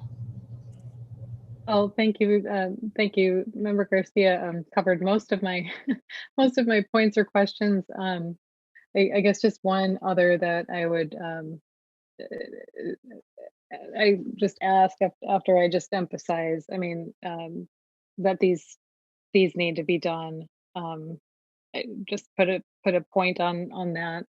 Both the special ed assessments and the common assessments, the targeting, that's just, those comments are right on. So in terms of the common assessments, if teachers say, well, I don't really see the use for these common assessments because I'm assessing my students as they go, I'm using whatever other tools are in my toolbox. Maybe I don't like the assessments that the district wants to do, or I just don't see the use for it. How do you kind of respond to that? Because, like some people, I guess they might have their program, and feel like, well, I'm getting what I need to work with my students. So what's the point of the common assessments that the district's asking me to do? I think that's a really good question, because these common assessments are interim. They're coming in after a cycle of learning. In between, we expect that teachers are giving those assessments that they're designing, that their grade level team is putting together, that are more iterative, that are happening in a more in a quick fashion in the middle. But we can't come to you as a board. We can't report to our superintendent, and we can't report to the community if everybody's giving a different assessment. I have no way to come to you to tell you how we're serving the kids. So we do expect that teachers are giving those other assessments, and we value and honor those. Those are really important. Remember, I was a teacher. I know how important those are. But at several markers during the year, we owe it to you and our community and to our system to understand, is that working? Because if what we're doing is not, and we find out on the same assessment that's happening for all kids in that grade level or content across the system, when we learn who it's working for, who it's not, we know what we need to do programmatically so that we can offer additional support. We can't do that if every teacher is doing what they do in their own individual classroom. We expect that still happens, and we know it does. We honor and value that. But at markers through the year, we owe it to our community, we owe it to our kids to be able to report out. And if we're going to do something like, for example, as Member Garcia shared, identify students for, let's say, a summer learning loss program or other interventions, I need to know what those skill sets are that we're going to target and make sure that I'm putting kids together in groups so that it will work, or else we could waste a whole lot of money in putting just kids together in a room and not knowing what we're intending to do for those students. So we honor and value those. I do very, very much, but we need these common markers. Member Morawski, if I can just interject, because your question is a very excellent one. And the reason why I thought that this was an important topic to bring to the board following your action at the last board meeting, which was much more fiscal in nature, is of course because in your governance journey, two of the primary functions of any board of education, of course, is the kind of fiscal stewardship and the student programming, and there is a role, as you know, that the board plays. That's why we started the presentation with those board policies. You set that direction for your staff, for our team, to make sure that we can bring back evidence to you that in fact we are implementing a guaranteed viable curriculum for all students, that we have an aligned instructional system. So it's not a question of whether I, as your superintendent, or Christine as your CAO, or any other staff member thinks that we're not testing enough, or we need to test more, or we're over testing. But it is yet another evidence point that across the district, we are working successfully toward implementing those board policies that the board has set up. As an additional evidence point that we are working toward having a guaranteed viable curriculum, that third graders at one school are receiving the same level of instruction, first tier instruction, as students, third graders at another school. So, again, let's kind of separate whether we should be focused on whether it's too much testing or too little testing, or over testing or no testing at all. It is another evidence point that we are working and striving toward meeting and providing evidence that we're meeting those board policies that we started with, that we are working toward having an aligned instructional system across the district, that we have a guaranteed viable curriculum across the district that all students benefit from. Thank you. So it's a matter of equity of students' rights to receive that curriculum and know how they're doing, and then also a matter of being able to target interventions, being able to respond quickly, being able to manage, from a district-wide perspective. Because honestly, people say, "Oh, well, the district or a school has these scores, and that's good or bad." But if the district has no way to measure district-wide what is happening, then there's no way for the district to improve what's not, what has opportunity for improvement, right? So I appreciate that. Appreciate that framing and your work on this. We know we need to continue. And I would just say, maybe the limits of local control. I don't know what, it's local control. And I don't feel very in control, as you're, speaking to my community. I don't feel very in control of what we're not able to do, because we can't come to agreements on, on special ed, on common assessments, on, what reopening schools, successor contract. I mean, we are mired in conflict in every single one of these areas where we really desperately, urgently need to move forward. So I guess that's just more of a comment. I'll leave it there. Thank you. And Member Morawski, if I can just add, in the world of continuous improvement science, there's a saying that you cannot improve what you can't measure. And that's sort of the heart of this issue as well. There's an element of the board holding me accountable as your superintendent. Forget the test scores, but holding me accountable to make sure that, again, we are working toward and achieve having a guaranteed viable curriculum across this entire district. that we have an aligned instructional system across this entire district. So us bringing this forward and presenting it is as much for you to be able to communicate to our families that we are getting closer to achieving that, that it's happening across the district. And I think that is what our community deserves.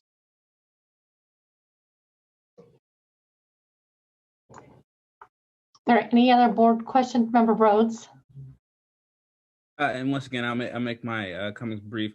When we talked about the assessment committee, could you tell me how the makeup of that committee is put together, and then also how could we expedite creating that committee because it's something that we have to do, and the assessments for EL students and special ed students are high priority, and we have to get it done. So, like, can you answer those two quick questions quickly, and then also just on the urgency of what we really need to do here? It's mind blowing actually that we're at this point, and it's just there. I have a lack of words to say how mind blowing that is, and I'm usually not with a lack of words. And I would tell you right now, this is crazy. So if you can answer those two questions for me, and how we expedite that, and then how the makeup of that committee would be created. Thank you. I mean, I can. Soup, you want? Well, I'll just say, Member Rhodes, I mean, that's a fair question. Some of the discussion that we had in this presentation comes from an MOU, as you know, that was signed before I was here, before you were here, before our CAO was here, and it does discuss an assessment committee. That MOU doesn't dictate how it's made up. It doesn't dictate how many people, but it does refer to an assessment committee. That is the meeting that we have tried to schedule. But because it doesn't dictate the composition, the number of committee members, I really can't answer what the question with specificity. On our part, of course, it will involve our instructional leaders, folks that understand this topic very well, including our chief academic officer, of course.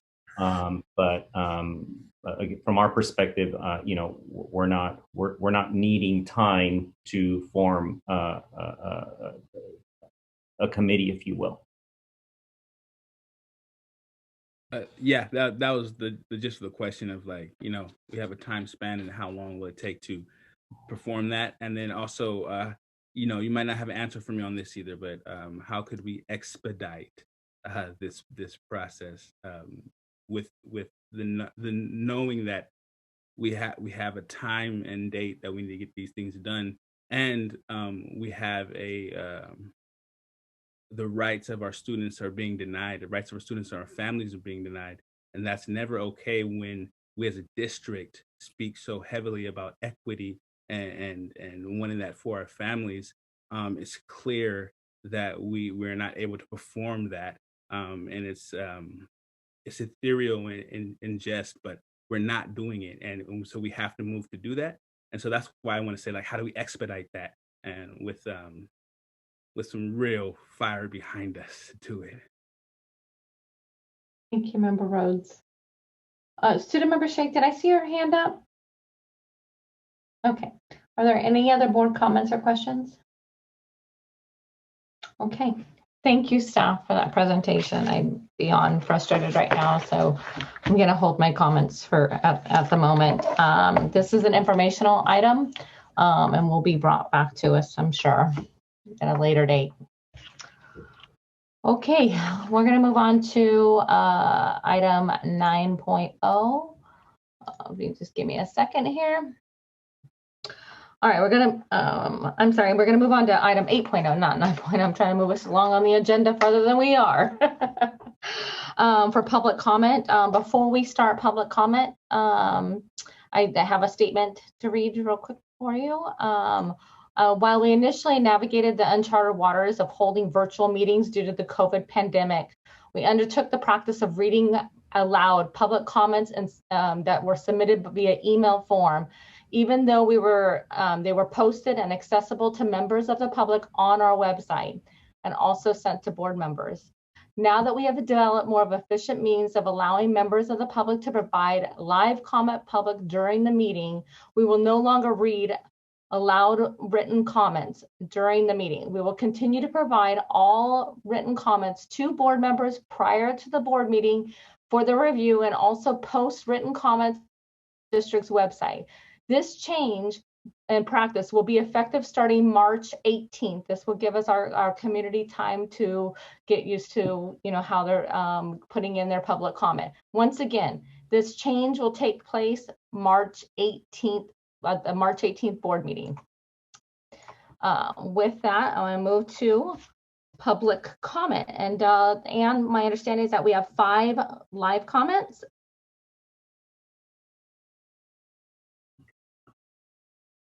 Ms. Moretti? Oh, yes. Our first public commenter is Amanda Connolly. Okay, can you please just verify, do we have 5 public comments?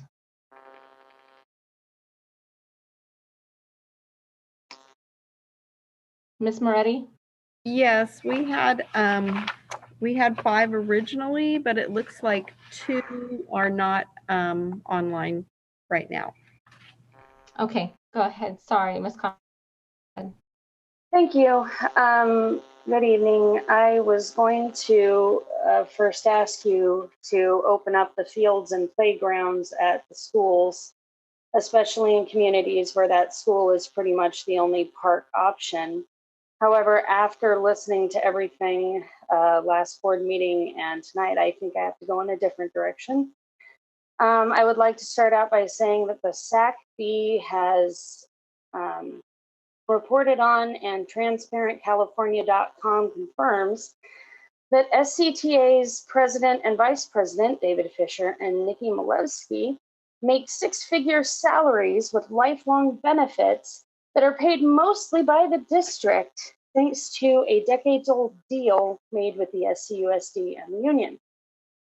And the SCTA has also managed to negotiate with the district that no other union labor negotiating for their particular members who are not SCTA are allowed to have as nice a deal as the SCTA has managed to negotiate in the past.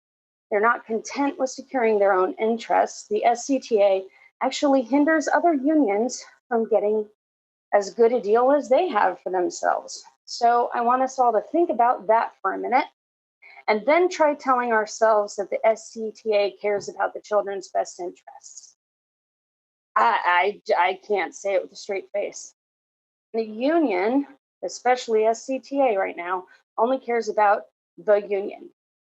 In my opinion, even their teachers are secondary to the SCTA's political power, and that's why they spent an unthinkable $200,000 on running a candidate or 2 or 3 for a local school board race.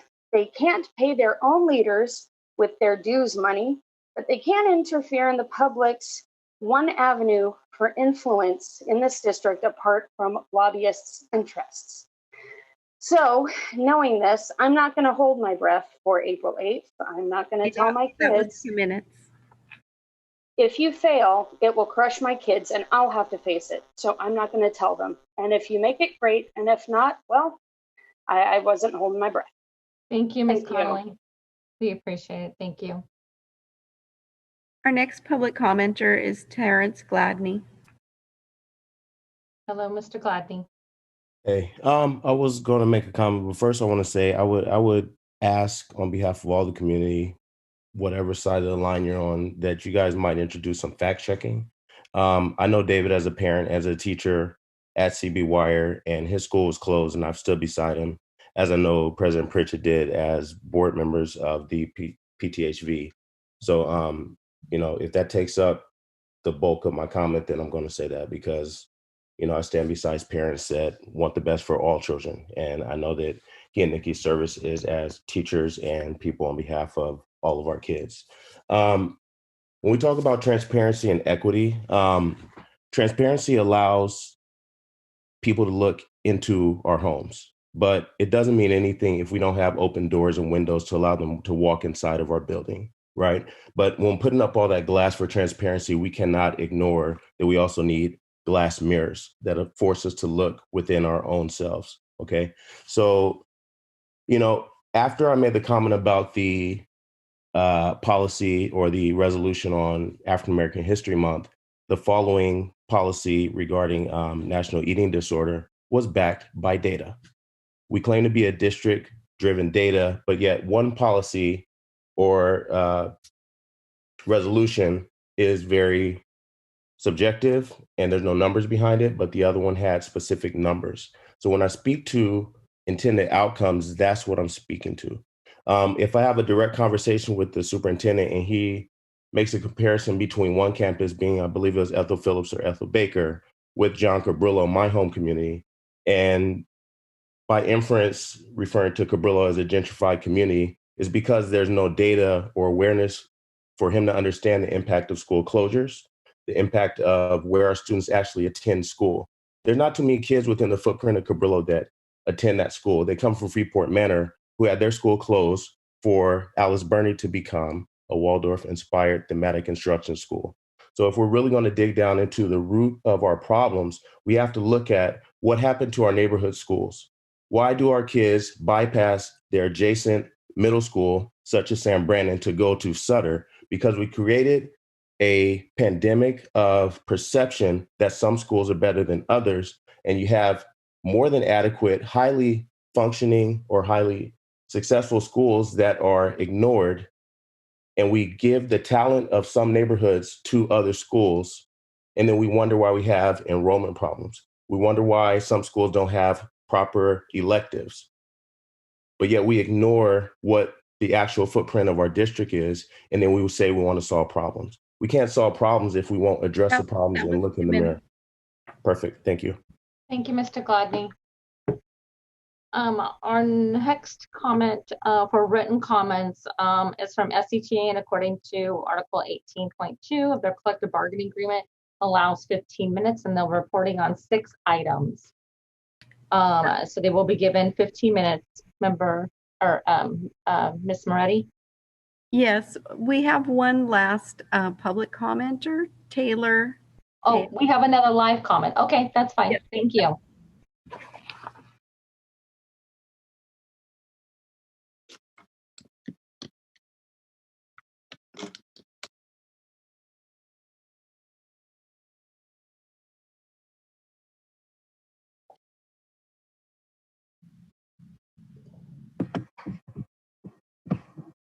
Hello, can you hear me?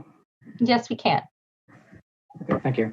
Hello again, members of the board and Superintendent Aguilar. I spoke to you during agenda item 7.5 on behalf of the district's Community Advisory Committee, and I'm speaking to you now as an individual parent.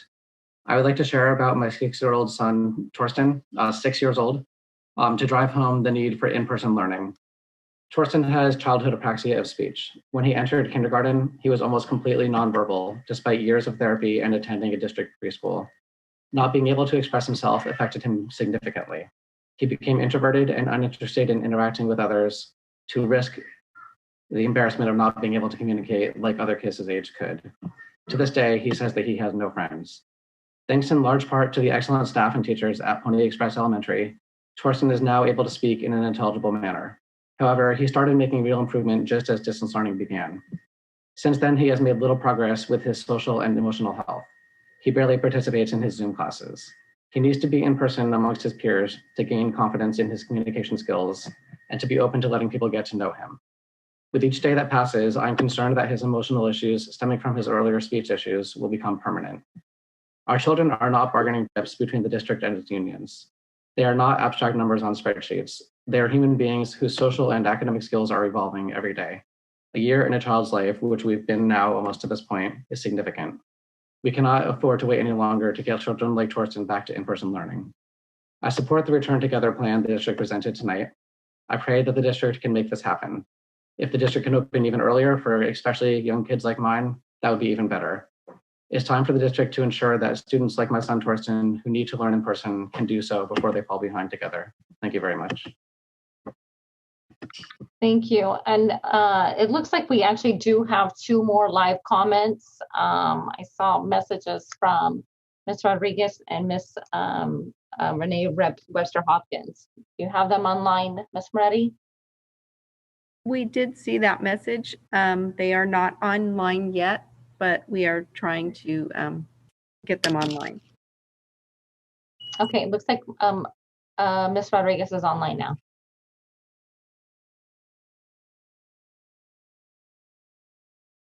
Can you hear me? Yeah, we can hear you. Go ahead.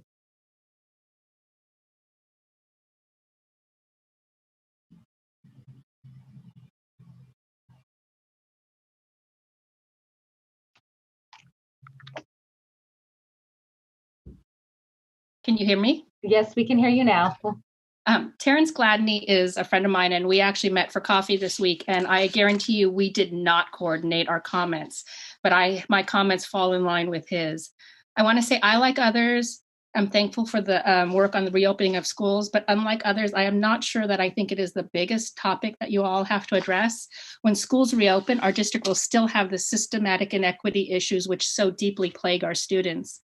I would like to reiterate some words I heard Rich Vasquez say last meeting. Rich said many things which are worthy of your further attention. One of the things he pointed out was SCUSD's open enrollment process. Rich said open enrollment does not get us closer to our guiding principles of equity, but widens the gap. Rich hit the nail on the head. As long as there are schools that are perceived as better than other schools, and as long as those schools are disproportionately located in communities of wealth, the systems of inequity will remain.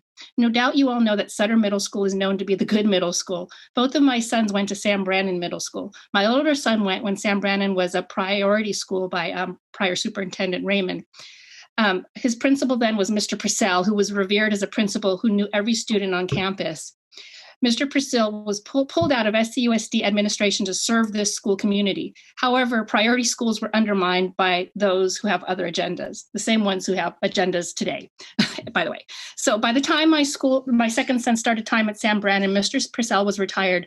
And just as my son was eager to begin his 7th year of school, which had many exceptional teachers, Sam Brannan, at least 2 were teachers of the year, his teacher left Sam Brannan to teach at Sutter Middle School. 2 weeks into the school year, the teacher left for the, quote, good school. I don't mean to diminish any teacher or administrator for doing what they have to do to satisfy their own life goals, but I do want us to really see how the current system is broken. I believe that as long as SCUSD has a competition between school sites, there will be inequities. You can institute whatever plan, program, or intervention you think will work, but as long as families are allowed to self-segregate, it is an uphill battle. Thank you for your service, especially School Board Member Shake. Last meeting, I expressed hopelessness, but as I listened to him speak brave words every meeting, I gain my hope every day. Thank you. Thank you, Ms. Rodriguez. Ms. Webster Hopkins, sorry for that confusion. Hi, thank you, Superintendent, President Pritchett, members of the board. I was looking at my Facebook feed, and a year ago, Member Pritchett hurled a bunch of fiscal audits across the dais in disgust that there were decades worth of reports that essentially said the same thing about the fiscal and structural imbalance here in SUSD. Well, I want to let all of you know, if you don't remember, that you have the same stack of reports reporting the same sad outcomes for our students with disabilities and other vulnerable students that saddened you tonight. We have the Council of Great City Schools report from 2016. We have the Capital of Suspensions report from 2018. We have numerous OCR reports that pin the lack of achievement of our Black students on the assessment MOU that the superintendent spoke about. We have federal compliance monitorings. We have the California Collaborative for Educational Excellence report that was issued last month that nobody is talking about. You have all the information, the blueprints, the recommendations, the findings, the mandate to act. I'm glad to hear among some of you the sense of urgency. I strongly compel you to demand that staff prepare you to take action at each and every board meeting on these critical issues. These issues haven't just popped up. They've been here for 20 years in our district. They didn't go away because of the pandemic, and we have to tackle them together with returning to learning when we come back for all of our students' sake. Dr. Shirley Weber yesterday really was very compelling at a statewide webinar hosted by J. Luke Wood, who published the Capital of Suspension report. She said she's tired of the discussions, the listening, the data collection. It's time to act. There's nothing new in any of these new reports. That was it's make work. Please act now. Thank you, Ms. Webster Hawkins. Okay, the last 15 minutes will be given to SCTA.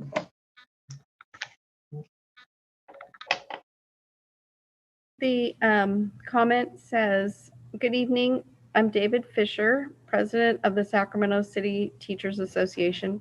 Reports regarding the California state budget continue to get better and better. In January, with revenues to the state between $13 and $20 billion higher than expected, Governor Newsom announced the 2021-22 California budget that includes the highest spending for K-12 education in California. Since then, the news has only gotten better. More recent estimates are that state revenues will be $10 billion more than the projections in January.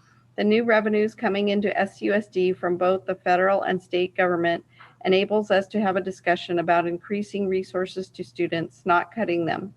SUSD has already received $59 million from the federal government as a result of the first CARES Act and will receive another $69 million shortly. That's $128 million. This does not include the $1.9 trillion package being finalized by the new Biden administration and Congress that will provide tens of millions more for SUSD. In addition, Governor Newsom's state budget includes an additional $100 million in revenue for Sac City, a number expected to go up significantly when the state budget is officially passed. In fact, the governor and the legislature, along with CTA, are negotiating now over an immediate funding package for K-12 schools. Often overlooked, the California budget is so robust that the State Legislative Analyst Office, LAO, recently noted that the governor's budget will exceed the 3% threshold in the Proposition 98 Reserve Fund for state K-12 financing in 2021-22. As a result, the school district reserve funds will be automatically capped at 10% in 2022-23. Sac City's reserve fund is currently $93 million or 17%, which means SUSD would be required to spend down approximately $28 million in its reserve fund, in addition to the more than $225 million in new revenue from the state and federal government. To put things into perspective, according to the Legislative Analyst Office, there are 1,037 school districts in California, but only 130 school districts currently have reserve funds that exceed 10%. SUSD is one of those 130 districts. Again, SUSD should be discussing how to improve services to students, not cutting them. The need to improve services to students is especially critical in light of the recent report on SUSD released by the California Collaborative for Educational Excellence. We don't understand why the superintendent hasn't organized a school board workshop on its findings, but we would encourage the board to do so. The California Collaborative for Educational Excellence, CCEE, Systemic Instructional Review, SAR, regarding SUSD and recently released provides several insights regarding, quote, equity, access, and social justice, unquote, as a kind of mission statement and its lack of substance in operation. For example, the CCEE report notes that while there is a theory of action, strategic plan, and vision around equity, access, and social justice, there is not yet a roadmap or comprehensive strategy for schools to engage in this work beyond the redesign of the SPSA and the beginning of MTSS implementation. We concur with CCEE. Superintendent Aguilar has not provided a roadmap or comprehensive strategy. We would go further and say that we are unaware of a theory of action, strategic plan, or even a, quote, vision, unquote, beyond the often repeated slogan. The CCEE report states further, quote, while there is an understanding that the superintendent's overall vision and mission is to address existing inequities in SUSD utilizing continuous improvement, there remains a need for the district to articulate the instructional vision, strategies, priorities, and outcomes that will be taken to accomplish this, unquote. More than 3 years into his tenure, Superintendent Aguilar has yet to articulate the district's, quote, instructional vision, strategies, priorities, and outcomes that will be taken to accomplish this, unquote.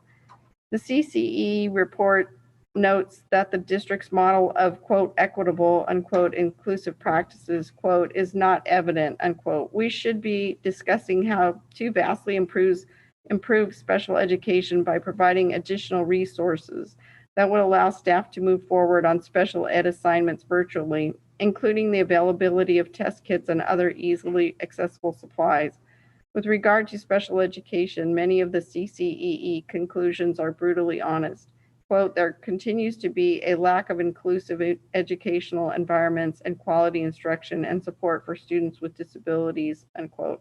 And, quote, the special education department's organization is not staffed or structured for maximum effectiveness. This continues to be a significant area of need, unquote. The report is equally critical of the district's shortcomings with regard to English language learners. Quote, there is a perceived lack of support from district staff regarding English learners, e.g. currently no full-time director for the multilingual department. And yet tonight you will be asked to lay off several bilingual aides. The CCEE report notes that priority schools model, quote, is incongruent with the vision and mission of the district regarding access, equity, and social justice, unquote. And yet more than 3 years into Superintendent Aguilar's tenure, priority schools continue to be funded by cutting resources from the other Title I schools, while critical services like child development are deprived of the limited district funding that will enable the programs to survive. Our students deserve better. And that's the end of that comment. Thank you, Em. And I just want to remind everyone, we had 20 additional comments on top of that were emailed to the board prior to the board meeting, and we'll post it on the website. Okay, item 9.0, board workshop, strategic plan and other initiatives. 9.1, local control accountability plan, update and recommendations from the parent advisory committee and student advisory committee. Mr. Harris and Mr. Ramirez-Fong. Good evening again, Board President Bridget, board members, and Superintendent Aguilar. My name is Vincent Harris, Chief of Continuous Improvement Accountability, and I'm joined with a distinguished group of members of our LCAP PAC and Student Advisory Council, and we look forward to sharing with you this evening a presentation among sharing their recommendations as we start into creating the next 3-year LCAP plan. If we go to the next slide, please. So as we think about tonight's presentation, it'll really split in kind of 2 ways, but really it'll be basically 1/3 and 2/3. Myself and Mr. Ramirez-Fong, our LCAP CIPSA coordinator, will basically provide some context to the work in terms of looking at our upcoming template, talking about some of the strategies of stakeholder engagement and some of the more technical aspects of our LCAP development. But probably most important, you'll have an opportunity to hear directly from our LCAP PAC and our Student Advisory Council, their recommendations for how we should shape our LCAP over the next 3 years. And the intent of this is to get board member feedback, which of course is very important, inform our district planning process and overall LCAP development. If we go to the next slide, please. So when we think of the LCAP, it really is in essence a 3-year operational plan. And so it will be driven by, really student needs and the creation then of actions and services with expenditure numbers associated with them to drive increases in student outcomes, positive student outcomes. And ultimately, as we think about our LCAP, it really must measure and be really that kind of return on investment of our overall budgeting process. And so as we shape this LCAP going forward, that's our focus. And these recommendations tonight will be really important for us to consider. So if we go to the next slide. So what's in the LCAP? And so what's in it is basically a student needs oriented assessment, giving some sense of what we've done in the past, some context around things that might have been working, but also more importantly, things that we need to improve, much of the theme of our meeting this evening, with metrics and targeted outcomes. So there is this notion of really being very specific in terms of addressing and resolving longstanding student challenges and having measurable outcomes that can be reviewed, ultimately with ongoing analysis to make sure that we see the return on investment in terms of our expenditures and what are we seeing in terms of improvement for our unduplicated students. An important aspect of the LCAP development is stakeholder input, and that's what you're going to see tonight as well. With that, I'll turn the presentation over to Mr. Ramirez-Fong, and he'll take you through some of the technical aspects in terms of how we actually build the LCAP, and then most importantly, we'll get to those recommendations from both our LCAP PAC and Student Advisory Council. Thank you, Chief Harris, and good evening, Board, Superintendent, and members of the public. Next slide, please. This table provides a summary of key events since March 2020, with a focus on the major impacts of COVID on the LCAP timeline and the overall process. As we shared in some past presentations, the LCAP was first postponed by Governor's executive order, and a new requirement, the Operations Written Report, was created. Senate Bill 98 later shifted the start of the new LCAP cycle to 2021-22 and established a second one-time requirement, the Learning Continuity and Attendance Plan. The 2020-21 LCFF budget overview for parents was also shifted to December 2020, which we recently approved. Tonight's presentation will really focus in, as Chief Harris noted, on this last row, the new LCAP cycle that we've postponed for this year, and now are returning back to our normal timeline. This will be the third three-year LCAP cycle since the start of the local control funding formula era. Next slide, please. So within this next LCAP, the 21-22 LCAP, we do have the traditional components, but also some unique aspects due to the changes that we just discussed. In a typical year, we would be completing an annual update component that would address only the last year's LCAP. But because of this postponement and the unique Learning Continuity and Attendance Plan, we'll have two annual update components this year. And then we will, of course, have the LCFF budget overview for parents that goes at the front of our LCAP and the three-year plan itself. And I'll lastly note that this new LCAP will be the first to use a brand new template that was approved in January 2020 and was initially intended for this current year, but will be used for the next year.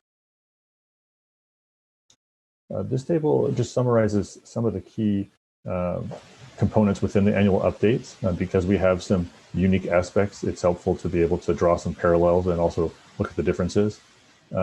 Similar in both of the 1920 and the 2021 annual updates are reporting on the implementation outcomes, the expenditures, really just detailing what happened over the course of the year relative to our plans and what was implemented. A difference is that for 1920, because we're reporting after the year has ended, we'll be able to actually report actual expenditures versus estimated actual expenditures. And then also the state has really encouraged within this process discussing how this overall reflection is informing our development of the next LCAP. So looking at lessons learned and the successes and challenges that have occurred during distance learning. Just a brief note on what is in this new LCAP. So you look at our current LCAP, which is from 1920, and then the new template.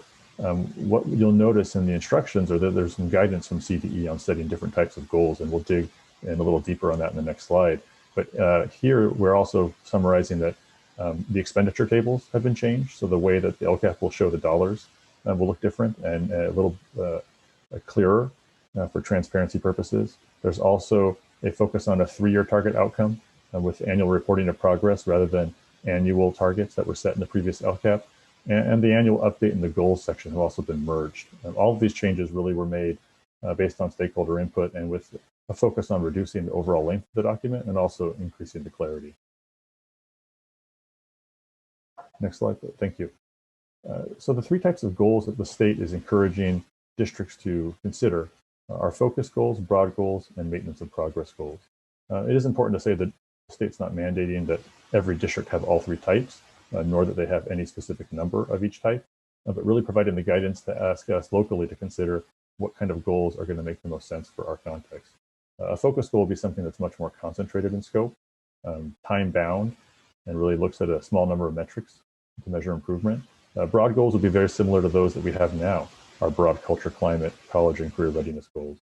And a maintenance of progress goal would be where actions and services that don't necessarily fit in the other goals can still be featured for transparency, but that also are supportive of the other goals.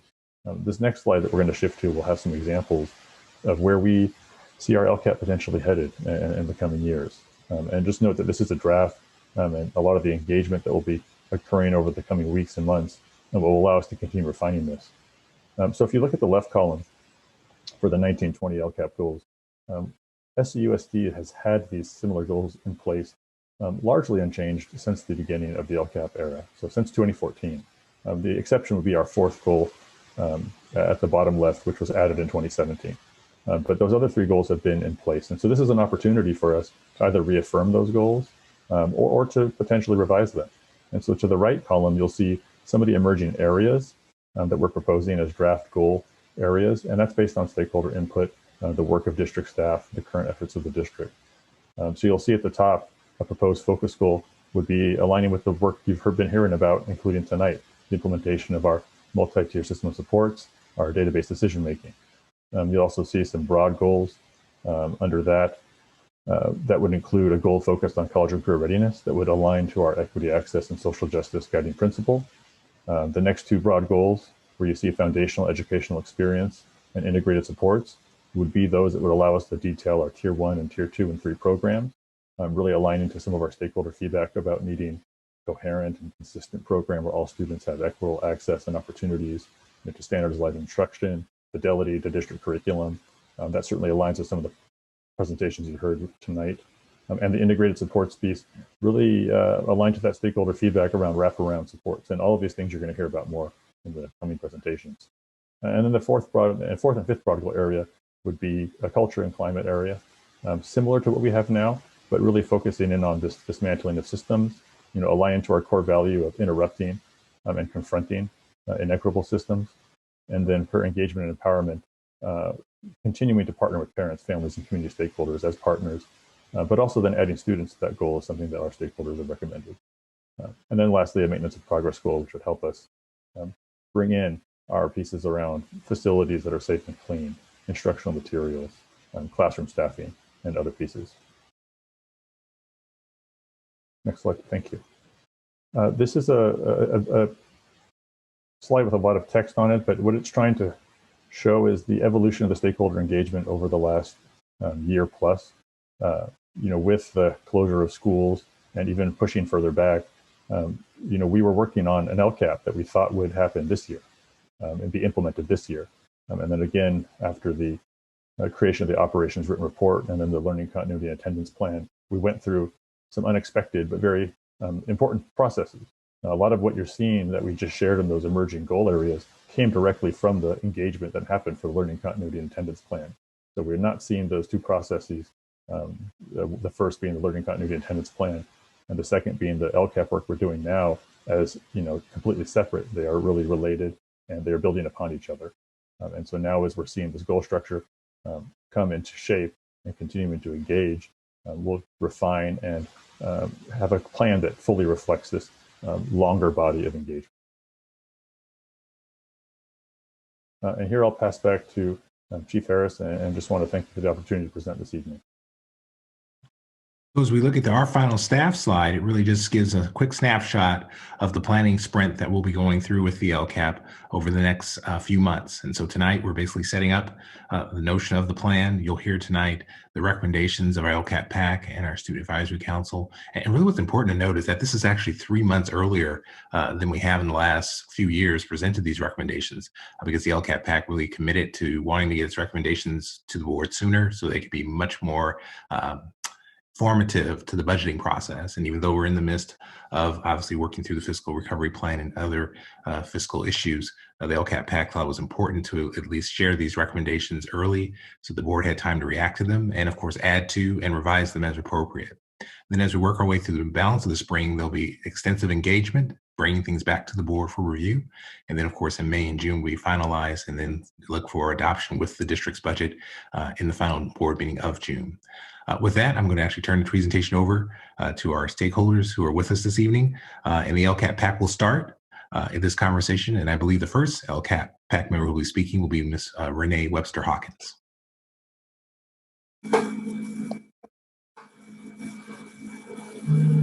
Hello, board members and superintendent. The LCAP PAC is very glad to be with you even at this late hour because of the importance of the LCAP and appreciate the board members who understand the nexus between the LCAP and the accountability and ultimately the outcomes for our students in our district. As Stephen mentioned, we had hoped to be bringing these triennial recommendations to you last year, but the pandemic interrupted that. But what I can tell you is that because of the board's action in extending the terms of all the members, we have a really, really strong group of parents who needed less training this fall on what the elements of the LCAP are, and we've been able to dig more into the data. We appreciate our calls for more data so that we can better understand what some of the programs and expenditures and outcomes have been in the past that have been directed to the activities in the past LCAP, so that we can look forward and really where we're at, even though as Stephen explained, the LCAP template has shifted around a little bit for ease of digestion, try to make the document a little bit more consumable, and rearranging the goals somewhat. What I can share with you is that ultimately, as a PAC, we decided that most of the goals that we've had in the past plan still need work. We still have very intransigent progress for many of our student groups. Sure, we've made some progress with some of our student groups in terms of the graduation rate, with some of our student groups with engagement and attendance, but across the board, we're still struggling, and our students are still being failed by our system. The reason why we had the CCEE SIR report conducted in the first place is that we still have significant disproportionality for 3 of our most vulnerable student groups, and it required the intervention of the state to help us. So our priorities and goals are largely the same, but rearranged a little bit. But what we expect is that our activities, once we get to that level of fleshing out the details in the plan, will shift a little bit. In particular, we're very heartened by the work that staff is doing around the MTSS and database decision-making. So we'll be working to integrate the investments in those activities to better move the needle on the broad outcomes that we're looking at. So maybe the next slide, we can show you, there we go. There are some overarching priorities, and, we've focused a little bit more on making sure that there is some coherence and consistency across the program and experience for all students. The last plan was a little bit chunked out by student group. What we're hopeful for is through the MTSS framework that all students in a much more seamless way are going to be able to access curriculum that's differentiated for them. We're focused on making sure that there's equitable opportunities, experiences, and outcomes across the district, and really disrupting the status quo so that our students can thrive. Next slide, please. So we have some broad priority areas, but this first one is really the heart of it. It's the foundational educational experience for all students at all school sites. Earlier this evening, Chief Academic Officer Baeta shared with you the importance of the assessments as a linchpin for ensuring that there's a foundational educational experience for all students. And she showed you a bunch of the data that the assessments can generate. And what you may have noticed on one of those slides is that, well over half of our K through second graders are not meeting standards for basic foundational reading skills. So this isn't just about making sure we have intervention for the most struggling students. our foundational educational curriculum is not meeting the needs of most of our students. And that's what we really hope to focus on and change through our priorities and activities that we're recommending as a PAC. I'm not going to read all of the information here in the slides. I know you all have a thicker packet of our recommendation, but just to know that we're at the heart of this LCAP PAC, we are laser focused on making sure that the curriculum and instructional practices are high quality, that our teachers get the professional development that they need to implement those higher quality educational practices in each and every classroom. Next slide, please. And so once we focus first on the foundational educational experience for all students, we also are very focused on making sure that there's a robust and equitable school program across the school district. So making sure that all of our students at all sites, regardless of the activities of a PTA or not having a PTA, or whether or not what neighborhood a school happens to be in, that every student has a robust and equitable opportunity for sports, for arts, for accessing enriching programs like GATE programs, and that the demographics in all of our specialty programs are reflective of our very diverse district here in Sacramento. Next slide. And now I'm going to hand it over to Miguel. Hey, good evening. Good evening, Superintendent Aguilar, President Bridget, and board members. My name is Miguel Cordova, and I have a 4th grade student at Washington Elementary. We're going to move from the foundational into the integrated supports for students and some of the recommendations we're working on there. So looking at integrated supports for students, we are guided by data-based decision-making in order to identify and address student needs.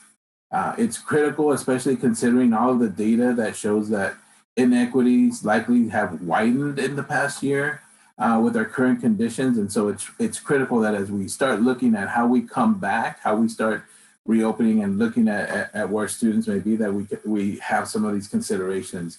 So some examples, I'll do the same. I'm not gonna read out each of them, but just some examples of what we're looking at here on this slide of the recommendations we're developing. They address the need for increased staffing of counselors. Example, mental health issues have been a factor in our school for quite some time. We've been talking about it as an issue that's kind of plagued our schools throughout the country. And so many of our communities have been impacted additionally in the last 12 months. So it becomes even more critical to be able to respond to it and to be thinking about what are the supports that we're going to provide and how we're going to provide some of those support systems or counselors for that. But we also additionally have had kids who have missed opportunities to learn and hear about college and career options. And there needs to be more staff that's available for students. So, they've gone a whole year where maybe they were getting visits that were coming into schools, and there was more of a focus on that. And obviously our seniors have had to deal with that. But then how are we looking at how we're going to bring kids up to that certain level of kids who have missed entire junior year of that, for example, and coming in and being ready as a senior. Additionally, the data shows that many students have disengaged. Many have missed a lot of school, and there's been reports about how D and F grades have increased throughout our school systems. And so we need to provide tiered re-engagement for our students to ensure we are ready to bring them back in and to provide interventions to increase our attendance numbers. That's some of the recommendations that you'll see there. And next slide. So considering an expansion and improvement of student support services and wraparound services means finding ways that we can work with students with the highest needs and find the means to help and engage them. This means identifying our homeless and our foster youth and providing necessary services. And we know the impact that the economy has had on many of our students. I think that if we were all back in person school, we know that a lot of folks, if just the economy were what it is today, that we'd be worried about students and families that maybe are without homes right now and how they may be dealing with this issue. And so, having that separation right now means that when we come back together and families may still be struggling, that's something that we have to be looking for and finding ways that we not only identify them, but how we're going to help them. Also, our district student support centers are vital. We've had meetings where we've learned about the services there. We know that services are not at every school site. We believe strongly that these are services that are very helpful in keeping students engaged and keeping families connected. And there's got to be a way that we find how we can have these type of services available at all our school sites. And that's something that has been a continuous thing for us, where we know either some schools have it or some schools haven't now, but it may not be something that's going to be there in a year or two, or that's a question, right? So how do you maintain something and build the credibility of it, knowing that, it's not a program that may be there from year to year. It's something that maybe for 2 years we have it and then it goes away. And so that's something that we feel is important to address. So next we're going to have Maria present the next couple of slides. Thank you, Miguel. Board members, it is always my honor to present with this team of the LCAP PAC. I have so much admiration for them, and I thank you, President Pritchett, for giving me this opportunity to work with them. I'm going to speak to the priority of recruiting, developing, and retaining highly qualified instructional staff. And on this slide, I want to look at the second item, incentivizing teachers to go to target schools, and refer back to one of our overarching priorities, which was specifically disrupting the status quo. Incentivizing teachers to go to target schools will disrupt the status quo, whereby, generally speaking, the incentives now are in place to encourage teachers to bring their skills to schools which already have programs and community support. Incentivizing teachers to target schools being those that demonstrate the devastating impacts of the educational gap, incentivizing teachers to target schools, among other things, would eliminate, for example, the disproportionate problem of teacher vacancies, which my teammate Rich Vasquez has so often lamented to you. The next slide, please. This topic of development and training has been the one that I return to over and over again while we are in our meetings. And kudos to Mr. Ramirez-Fong for always making time for me to revisit this topic. The LCAP PAC recognizes that all of the development and training items listed on the right side of this slide are imperative to our coherent and consistent, just and fair learning environment that we want for our children. But I return to these specific recommendations over and over again because I just could not see how all of these trainings could be implemented in a way that truly impact our children in a consistent way. I think you all know that there's many ways that our hands are tied behind our backs when it comes to these trainings. So while all the items on the right side are recommendations that we want, you must know this is not a to-do list. SCL training, check. Restorative practices, check. No, rather, I bring your attention to the important left side of the slide. And if we could just even call up from tonight's meeting, we talked about anti-racist training, and that's not even on this list. Well, yeah, there it is, anti-racism. And so looking at the left side, mandatory training with clear identification of which staff are required to complete it. All these trainings aren't going to be impactful if we don't have these things that are happening on the left side of this slide. Even tonight, what I heard was the anti-racist training is mandatory. It's being sent to all of the school administrators, and from there, the administrators give it to the teachers, and the teachers watch videos and they're invited to come into a discussion. I would still question what mandatory actually means in that case. So we want to see mandatory training with clear identification, unification of components. Again, going back to the anti-racist training, unification of components recognizes that each item on the right does not live in its own silo. These trainings work together, and in fact, they inform each other and should not be underestimated in how they work together. And then third, and really importantly, there needs to be effectiveness measured of how these trainings are they effective? We need to know if these valuable trainings actually impact outcomes. And as my teammate, and I will refer to Frank DeYoung, who is a perennial LCAP PAC member, and he is a trainer by trade, he always points out to us, there must be feedback to know if these trainings are working. I will go out on a limb myself and say that treating these recommendations on the right-hand side as a mere checklist without considering the left side is going to be a misuse of time and funds. So with that, I'm passing it on to LaShanya. And I'm LaShanya today. Okay, Miguel. She could not be here. She couldn't make it. When a little late, she had something else. So it's Miguel back again. So looking at capacity building, and I think this is something that's really important. I mean, one, if we talk about the building capacity amongst the parents about how to support learning at home, but most importantly, we've had a year of where we introduced the technology to a lot of homes. A lot of homes where parents weren't as familiar with any of the technology that their children were now getting, and so it's really important. I think at this point it's like we've made an investment to put computers in all these homes, and this should be a way that we're thinking about how do we continue to provide some support, to provide more academic enrichment in the students' lives, and how do we build capacity with the parents to do that. I think now that we have made that investment, we should find ways that we can use that with the parents.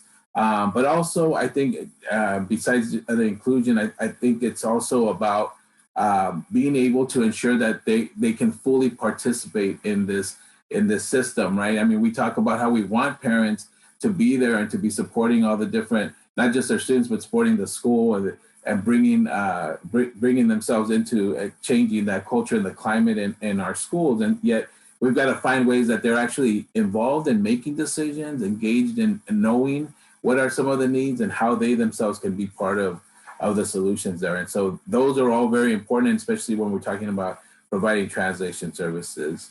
If we go to the next slide, the continued communication between the schools and the school district and home, but also, staying cognizant of the fact that there are language issues, right? And so ensuring that we are providing those support to be able to engage folks. A lot of time what I've heard from different communities is that, the more that they feel welcome, the more that they feel like the school is a place that they feel comfortable bringing their kids in, the more they feel that that's a part of it. So, some of the things that have come up today with, families leaving and moving from schools where they feel that these are not the places for them, it's about them feeling comfortable and them feeling that their child is getting the best education there. And if they don't trust that and feel that, or if they don't feel welcome themselves, that's not a place that they're going to trust is doing the best for their students. And so I think it's really important that we keep those things in mind and build genuine relationships. It's not about, where it's transactional and we're just trying to get through it and provide whatever we need to provide. And like Maria just said, it's not a checklist, but it's actual real relationships that we're developing with the students and their families. And I think that needs to be a goal. Moving on to the next slide. Finally, we want to not only provide important recommendations, but also be able to track and evaluate the progress. And with that in mind, we would like to see the use of targeted funding to specifically provide support to students with the highest needs. We want to see a full picture of funding for identified LCAP actions. Show all the funds that are used to address those specified needs that we've talked about. We want to see more of the alignment of plans and district supports and targeted outcomes and be able to see how we are working to assure effectiveness. As was mentioned earlier when we first began, the LCAP recommendations in the past have come at a time when so much of the plan for the coming school year have already been settled. And then here we come in June with our recommendations. So here we are in February, giving the school district a little bit of a glimpse of what we are hoping you begin to think about how you will include in the coming budget. Now, I don't know what's in the water tonight. I think truth may be a little bit part of what's in the water tonight. I want to be able to provide a little bit of that truth for our LCAP group tonight. So the local control and accountability plan and the local control funding formula were supposed to present a big change in how California manages its finances and how well we serve all students, and more specifically, how well we serve our English learners, our foster youth, and our low-income students. It is supposed to include all members of the school community, as all stakeholders were going to engage in the development, review, and support of the LCAP. Local control. Parents would help determine the district's priorities. The community would be able to respond to the needs of students in their communities. And the truth is that in good and in bad fiscal times, it seems that the same students have tough decisions made for their circumstances. Whether we have an influx of federal money or if we do not, your LCAP group will sit in a meeting trying to choose whether to recommend more reading or math coaches or provide mental health programs for kids. Provide English learner support or diversify the GATE program. Provide school attendance staff support or consider adding student support centers in sites where they don't exist or keep them going in areas where they do exist. And yes, we're looking at those upsetting assessment numbers and trying to figure out how we can work through that failure. Good times or bad times, students of color, homeless and foster students, English learners, low-income kids, they don't get full access to the mission of Sac City Unified School District. They don't receive the constitutional right to an equal educational opportunity because we're trying to figure out which of the many practices, which of the many support systems, which of the many programs and curriculum we will actually provide. So we as parents do that for you as the LCAP. I don't know if it has met the hype of changing our educational system, but we want to be heard and considered when we come and report about the heartbreaking decisions we're making. So all that is to say, we will be available after the presentations to see if you have questions, because we want this district to be an example of how the LCAP is supposed to work, how we are not just another part of the system that maintains the status quo, because our students deserve better.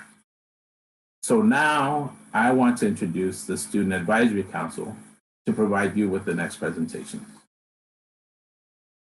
Thank you so much, Miguel. I'm going to let my fellow members of the council sort of discuss our specific policy discussions, but I would just thank the LCAP PAC. I have the honor of sitting in on the monthly meetings, and all of the recommendations the Student Advisory Council very, very strongly endorses. And with no further ado, I'd like to introduce our Student Advisory Council reps who we are 10 minutes away from midnight. So I really, really appreciate them being here. We're going to have Sarah Faraj of Kennedy, Young Huang and Abby Morioka of West Campus, and Natalie Nielsen of Rosemont, if I'm right. And so take it away, Sarah. Hello and good evening, good late evening. I appreciate everybody's attention for this presentation. We are absolutely thrilled to be able to present these recommendations, and our group wholeheartedly stands behind these recommendations. So we please hope that you consider them. First, we want to talk about one of our priority areas, which is mental health. And we all understand why mental health is a big concern, but we'd like to go in bigger detail. One of the specific problems facing SUSD as a district is the lack of mental health counseling services for every student across every campus. Some campuses have access to these counselors and some have access to 0 counselors. We need to address this equity issue. More than that, though, with distance learning, a lot of us are facing a lot of mental health issues as a result of this lack of flexibility around assignments, due dates, and assessments, things of the sort that cause a lot of stress inside regular school. But when you're at home and you have no access to your friends to kind of keep you distracted, those are just magnified to a greater level. And finally, we have an issue in the status quo. Even when students have access to counseling services, those counselors are so inundated with such high ratios of students to counselors that we can only account for 10-minute meetings, which absolutely, if you're in the middle of an anxiety attack, is not enough time for you to calm yourself down and talk to someone else to kind of get you back on track and ready to go to class. So we absolutely need to change these practices in the status quo.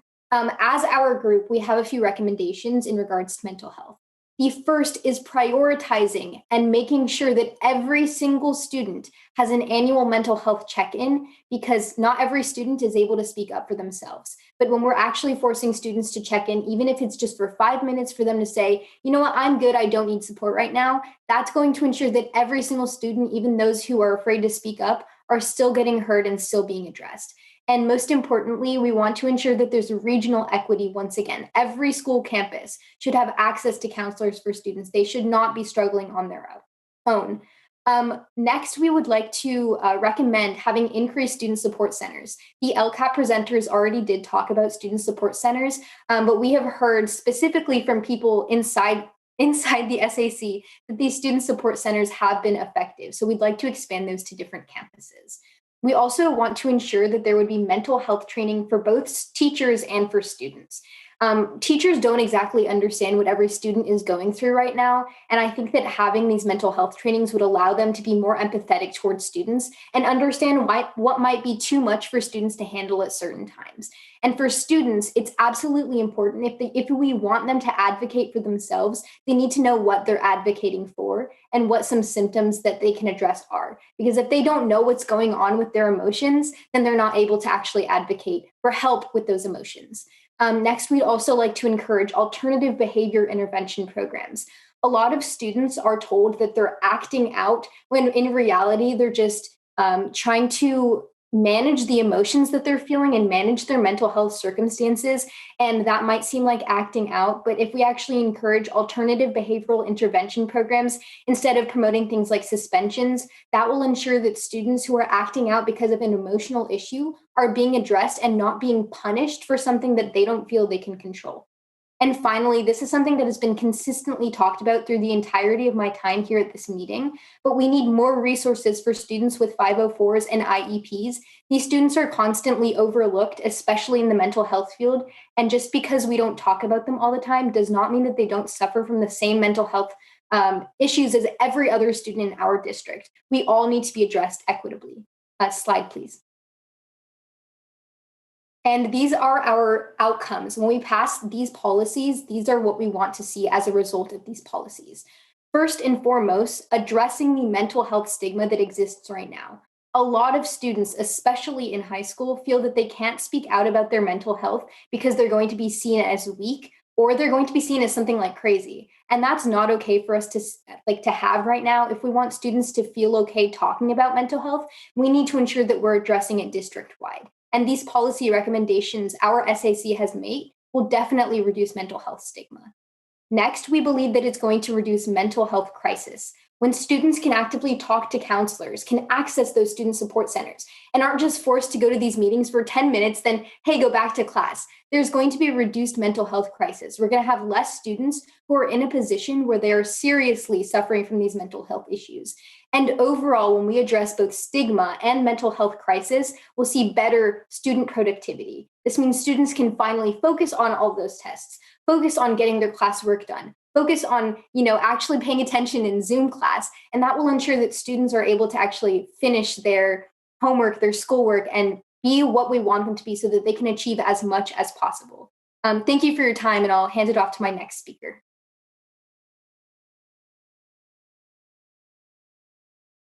All right, so our next priority area is career preparation. To begin, not all students have the means or want to attend college. There are many other options such as trade schools or specialty programs for young people to further their education after high school. As of right now, there's a high demand for trade jobs, yet a low amount of people in that field. With only college being promoted throughout our district as a post-secondary option, most students feel that that is the only choice for them. However, there's a vast amount of ways for students to pursue a career after high school. Another issue is the inequity in college preparation for students throughout our district, where some students have more resources to provide, where some schools have more resources to provide to their students than others. No matter where a student goes to, they should have multiple resources to prepare themselves for a career in the future. A few recommendations we have in regards to this policy is expanding our current programs, such as the Rosemont ECD Engineering Construction Design Program and School of Engineering and Sciences College Prep Program. Along with that, we recommend expanding the Superintendent's Initiative on College and Career Pathways.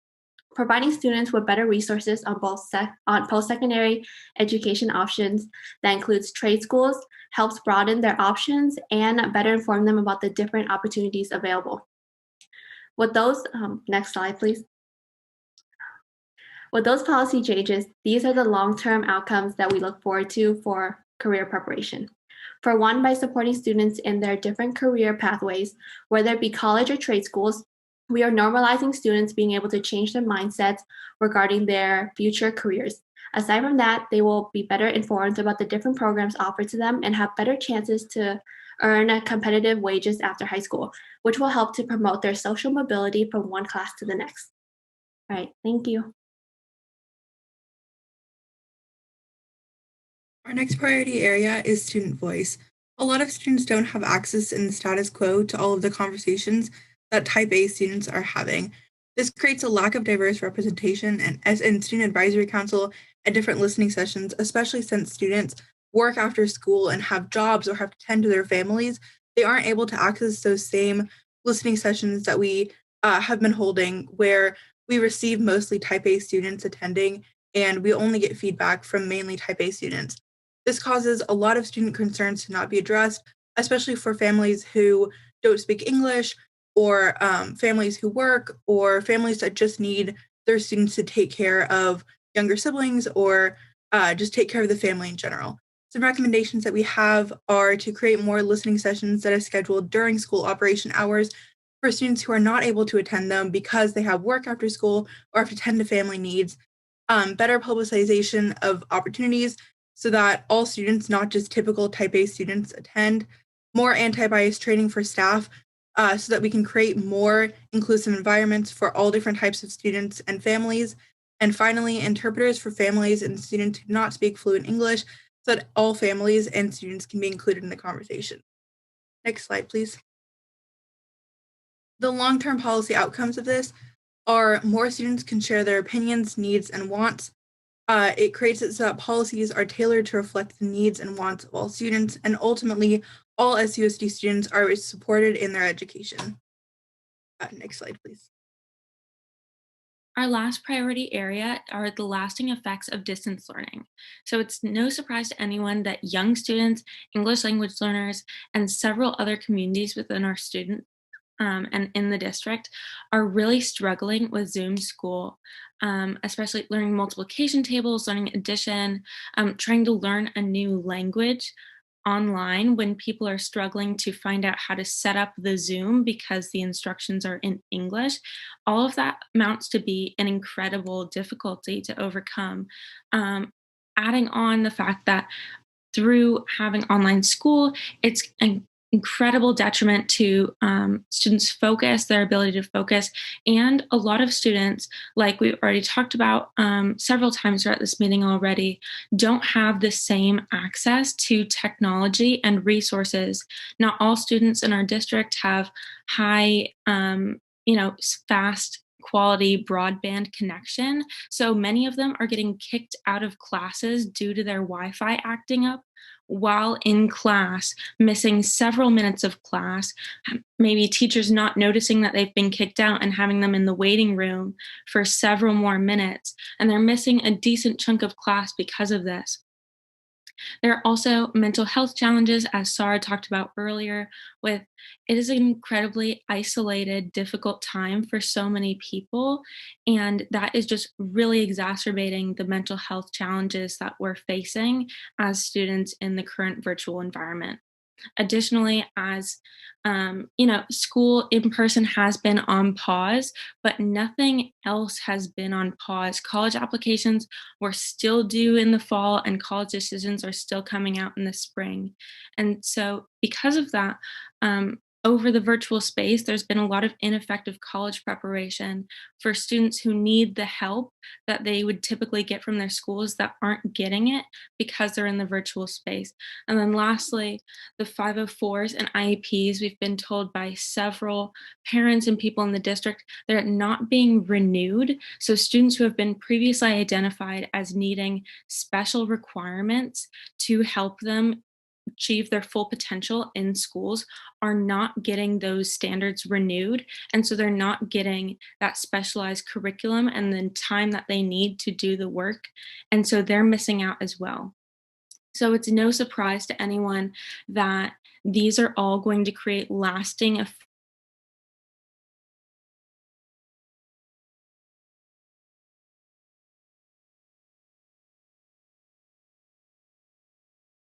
We need to bolster tutoring programs and especially pay attention to regional equity.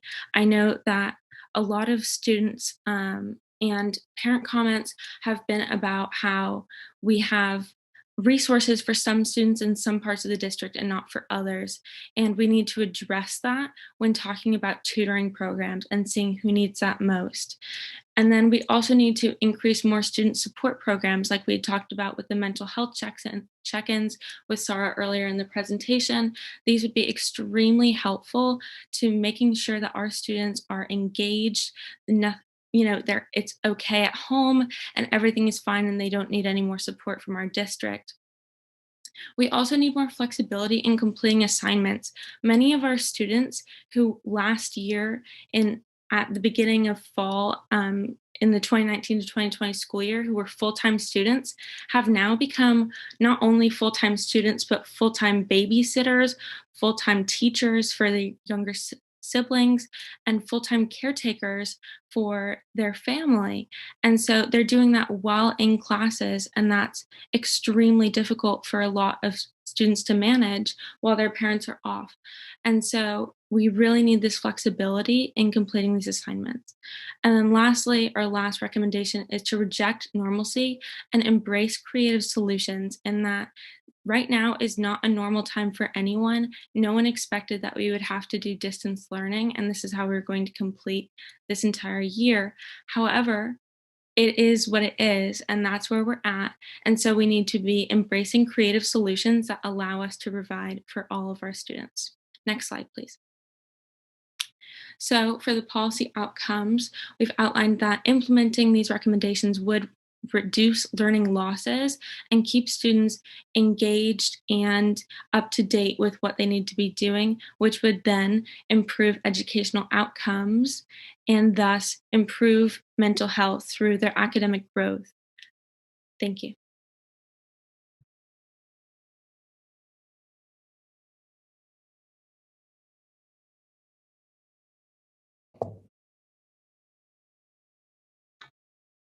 Okay, thank you for that presentation. I just want to, take a moment and thank all of you guys for taking the time out tonight. I know it's very late, and I want to send a special thank you to our students. I know you all have class tomorrow, and we apologize. I did not realize that we had students on this late. We'll make sure that we moved you up closer into the agenda so you're not up this late. And you guys presented fantastic. I don't think I could present like that at this late hour. You guys are definitely the leaders of tomorrow. And Ms. Collins, due to the time of this, it is 12:05. Are we able to defer board comments and have a standalone discussion at a future board meeting? I don't believe there are any public comments for 9.1. Right. No, I meant a board comment.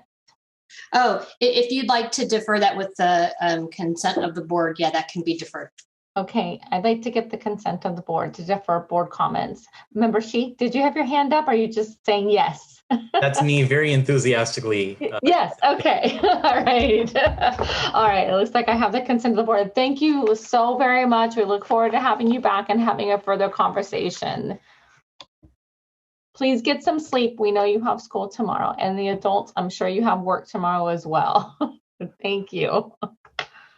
And President Pritchett, I just really do want to clarify, as you've expressed your appreciation, in no way are we, I think, or are you suggesting that we would be minimizing the importance of this topic? I think it's quite the opposite.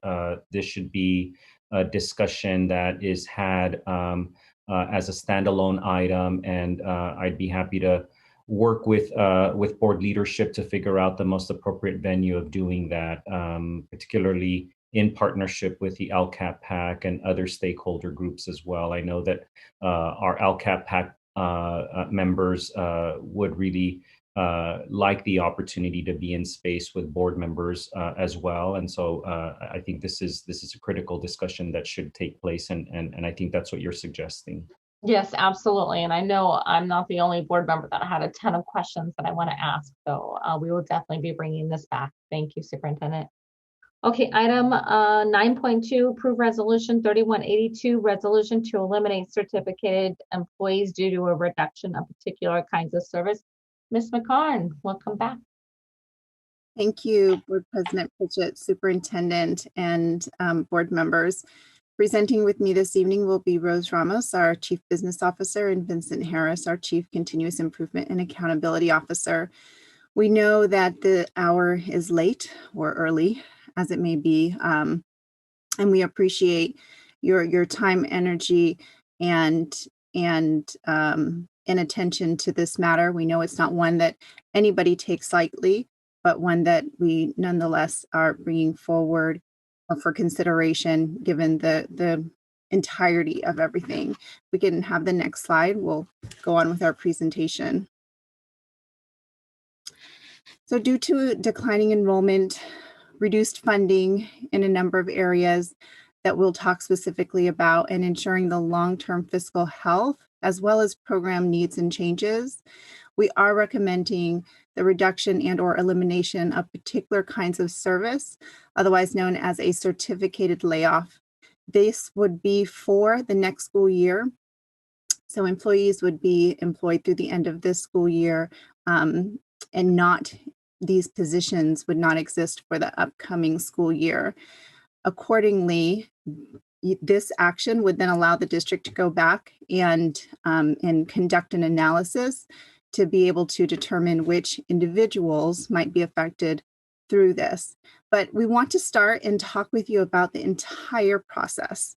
We want to talk with you about where it starts. We want to talk with you about the context and the notion that this is an annual process that the district goes through in order to look at a variety of things. It's a cross-departmental team that collaborates and works with site administrators in looking at budgets, considering multiple different factors to get to these recommendations. Next slide. So in that vein, we're going to talk about the budget development process. You may recall that when we previously have spoken about this, we've emphasized that it is not a one-time process. It is ongoing. It is monthly. It is not just right now that we're talking about. It's actually something, as you'll see through the presentation, that is it is ongoing and involves multiple different components to get to where we are. We will talk not only about the process, what goes into those budget allocations that sites and departments receive in December, actually, that they work with their school site councils, that they engage in this larger process. We'll talk about some system process improvements, year 2 of them really, they began last year. We'll dive a little bit into that and then talk about the results and bringing us where we are today. Next slide.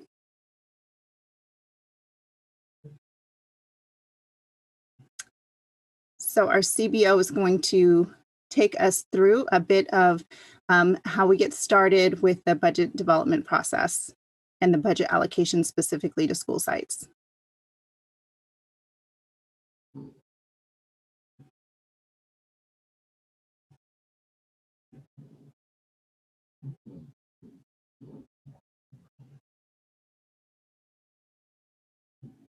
Or I can continue. That's Is Ms. Ramos on? I don't see her. You see Rose on, President Bridget. You do not? I do. Oh, okay. Are you able to unmute her? I just requested. Yeah, I just.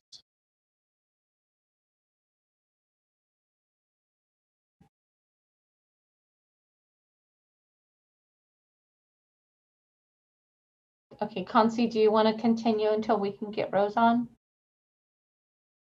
Certainly. Happy to do that. So with the elements involved in the budget development process, again, we're emphasizing that it is a process. It is not a one-stop meeting.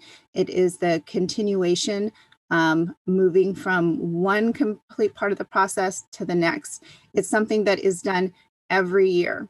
So in getting the district enrollment projections, the staffing allocations that school sites and departments received in December, the district used Decision Insight to and their cohort survival model to talk about. Rose is here, so she can jump in at any time. Sorry, Concy, my internet connection is so bad, but yep.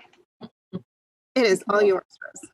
All right. Yes. Thank you, Concy. And so, yeah, we use Decision Insight to start off our process for our enrollment projections. And in addition to that, then on top of that, we apply our own factors that are unique to our district. For example, we may have some school sites that do have a little bit of a fluctuation in their enrollment, and not just, what Decision Insights uses, which is the cohort survival from the prior year, plus maybe an adjustment for an enrollment decline. So we add that, and then of course, as we've shared before, we don't just stop there. Then throughout the year, as we get more information from pre-registration, open enrollment, we continue to make those adjustments. And then, excuse me, the other item that we use, of course, for our budget development process is the governor's January proposed budget for the coming year. So that we know, we have an idea of what to expect for the coming year in terms of allocations and for our sites as well. So that's, next slide, please. So the next few slides are meant to kind of show our work. As Chief McCarn mentioned, we've tried to implement more district processes to really bring more robust data into the budget development process earlier. And so one frame you're seeing here is our budget planning calendar. And what this really is meant to show is that as we think about our resource allocations over the course of a year, it is really a cross-department team that sits and on a monthly basis really thinks through. So what are the key steps? And so you're just seeing a sliver of our starting of this past process, which starts in March.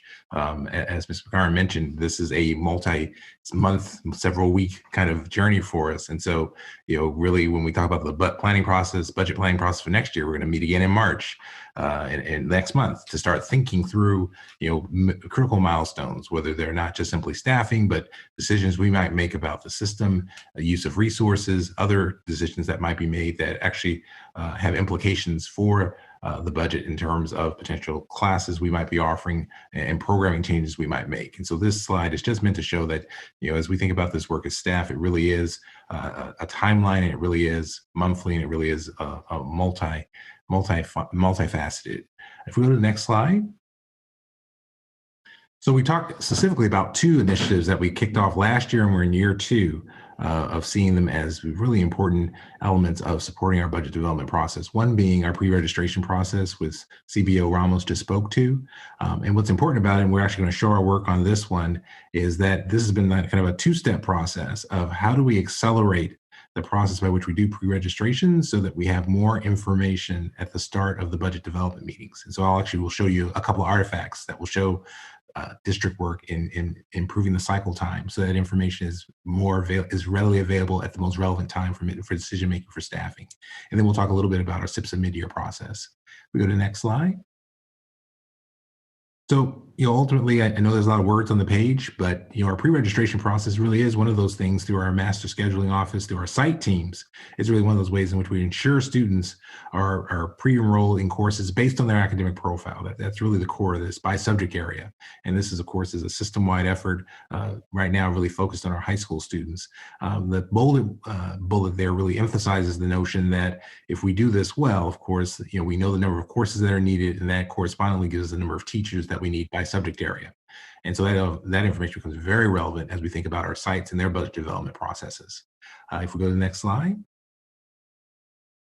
So this is a little busy, but I'll ask you just to look at the green box. And so when you look at the green box that has student requests used to determine full-time equivalent staff, you'll notice that when you look at the right, as of the 2019-2020 school year, we didn't have that information until March in terms of having it finalized. So of course it's during the budget development cycle, but on the back end of it. So it meant that there were adjustments that needed to be made. And of course, obviously that leads to sometimes inefficiencies in terms of overall process. What we were able to do last year was the first year of it, is that we were able to move back the cycle time and move up the availability of information from March to January. So that gets us much closer in the budget development process when sites are able to meet with fiscal staff and have an opportunity to really see those numbers more clearly, more set, if you will, rather than having to kind of guesstimate in January and then do an adjustment in March, which had taken place previously. Go to the next slide. And so year over year, we actually were able to move up one more month in that we moved from January now into December. So again, now putting us in a position where sites have a bit more time. Of course, obviously, we know that butts up right against the winter break, but our goal here was to, again, have more time for sites to really have the solid information about here are your student course requests. This will drive your course offerings, and of course, then drive your staffing plan exercise. And the goal here, again, in terms of supporting budget development, was that more information sooner allows us to make smarter decisions with our resources. If we transition now to the school plan for student achievement on the next slide, we're in year 2 of a SIPSA mid-year process. So what's important about this is that, of course, obviously the school plan for student achievement has always been an annual process for our district, and of course, all districts with Title I funding.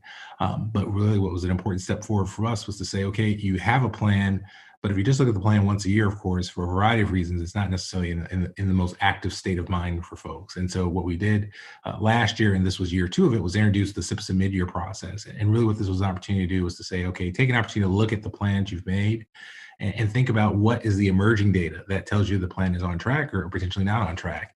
And what are the implications then for your Title I funding? Again, coming back to the budget development process. What I'll point to here for this conversation, the most important element of this is actually the last bullet, where we have now structured this process to be completed in December. So again, as we think about the conversation around budget development and those important staffing meetings that take place in January, this was another one of our attempts to say, let's get more relevant information let's get more relevant into the budgeting process more earlier when we can take action. And so the goal here was that you do your review of your school site plan, with the goal being is that information also has the potential to inform your Title I budgeting process. If we go to the next slide. And on the next slide, we highlight, again, as Chief Harris said, we've been going through an improvement process because this particular budget development is something that happens every year. Every year, regardless of other things going on, there are budget allocations that come out. There are conversations that are had, cross-departmental conversations that are had. There are sites, conversations taking place at school sites with site councils, with stakeholders, and meetings taking place centrally. All of that happens annually. So in this process that we are working to continuously refine, we wanted to highlight some pieces that were put in place that are continuing to move us on our growth journey here. So the integrated approach, we've talked a lot about the cross-departmental team engagement. And the big part of that is that it doesn't just happen at one point in the year. We have large group coming together on a regular basis, monthly, in fact. And as Chief Harris said, we actually will begin the next cycle next month, looking for next year. The actual budget development process itself, and just framing how we look at that, it is not just a one-time thing to look at your staffing allocation. It is really a process that involves your SIPSA, schools SIPSAs. It involves a variety of components. And so really looking at it as a developmental process, as opposed to just something that is done at this time of the year. The other thing that we want to highlight is the adjustments that are made along the way. This year, as well as part of last year, but certainly this year, we were able to, through the work of Chief Ramos and her team, put in place some additional staffing components in the allocations before school sites received their allocation packets in December. So whether it was around specialty programs or whether it was around additional needs that the site might have, those things were taken into place and accounted for prior to sites receiving their information. And then we are continuously working to build important feedback loops because as we know, things change. We want to continue to work on those areas. Next slide, please.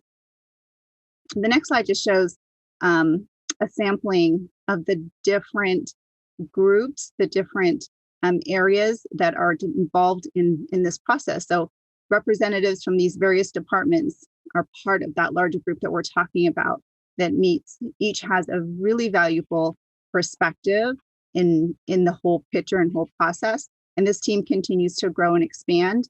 But the intent is that it takes all of that to be able to support the entire budget development process.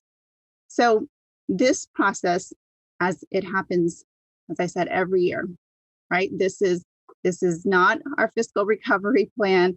This is the budget development process that takes place so that sites and departments are able to plan for the upcoming year based on their allocations, right? Based on declining enrollment projections, based on all of those different components.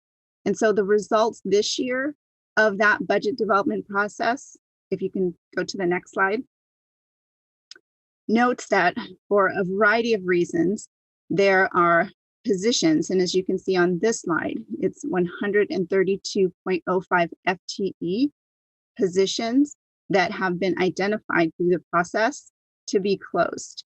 So some of these positions, as you can see in the exhibit as well, but some of the positions are vacant, and we list that 8.25. Those positions identified for closures don't currently have anybody in them. We have adult education at 5.5 FTE positions being closed, and 118.3 of K-12 positions to be closed. So at this point, these are positions due to a variety of things, and Chief Ramos will talk a little bit about it, scheduled for closure, being identified, not being needed in the upcoming school year based on the information that we have at this time. So if we can go to the next slide. Thank you, Consti. And I'm going to turn it over to our Assistant Superintendent of Business Services. His team worked on this slide. Adrian Vargas, if you could. Sure. Thank you, Rose. Good morning, Board of Trustees. So I'm just going to kind of discuss the categories and the associated FTE related to those categories. So in relation to program changes for sites and departments, we're looking at roughly 26 FTE in reductions. Those are primarily related to special education, adult education, and some charter school program changes. And then we have alignment of FTE allocations to enrollment, which comes a little under 40 FTE. And then we have grants that are expiring, but primarily our school improvement grant, where we have 34 FTE in reductions. And then our next category is limited term funding. So this is funding that we provide year over year to assistance to schools. So depending on what the need might be for a particular fiscal year, we provide extra supports. But we do have reductions in that area of a little under 11 FTE. And then our final category is related to HR adjustments, because we have a process where we do not eliminate partial FTEs, and we have situations where we have to lay off full FTEs, and that is the difference between what budget has and in the work we do relative to what happens with the PKS list. So with those categories, we have a total of 132.05 FTE.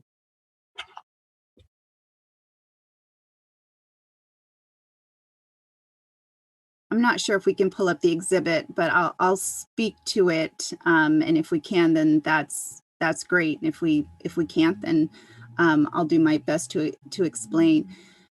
On the exhibit, which is the actual positions, which lists out the positions that Adrian just spoke about that were separated. We noted, as we did last year, that there are some positions that we believe will not result in a notice being issued because of anticipated attrition, known or anticipated attrition. So some of it we have right now. We have retirement or resignations that have come in, and others we're anticipating the attrition based on prior years, based on what we know about some hard to fill positions. So on the exhibit, you would see asterisks, thank you, near some specific positions. If you look under K-12, math, the 3 science areas, as well as the special education, are all positions that we do not expect that will result in a letter. So those positions closing, even though they're identified for closing, because of the anticipated or known attrition, we don't expect to have to notice an individual for that.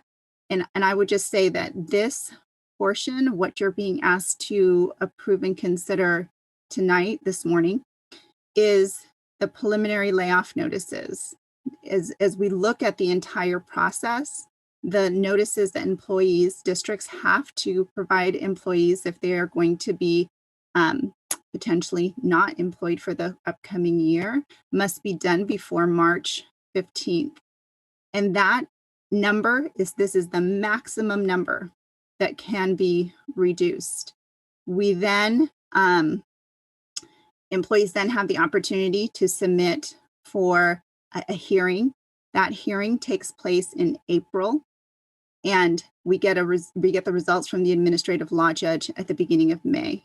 We then come back to you in May, and that's when the decision is made for final layoff notices prior to May 15th.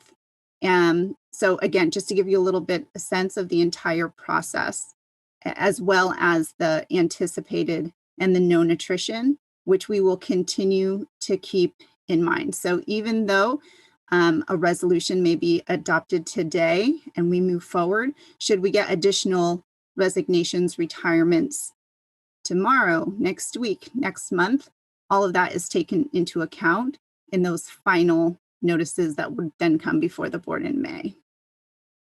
And with that, we're happy to take questions. Thank you. We have 9 comments on item 9.2. Yes, we do. And the first is from Nikki Malevsky. And it says, "Dear board members, before you vote on the large number of layoffs the superintendent is asking you to approve Thursday night, we implore you to look at the facts of what happened as a result of the layoffs last year. The first attachment is the layoff resolution for March 2020. Although this year's proposed layoff is even larger, you will see some similarities to positions that the board approved to lay off last year. As you can see, last year, the board voted to lay off math, English, science, physical education, social science, art, elementary, multiple subjects, K-8, special ed, and other teaching positions.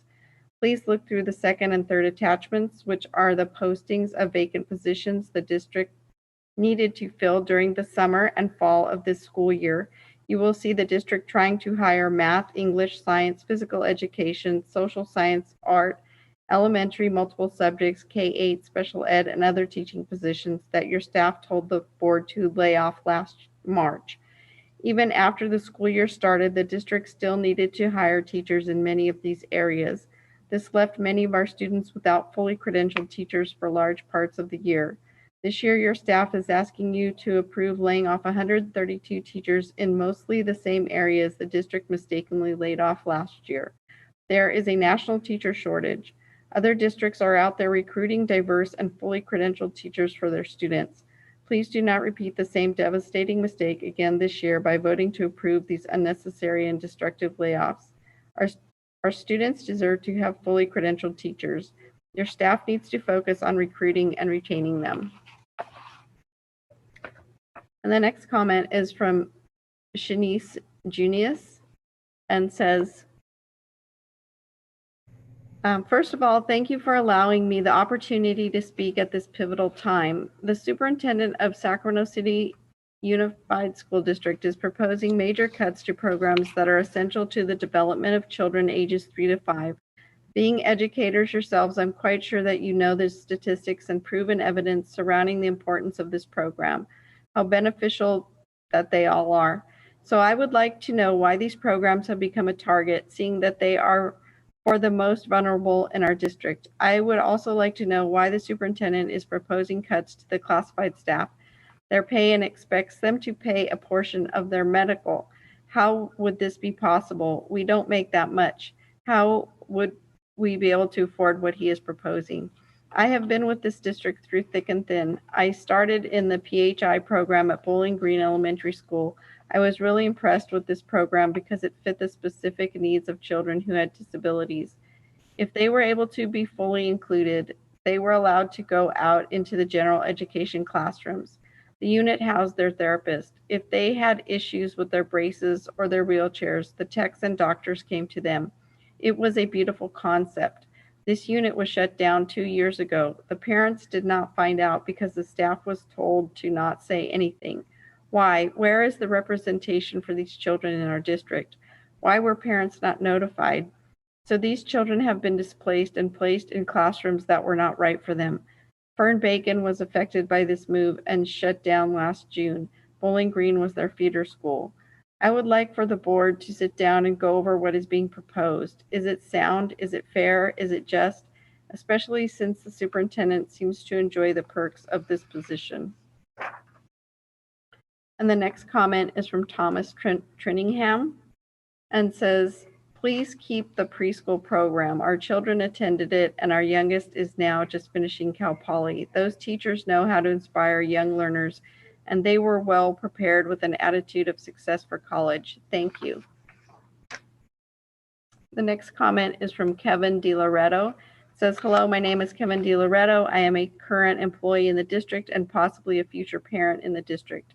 I sadly must say possibly a future parent in the district because with the lack of investment and the continued threat of disinvestment by the superintendent with layoffs, I may send my child to another district. Just recently, you voted against his unnecessary cuts, and you need to again reject what he's trying to jam through with only a brief discussion. I mean, he hasn't even provided specifics yet, and we have seen that when this was allowed to happen in the past, that it turned out to be a mistake, and students were the ones who ultimately suffered. Superintendent Aguilar easily found $6.2 million for outside legal counsel, e.g. Lozano Smith, and $730,000 for his own office expenses, including his executive assistant and travel. But he can't find $500,000 for our neediest children to have access to preschool. Remember, board members, you were put in these positions to advocate for your constituents. And as we saw last year, the citizens will vote out those of you who don't listen to them. Reject the superintendent's non-specific proposal. The next comment is from Alice Parente and says, please vote against all cuts involving K through 12 layoffs. For 9.2, no layoffs. Child development layoffs in classified 9.5, do not cut early childhood funds. The next comment is from Jennifer Chabriel and says, please do not lay off teachers. Our students are suffering enough and do not need the added stress of losing their teachers as well. I have heard from students before who have lost a teacher and had a substitute the main part of the school year, and they all say they do not learn anything. There is no consistency in assignments or grading. Even worse, they never now know who to contact or how to speak with their quote teacher unquote about the situation because it is a new sub every month. They all express frustration at the inability to understand material or be successful in the course, and it makes them feel unimportant and undervalued at their school. Is this the message we want to send to our students during an uncertain time? Shouldn't our goal be for their educational success and some consistency? And the next comment is from Kirill Lukinski and says, as a teacher at SUSD, I am opposed to any cuts to staffing. And Amanda Paskey says, I find it curious that the board is considering an action 9.2 termination of staff, yet has not identified which staff positions are slated for elimination. Your agenda notes that the appendix item for agenda 9.2 would be available 2/6. Yet when I checked this morning, 2/18, the appendix is still blank, just like it has been for days now. SCUSD, it is cowardly to not let the public, your constituents, see who you intend to lay off. I have serious doubts about your commitment to your quote, students first, unquote motto. And the final comment is from Michelle Volker and says, please prioritize people right now. We should not be cutting positions or programs that we know have value. SUSD claims to prioritize mental health, and employees get weekly wellness updates from the district. In order to truly prioritize the mental health of your employees, do not threaten to cut their jobs. Do not add to the stress that so many are feeling day in and day out right now. And that was the final public comment on this item. Thank you, Ms. Moretti. Okay, I know board members this and staff, this is always a tough pill to swallow this time of year. I just want to reiterate what Ms. McCarn had said, that this is a formality and not the final decisions. We will have an opportunity to dig in deeper before the final decisions are made. Is there any board comment? Okay, Member Garcia, and then Member Rhodes. Yeah, so I understand this is a process. I appreciate that.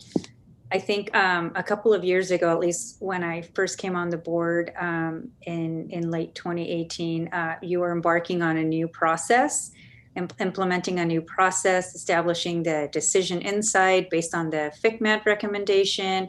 So I just want to recognize that there's been a lot of improvement from that point to now, and appreciate that some of those that it's a year-long process essentially, right? So there's constant check-ins with school sites, and then checking also the enrollment factors and other assumptions that you have to take into consideration, and that the information is coming to sites and to the district earlier in the year, but also it's something that it's coming to, I think, the board earlier too. So I appreciate that because these are really difficult decisions. And at the end of the day, we're trying to figure out what the budget looks like for next year and then 2 years after that. So these are important decisions important information to have. The earlier, the better. And then also gives us time to make adjustments along the way. But there's certain deadlines that we have to meet because it's the law. And that's kind of where we're at right now, right? It's the preliminary part of this whole process. And the final part takes place in June. But I just do have some specific questions on the information, specifically to the exhibit, because that's where you outline all of the positions. So I just wanted to make sure that I understood there are multiple, I guess what we see today is just solely informed by the budget development process. It is not informed by the fiscal recovery plan that we just voted on at the last board meeting. That's correct. Okay, because I felt like I needed to point that out because there are 2.5 FTEs under adult ed, parent preschool. I think that's a parent participation preschool program that I know board member or President Pritchett and I participating in many phone calls, meetings, I think last year to try and find a sustainable funding model. I know staff spent a lot of time on this. Superintendent was part of some of those conversations, really trying to preserve the program and make it self-sustaining because the district can no longer support the program from the general fund. So I just wanted to make sure that this is in a way the reflection of a somewhat organic process, because there's a declining enrollment in the program at this point, which means that fewer FTEs are needed. Am I understanding right? I know it's late, but I'm just trying to make sure that I understand this. We got a lot of emails relative to this program, so I wanted to make sure that the reduction of 2.5 FTEs does not eliminate the program completely. Is that correct? Member Garcia, I've asked Ms. Bieda to answer that question for you, just so that our response is clear, given your acknowledgement of communications that you've received on this question. Thank you. Thank you, Member Garcia. The 2.5 teacher reduction, those are all of the parent participation preschool teachers. Those are all of the teachers. There are 2.5 teachers. So is the program being eliminated completely? That would eliminate all of those classes. We have 30 students right now this year that we're supporting. Okay, I'm not Member Garcia, as you remember, because we were trying to find ways to make the program self-sustaining, that program was not in the budget for this year. Correct. So I agree with you. This program is, as you know, I'm fully in support of this program and know the importance of this program. We need to find creative ways, and I'd love to have a conversation with you about that. Okay, I guess I'm still not understanding that these 2.5 positions eliminate a program at a particular school site or in its entirety. So these are like I think we had like 5, I looked at our website, we have like 5 sites that have a parent participation program. So 5 sites with 1 teacher each, that's like 5 FTEs. So I'm not understanding how 2.5, a reduction in 2.5 FTEs eliminates all of the program at all sites. Some of those, some of the 2.5 FTE, Member Garcia, support more than 1 school site.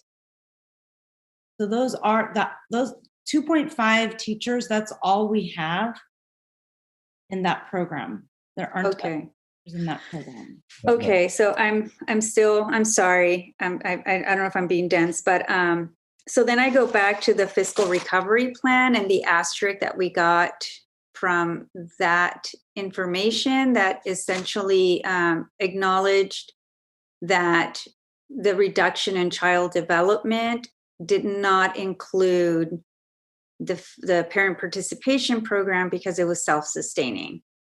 So I'm trying to make sure that I'm keeping those separate, but I'm having a hard time doing that right now. That's correct, because when we discussed the fiscal recovery program, the parent participation preschool was not included in the budget. So that is why it was asked like that. Okay. Member Garcia, if it I'm not sure if I'll clarify and follow up with a board communication that maybe can be clearer.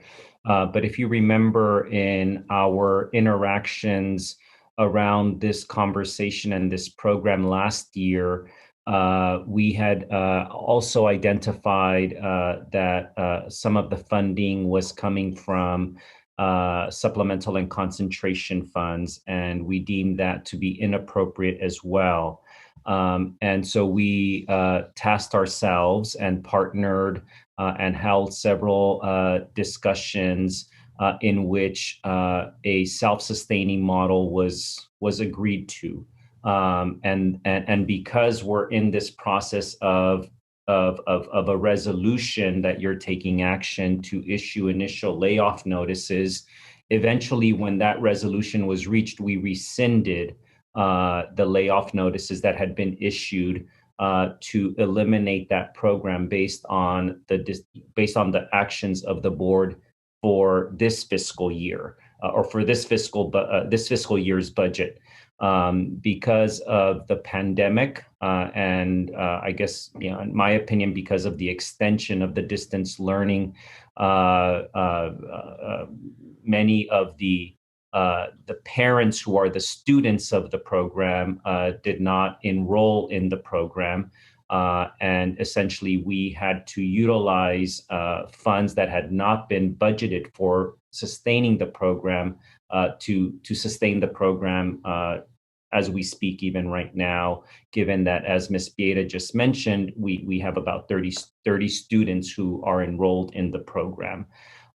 So when we submitted the FRP to you, we wanted to make sure that we were transparent in that for some, you might interpret this as a program that's being cut, even though it had not been budgeted, because it was supposed to be self-sustaining. And we wanted to be clear that for those who might treat it as a cut, that we indicated that program was not budgeted last year, and it's not budgeted really. There's no line item for that program.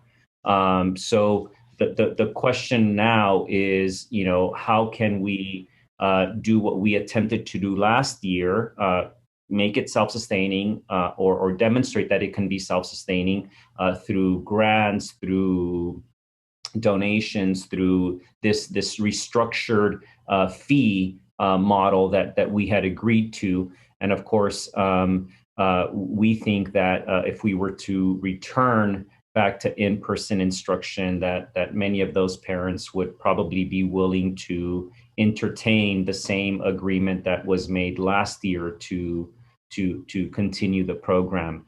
At this time, there is no what we tried to make clear in the FRP through that notation is that program does not have a budget line. It didn't have a budget line this year, but because we're talking layoffs right now and the serious nature of it, we are recommending that we include that as part of your action tonight to abide by the statutory deadline. Otherwise, we essentially would have to find the resources to maintain that program.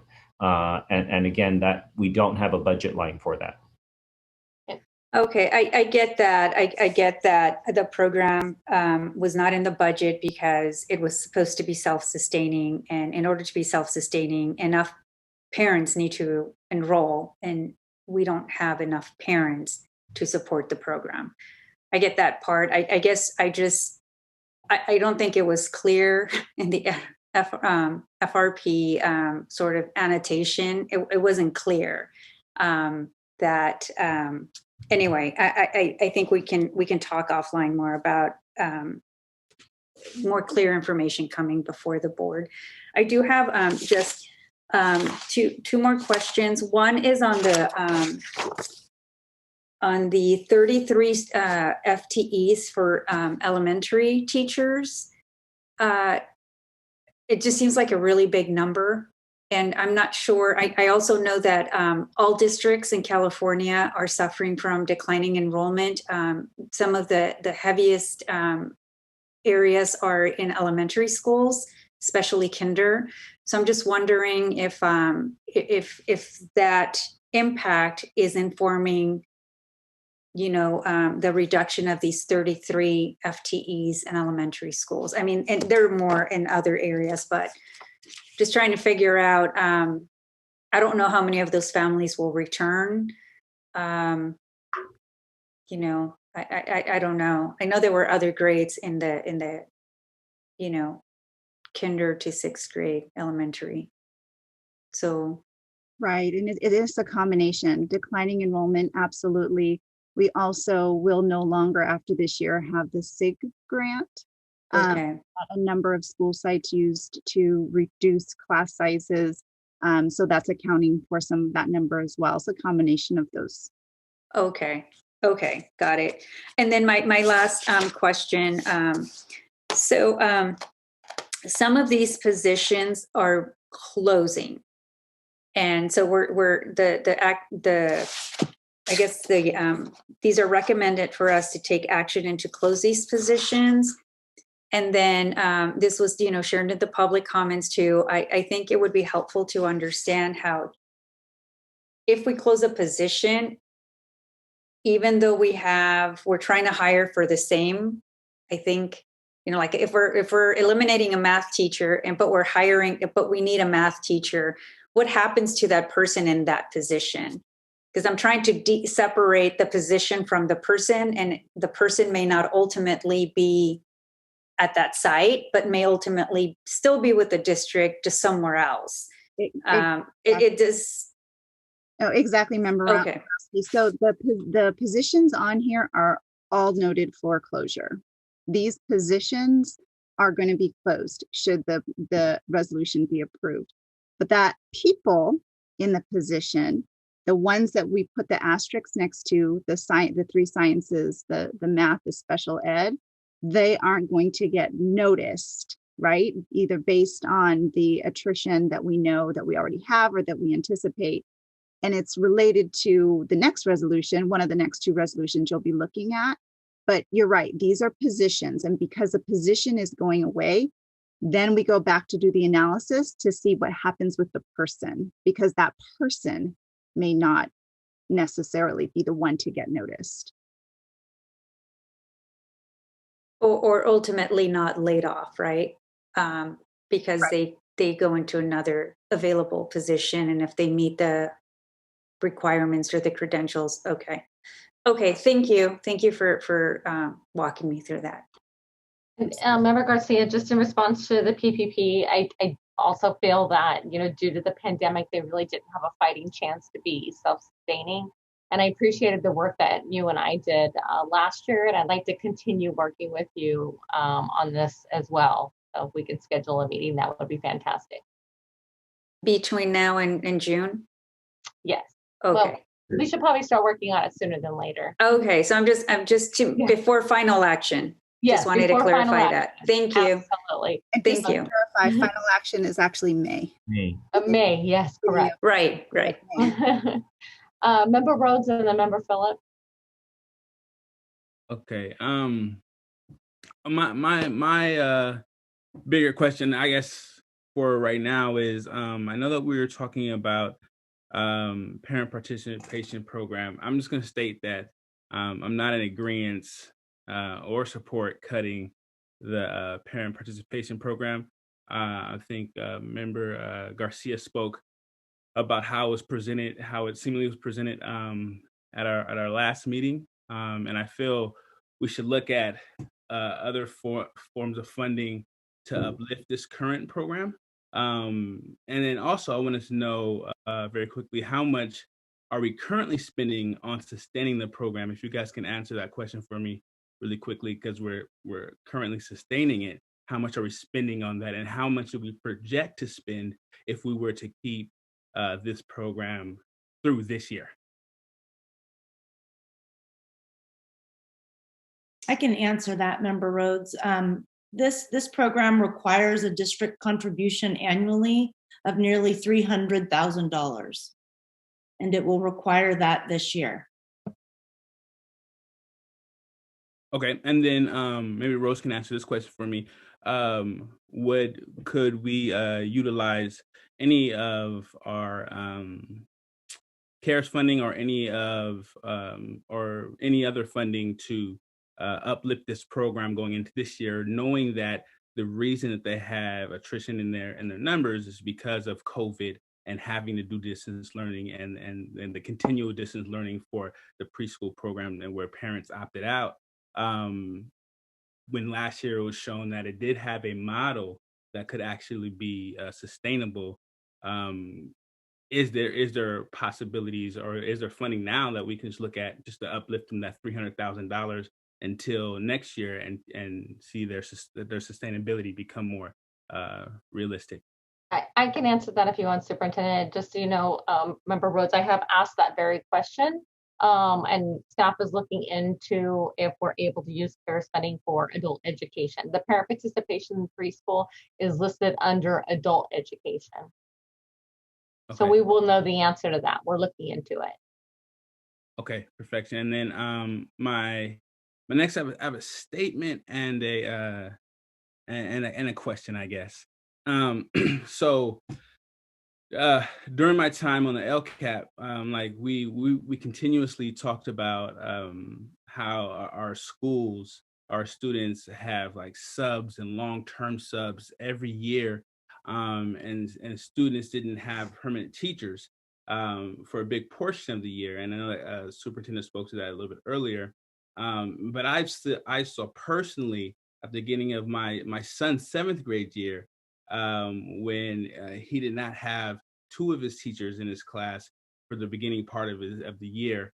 And so my question to staff is, if we approve these cuts, how would this impact the start of 21-22 school year for at Promise youth? Well, what I can say to that is that while these positions that are listed on here for various reasons, as we discussed, to be closed, we, knowing the historical, historically what we've needed, that's part of why we went forward and said, okay, even though sites are reducing their math, sites are reducing their science, we know that those are hard to fill positions for us. Math, science, and special education. They're just hard to fill. They've been hard to fill for a number of years. So we specifically, this year, last year, were layoffs, year before, no layoffs, but we specifically say, even though sites are reducing sections of those particular subjects, we are not going to notice individuals in those areas because we're going to need to fill them. So that's one way that we try to adjust that and get ahead of it. Even though the position is closing, we think the person in the position with appropriate credentials in those areas can be used in other places. And we've been fairly, we have not been overstaffed in those areas. So our the looking at the past trajectory of what we've needed, as well as the reductions in attrition, have matched. I will say this year, our attrition is less than it has been in the past. Actually, it's close to half so far. We'll see what happens. We'll continue to keep that in mind. But that's exactly why, Member Rhodes, we know those positions are hard to fill. So even though the position is closing, that doesn't mean the person with the appropriate credential would go. Okay, and thank you very much for that explanation for our board, but then also for our community at large. And then, the time is going really late, so I will make sure that I give that to other board members who have an opportunity to speak as well. But, last but not least, is there a opportunity that we can get a breakdown of a little bit more clear, just like Member Garcia was saying, when you see the big numbers, if we can actually say like these number of people are from the grant that's ending, or these number of people, so that as we continue these conversations, there's a little bit more, people can see it a little bit better and understand it a little bit better. I think one of the things that we get a lot of information, but if it can be digestible to our community as well, people can better understand why this is happening and what it impacts. If that's helpful for our future conversations, it's more of a statement. Perfect. Thank you so much, Member Rhodes. Before I call on Member Phillips and Member Morosky, it is 1 o'clock. I need to entertain another motion to extend our meeting. Move. To 1:40 to 1:45. Let's try not to take all of that time for sure. I have a motion and a second. All in favor, say aye. Please raise your hand. No. I know. Saying no, sorry. That's okay. I'm still here. We're bored. I'm still here. I didn't have my hand raised. So you can continue with Trustee. Oh, okay. I apologize. I thought I saw your hand raised. Okay. Member Morosky? Okay, thank you. I wanted to just, I guess, echo what Member Rhodes was saying about the breakdown of what is from where. I actually had expected that type of information that we were given prior to have in front of us tonight. So maybe we can follow up on getting that so we can have more clarity. I understand, that this is difficult because we're talking about things that may impact people's lives, and it's also not a final decision or notice or anything by any means. So I understand, the need to move forward with these, these preliminary notices, so staff can do all the work they need to do. But I also just want to agree with Member Rhodes that that further detail, so we could really understand it, would be helpful. I wanted to also I guess lend my support to the figuring out the parent participation preschool issue and the fees, and so I think it seems like you have a good consensus around that. I guess the last thing is I just wanted to clarify on Ms. McCarn, when Member Garcia asked about whether this includes anything from the fiscal recovery plan, I think the answer was no. But then in your presentation, I thought I saw, and I don't know if we have a minute to pull it up. I just wanted to be clear on. I thought I saw transportation and child development reference from the fiscal recovery plan. So actually, on a upcoming resolution related to classified. So the answer will be different. I would say yes, but for certificated, for these positions that you're looking at, no. Oh, okay. Maybe I have my wires crossed. So, okay, I appreciate that. So this is just the enrollment and special ed changes and other, or the enrollment. Declining enrollment, funds, and site changes, and other changes, program changes, those kinds of things. Okay. Well, then I'll just appreciate, once we get through this, just following up on what, just more clarity on what those positions are, what we might choose to, fund with CARES funds, or just depending on what our needs are. So appreciate that. Thank you. Are there any other board member comments or questions? Okay.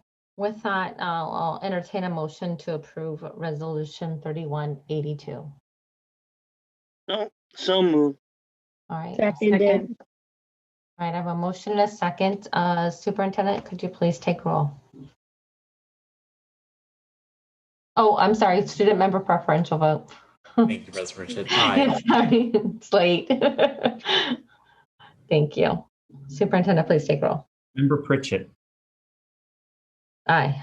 Member Morowski. Aye. Member Wu. Aye. Member Garcia. Aye.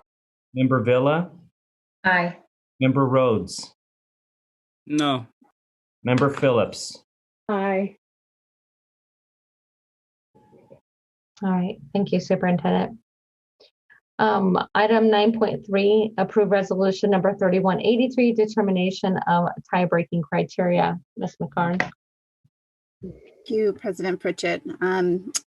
Given that resolution was approved, there are a couple of things that we need to do to ensure that the analysis can be appropriately conducted throughout the layoff process. The next slide, please. So the tie-breaking criteria really looks at, because there are employees that have been hired that have the exact same seniority date, there needs to be a system in place to break a tie, to say that within that very specific seniority date, there is an order of seniority. And so the tie breaking looks at a number of things that they can get points for. If you go ahead to the next slide. Used in that tie breaking. So if there are more than one credential that they might have, or any of those things that you see noted on here, that's used to help determine that. So we use the tie breaking criteria again only when and if we get to a seniority date that has more than one individual in it, to determine what that order is within that one very specific seniority date.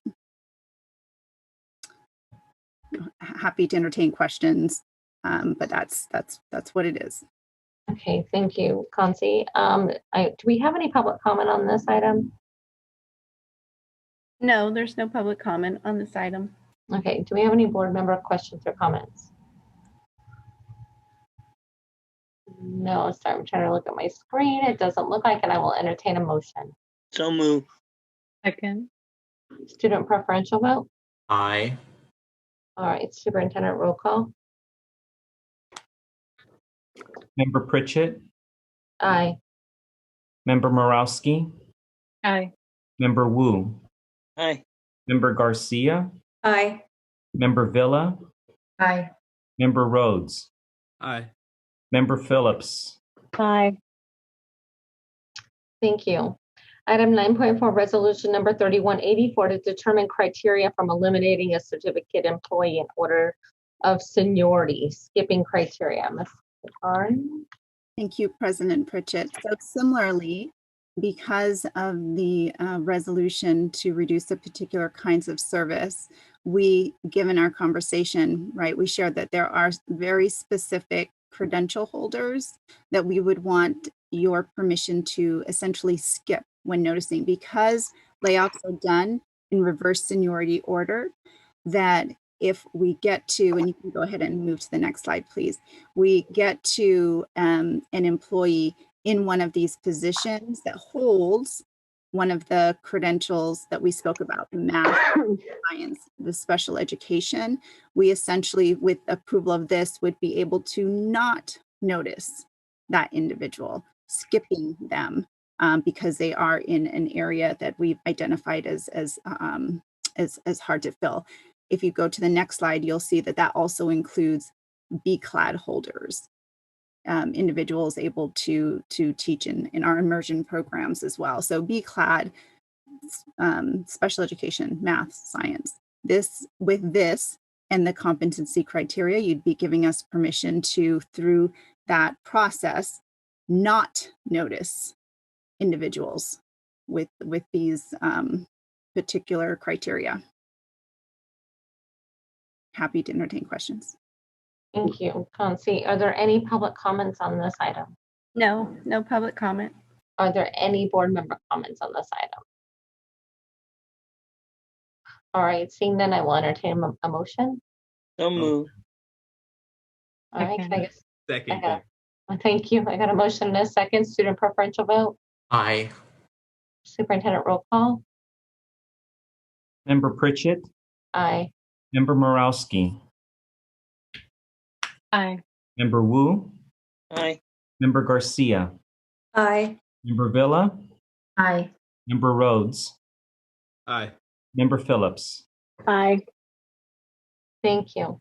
All right, item 9.5, approved resolution number 3185, notice of layoff classified employees and child development permit teachers, reduction in force due to lack of funds and or lack of work. Ms. McCarn? Thank you, President Pritchett. This information, to some extent, is similar to what we shared with regards to the certificated, because it begins as the same process. It is the budget development process that the district goes through to gather information about staffing needs for the upcoming year. So some of the information, and we can certainly go through it as quickly as we need to, is exactly the same. They're getting budget allocations to sites and departments. Sites and departments are having conversations with stakeholders. They're coming in to engage in a conversation with central leadership to share their staffing needs for the next year, the upcoming year. The additional piece and component to this is that in addition to what happens every year as part of the budget development process, there were some implications from the fiscal recovery plan decision that the board made 2 weeks ago that results in some of what we'll see here. Please I'll go on to the next slide. So I pretty much just said all that. It's the same as for the certificated in terms of the process. Go ahead to the next slide, and board, please let us know. I mean, Rose, is there anything different that you would say? No, not at all, Concy. Thank you. Okay, so the same process was utilized. Go ahead to the next slide. Vincent, for the slides that you shared about not only the monthly engagement with the ongoing collaboration, but also the SIPSA, is there anything different related to classified as we go through these slides that we want to highlight? No, these are all equal implications for certificated and classified. Okay, please go ahead to the next slide. The next couple slides, actually. So as it talks through the same process and system, go ahead to the next slide. Thanks. That was used in the overall, looks at the entire site or the entire department, both certificated and classified. Go ahead to the next slide. And one more, two more.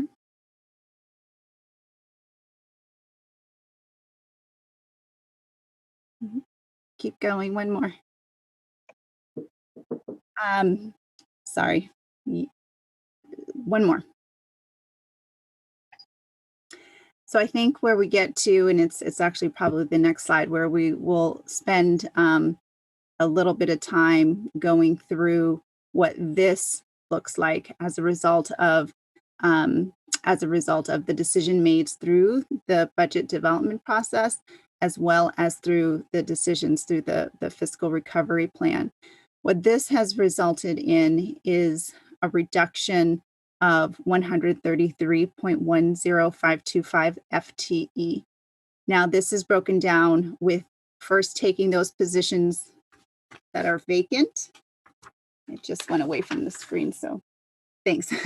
Those that are vacant, the 43, just over 43 and a half FTE that are vacant that will be closing. And just to highlight that, something on this point is that as part of the ongoing need to ensure the system is clean, right, as part of former audits have told us, we need to make sure we are going in, and if positions are not going to be staffed, rather than have them sit in the system as vacant, they need to be closed out. This is a way to also close them out. So closing out those vacant positions, the department closings, the site, and the special education. And if we could turn to the exhibit on this one, I will share that the special education relocation changes that are listed on there, you'll see on the exhibit, they're in a separate section and they are together. They are just moving from being central to being site. So the work is no longer existing in one place, it is existing in another. So that piece is really different than these positions here that are closing. Go ahead. So first, what you see are departments. At the beginning of that list, you saw a number that were child development. Those were directly tied to the fiscal recovery plan decisions. The next section you see are some site closures, site positions that are closing.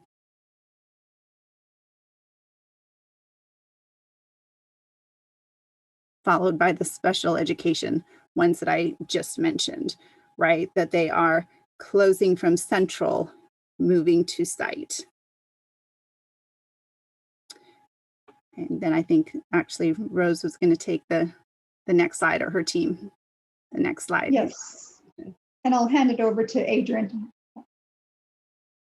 Hello again. Yep. We can get to the PowerPoint.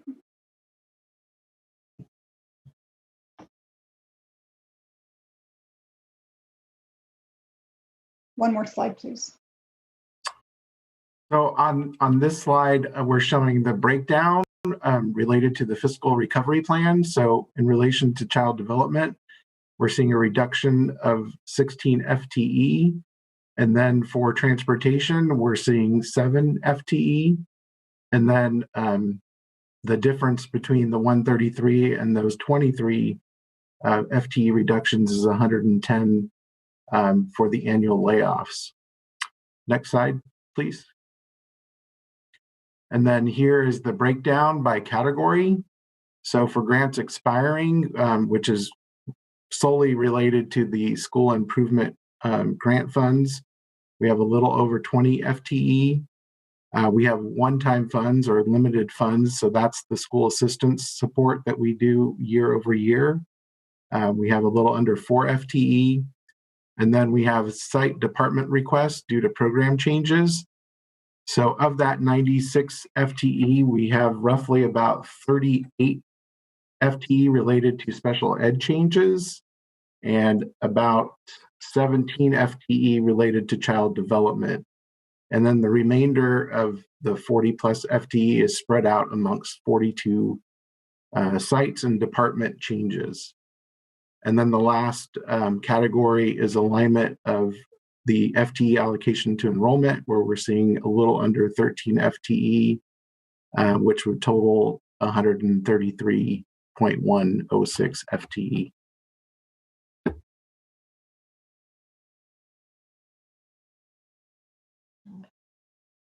And so in closing, we would, of course, continue to look at any attrition, any additional vacancies, any resignation, retirements. And with classified, the layoff process is a little bit different in that we would sit down with the labor partner. We will sit down with them and together meet with the employee. They might have the employee, the classified employee may have different options. And so that analysis is done person by person. Their seniority is based on positions they previously held in that calendar, in that classification with those hours. And so we sit down and go over what the individual's options may be. They may be able to take a voluntary reduction. They may be able to do a number of things. And so the individual meetings is just a little bit different in terms of the process. Okay. And do we have any live comments still online for this item?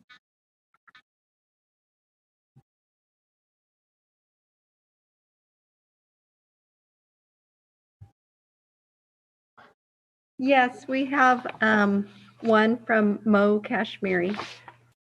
Die hard, Mo. All right. Hey everybody, this is Mo Kashmiri again, parent of a William Land, fourth grader. I would just urge the board not to make these cuts. I think what's clear from the budget is that we're getting more and more money coming in from the federal and state governments. Now is not the time to be reducing services for our students. As some of the board members mentioned earlier, you know, we're going to need more staffing for some of the things we want to do. To be cutting people now is just wrong.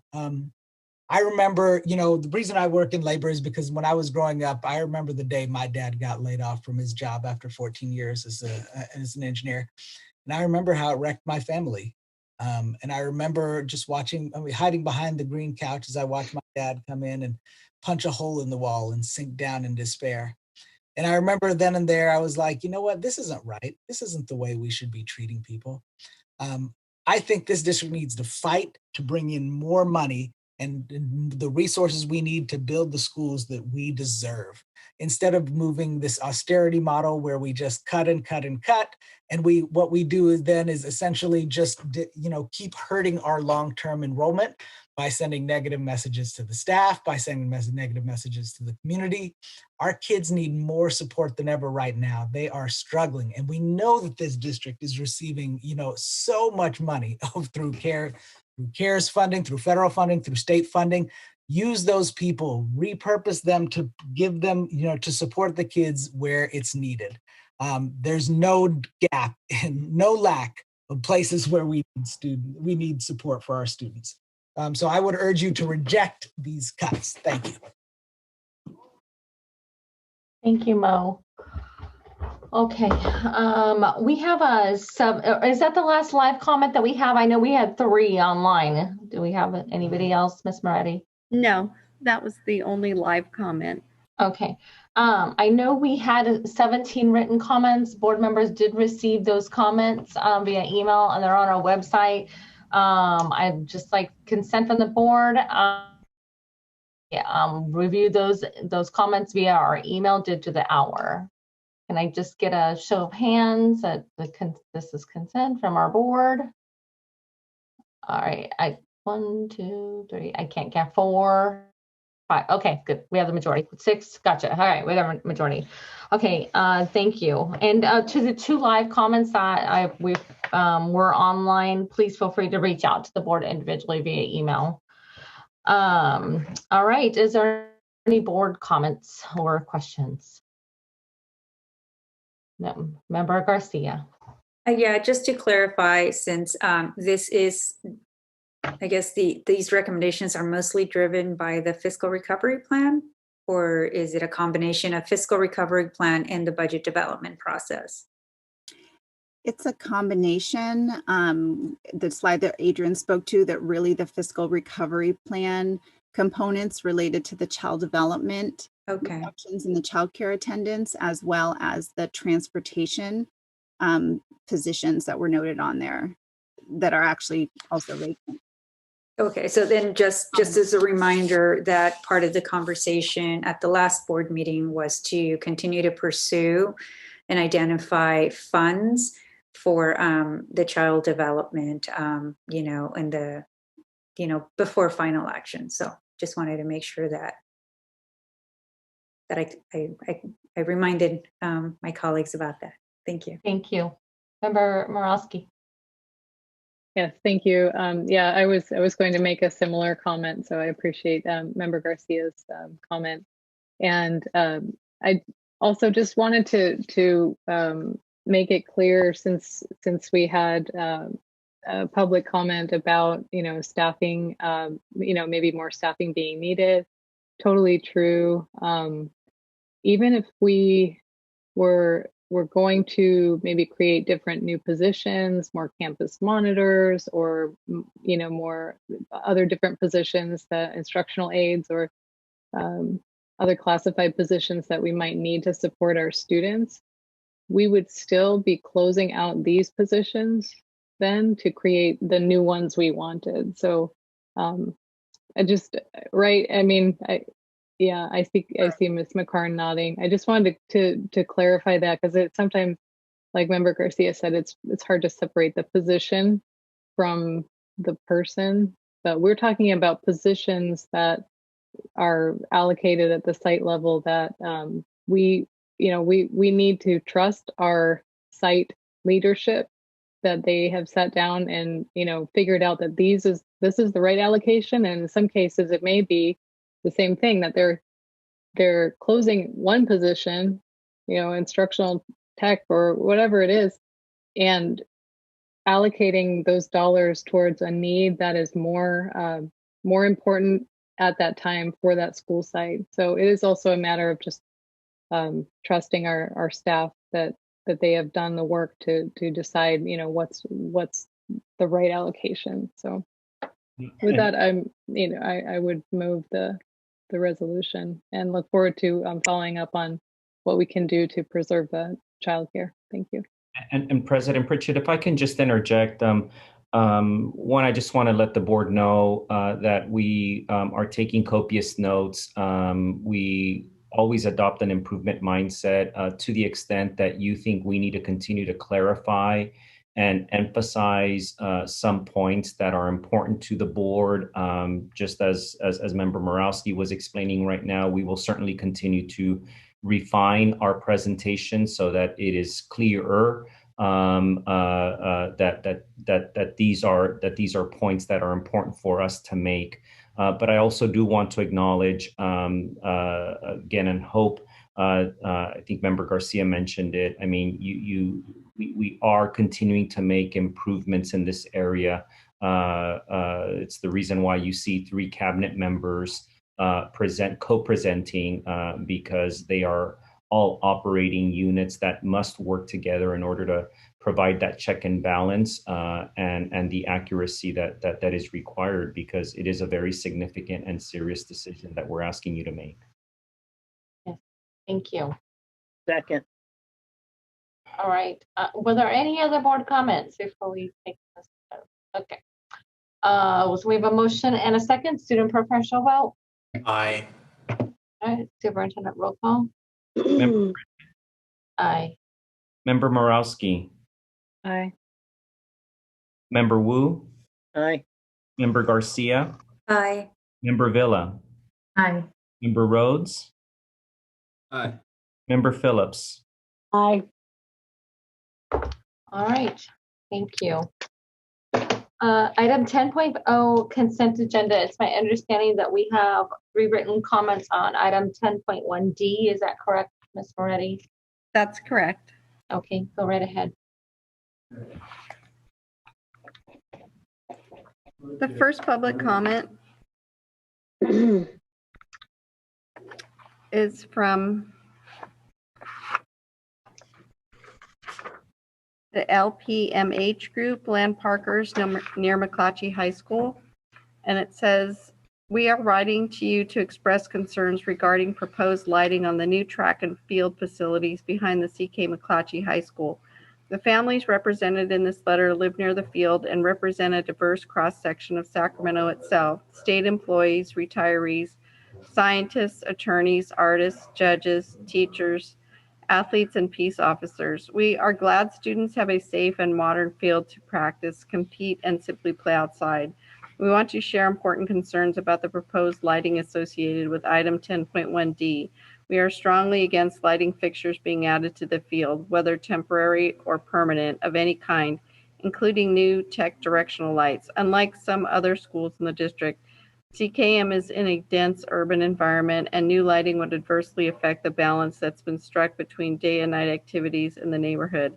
The nighttime diesel emissions and diesel noise are also unacceptable new circumstances to propose to nearby homeowners. Thank you for considering these comments.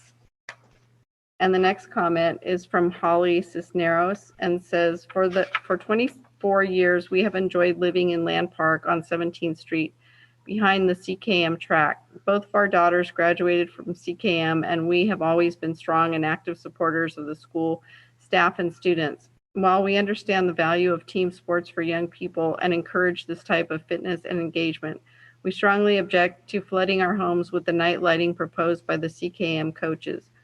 These individuals do not live in Land Park and are demonstrating a blatant disregard for the residents' sense of privacy, comfort, and normalcy. As residents directly adjacent to the field, over the years we have cooperated, cleaned, donated time and money, and helped care for CKM. However, in this matter, we strongly object to what is being proposed. There are families with babies and young children adjacent to that fence whose sleep and living patterns will be severely impacted by those lights. For these reasons, we ask the SUSD School Board to deny the lighting proposal for the CKM track. Thank you, Holly and Gil Cicernos. And the final comment is from Peter Zullo and says, the following public comment is submitted for February 18, 10.1D. I oppose the installation of diesel-powered field lights as proposed by CK McClatchy High School, which has been proposed by the school in the past. The track/field at CKM is in a densely populated residential neighborhood, and introducing A, diesel emissions, B, diesel engine noise, and C, high-powered lights would significantly affect nearby homes, especially after dusk. Moreover, a categorical exemption to CEQA based on Class 11 category is not appropriate for this project. The proposed diesel-powered field lighting is significantly different in nature than the accessory structures cited in Class 11, such as signage, lifeguard towers, and portable restrooms. The examples within Class 11 are benign accessory items, not projects that introduce particular matter emissions, generator noise, and new visual lighting effects. Lastly, as cited under CEQA 15311, accessory structures, Public Resource Code 21083B states that projects will have a significant effect on the environment if, one, a proposed project has the potential to degrade the quality of the environment, curtail the range of the environment, or to achieve short-term to the disadvantage of long-term environmental goals, and three, the environmental effects of project will cause substantial adverse effects on human beings either directly or indirectly. The proposed project would thus have a significant effect on the environment and does not qualify for categorical exemption. And that's the final comment on this item. Okay, fantastic. I'll entertain a motion for approval of the consent agenda. Moved. Second. Thank you. A student preferential vote. Yes on all open session items. Thank you, Member Shake. Superintendent roll call. Member Pritchett, Aye. Member Morowski, Just one moment. I want to vote aye, but abstain on item 10.1D. This is an issue in Land Park in my community, but I hadn't been able to get any information on it before today. So I just want to be clear, not, without prejudice. I would just like to abstain on this on 10.1D. Thank you. Ms. Collins, do we have to bring that as a separate vote? No, you can mark that as part of the record. That was D as in David, Member Morowski. Yeah, that's correct. Thank you. All right, perfect. Thank you. Go ahead, Superintendent. Member Wu, Aye. Member Garcia. I had a question on that particular item. I just needed to know the funding source. How are these lights being paid for? Superintendent Aguilar, if it's okay, I can answer that. They are temporary field lights being paid for with COVID dollars in order to assist in our return to play efforts. Got it. Aye. Member Villa. Aye. Member Rhodes. Aye. And Member Phillips. Aye. President Pritchett, I do want to just very quickly acknowledge that in consent, what you just approved also included 10.1H.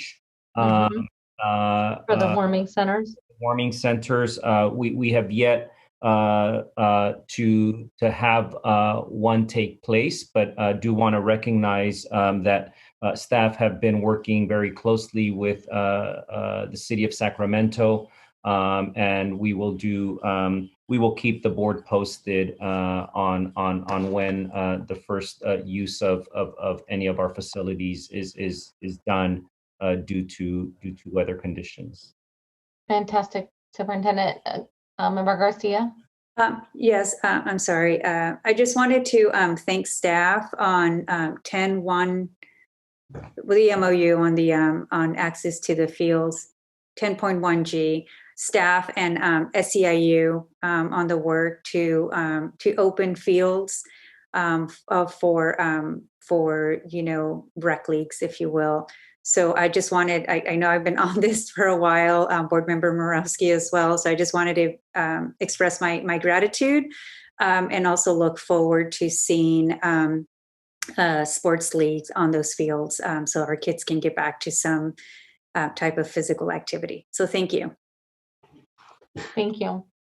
Okay, item 11.0, business and financial information and reports. We have received the information and the Head Start reports. Item 12.0, future board meetings, dates and locations will be March 4th and March 18th. I will entertain a motion to adjourn this meeting. Moved. Second. I think that was all of you guys. Oh, wait, I have a question. Oh, I'm sorry. Member Phillips, go ahead. I am so kidding. It is 1:30 in the morning. I think your cat was even like wanting to adjourn. That was a great bedtime. That was great. All right. With that, all in favor say aye. Aye. Aye. Good night. Good night. Good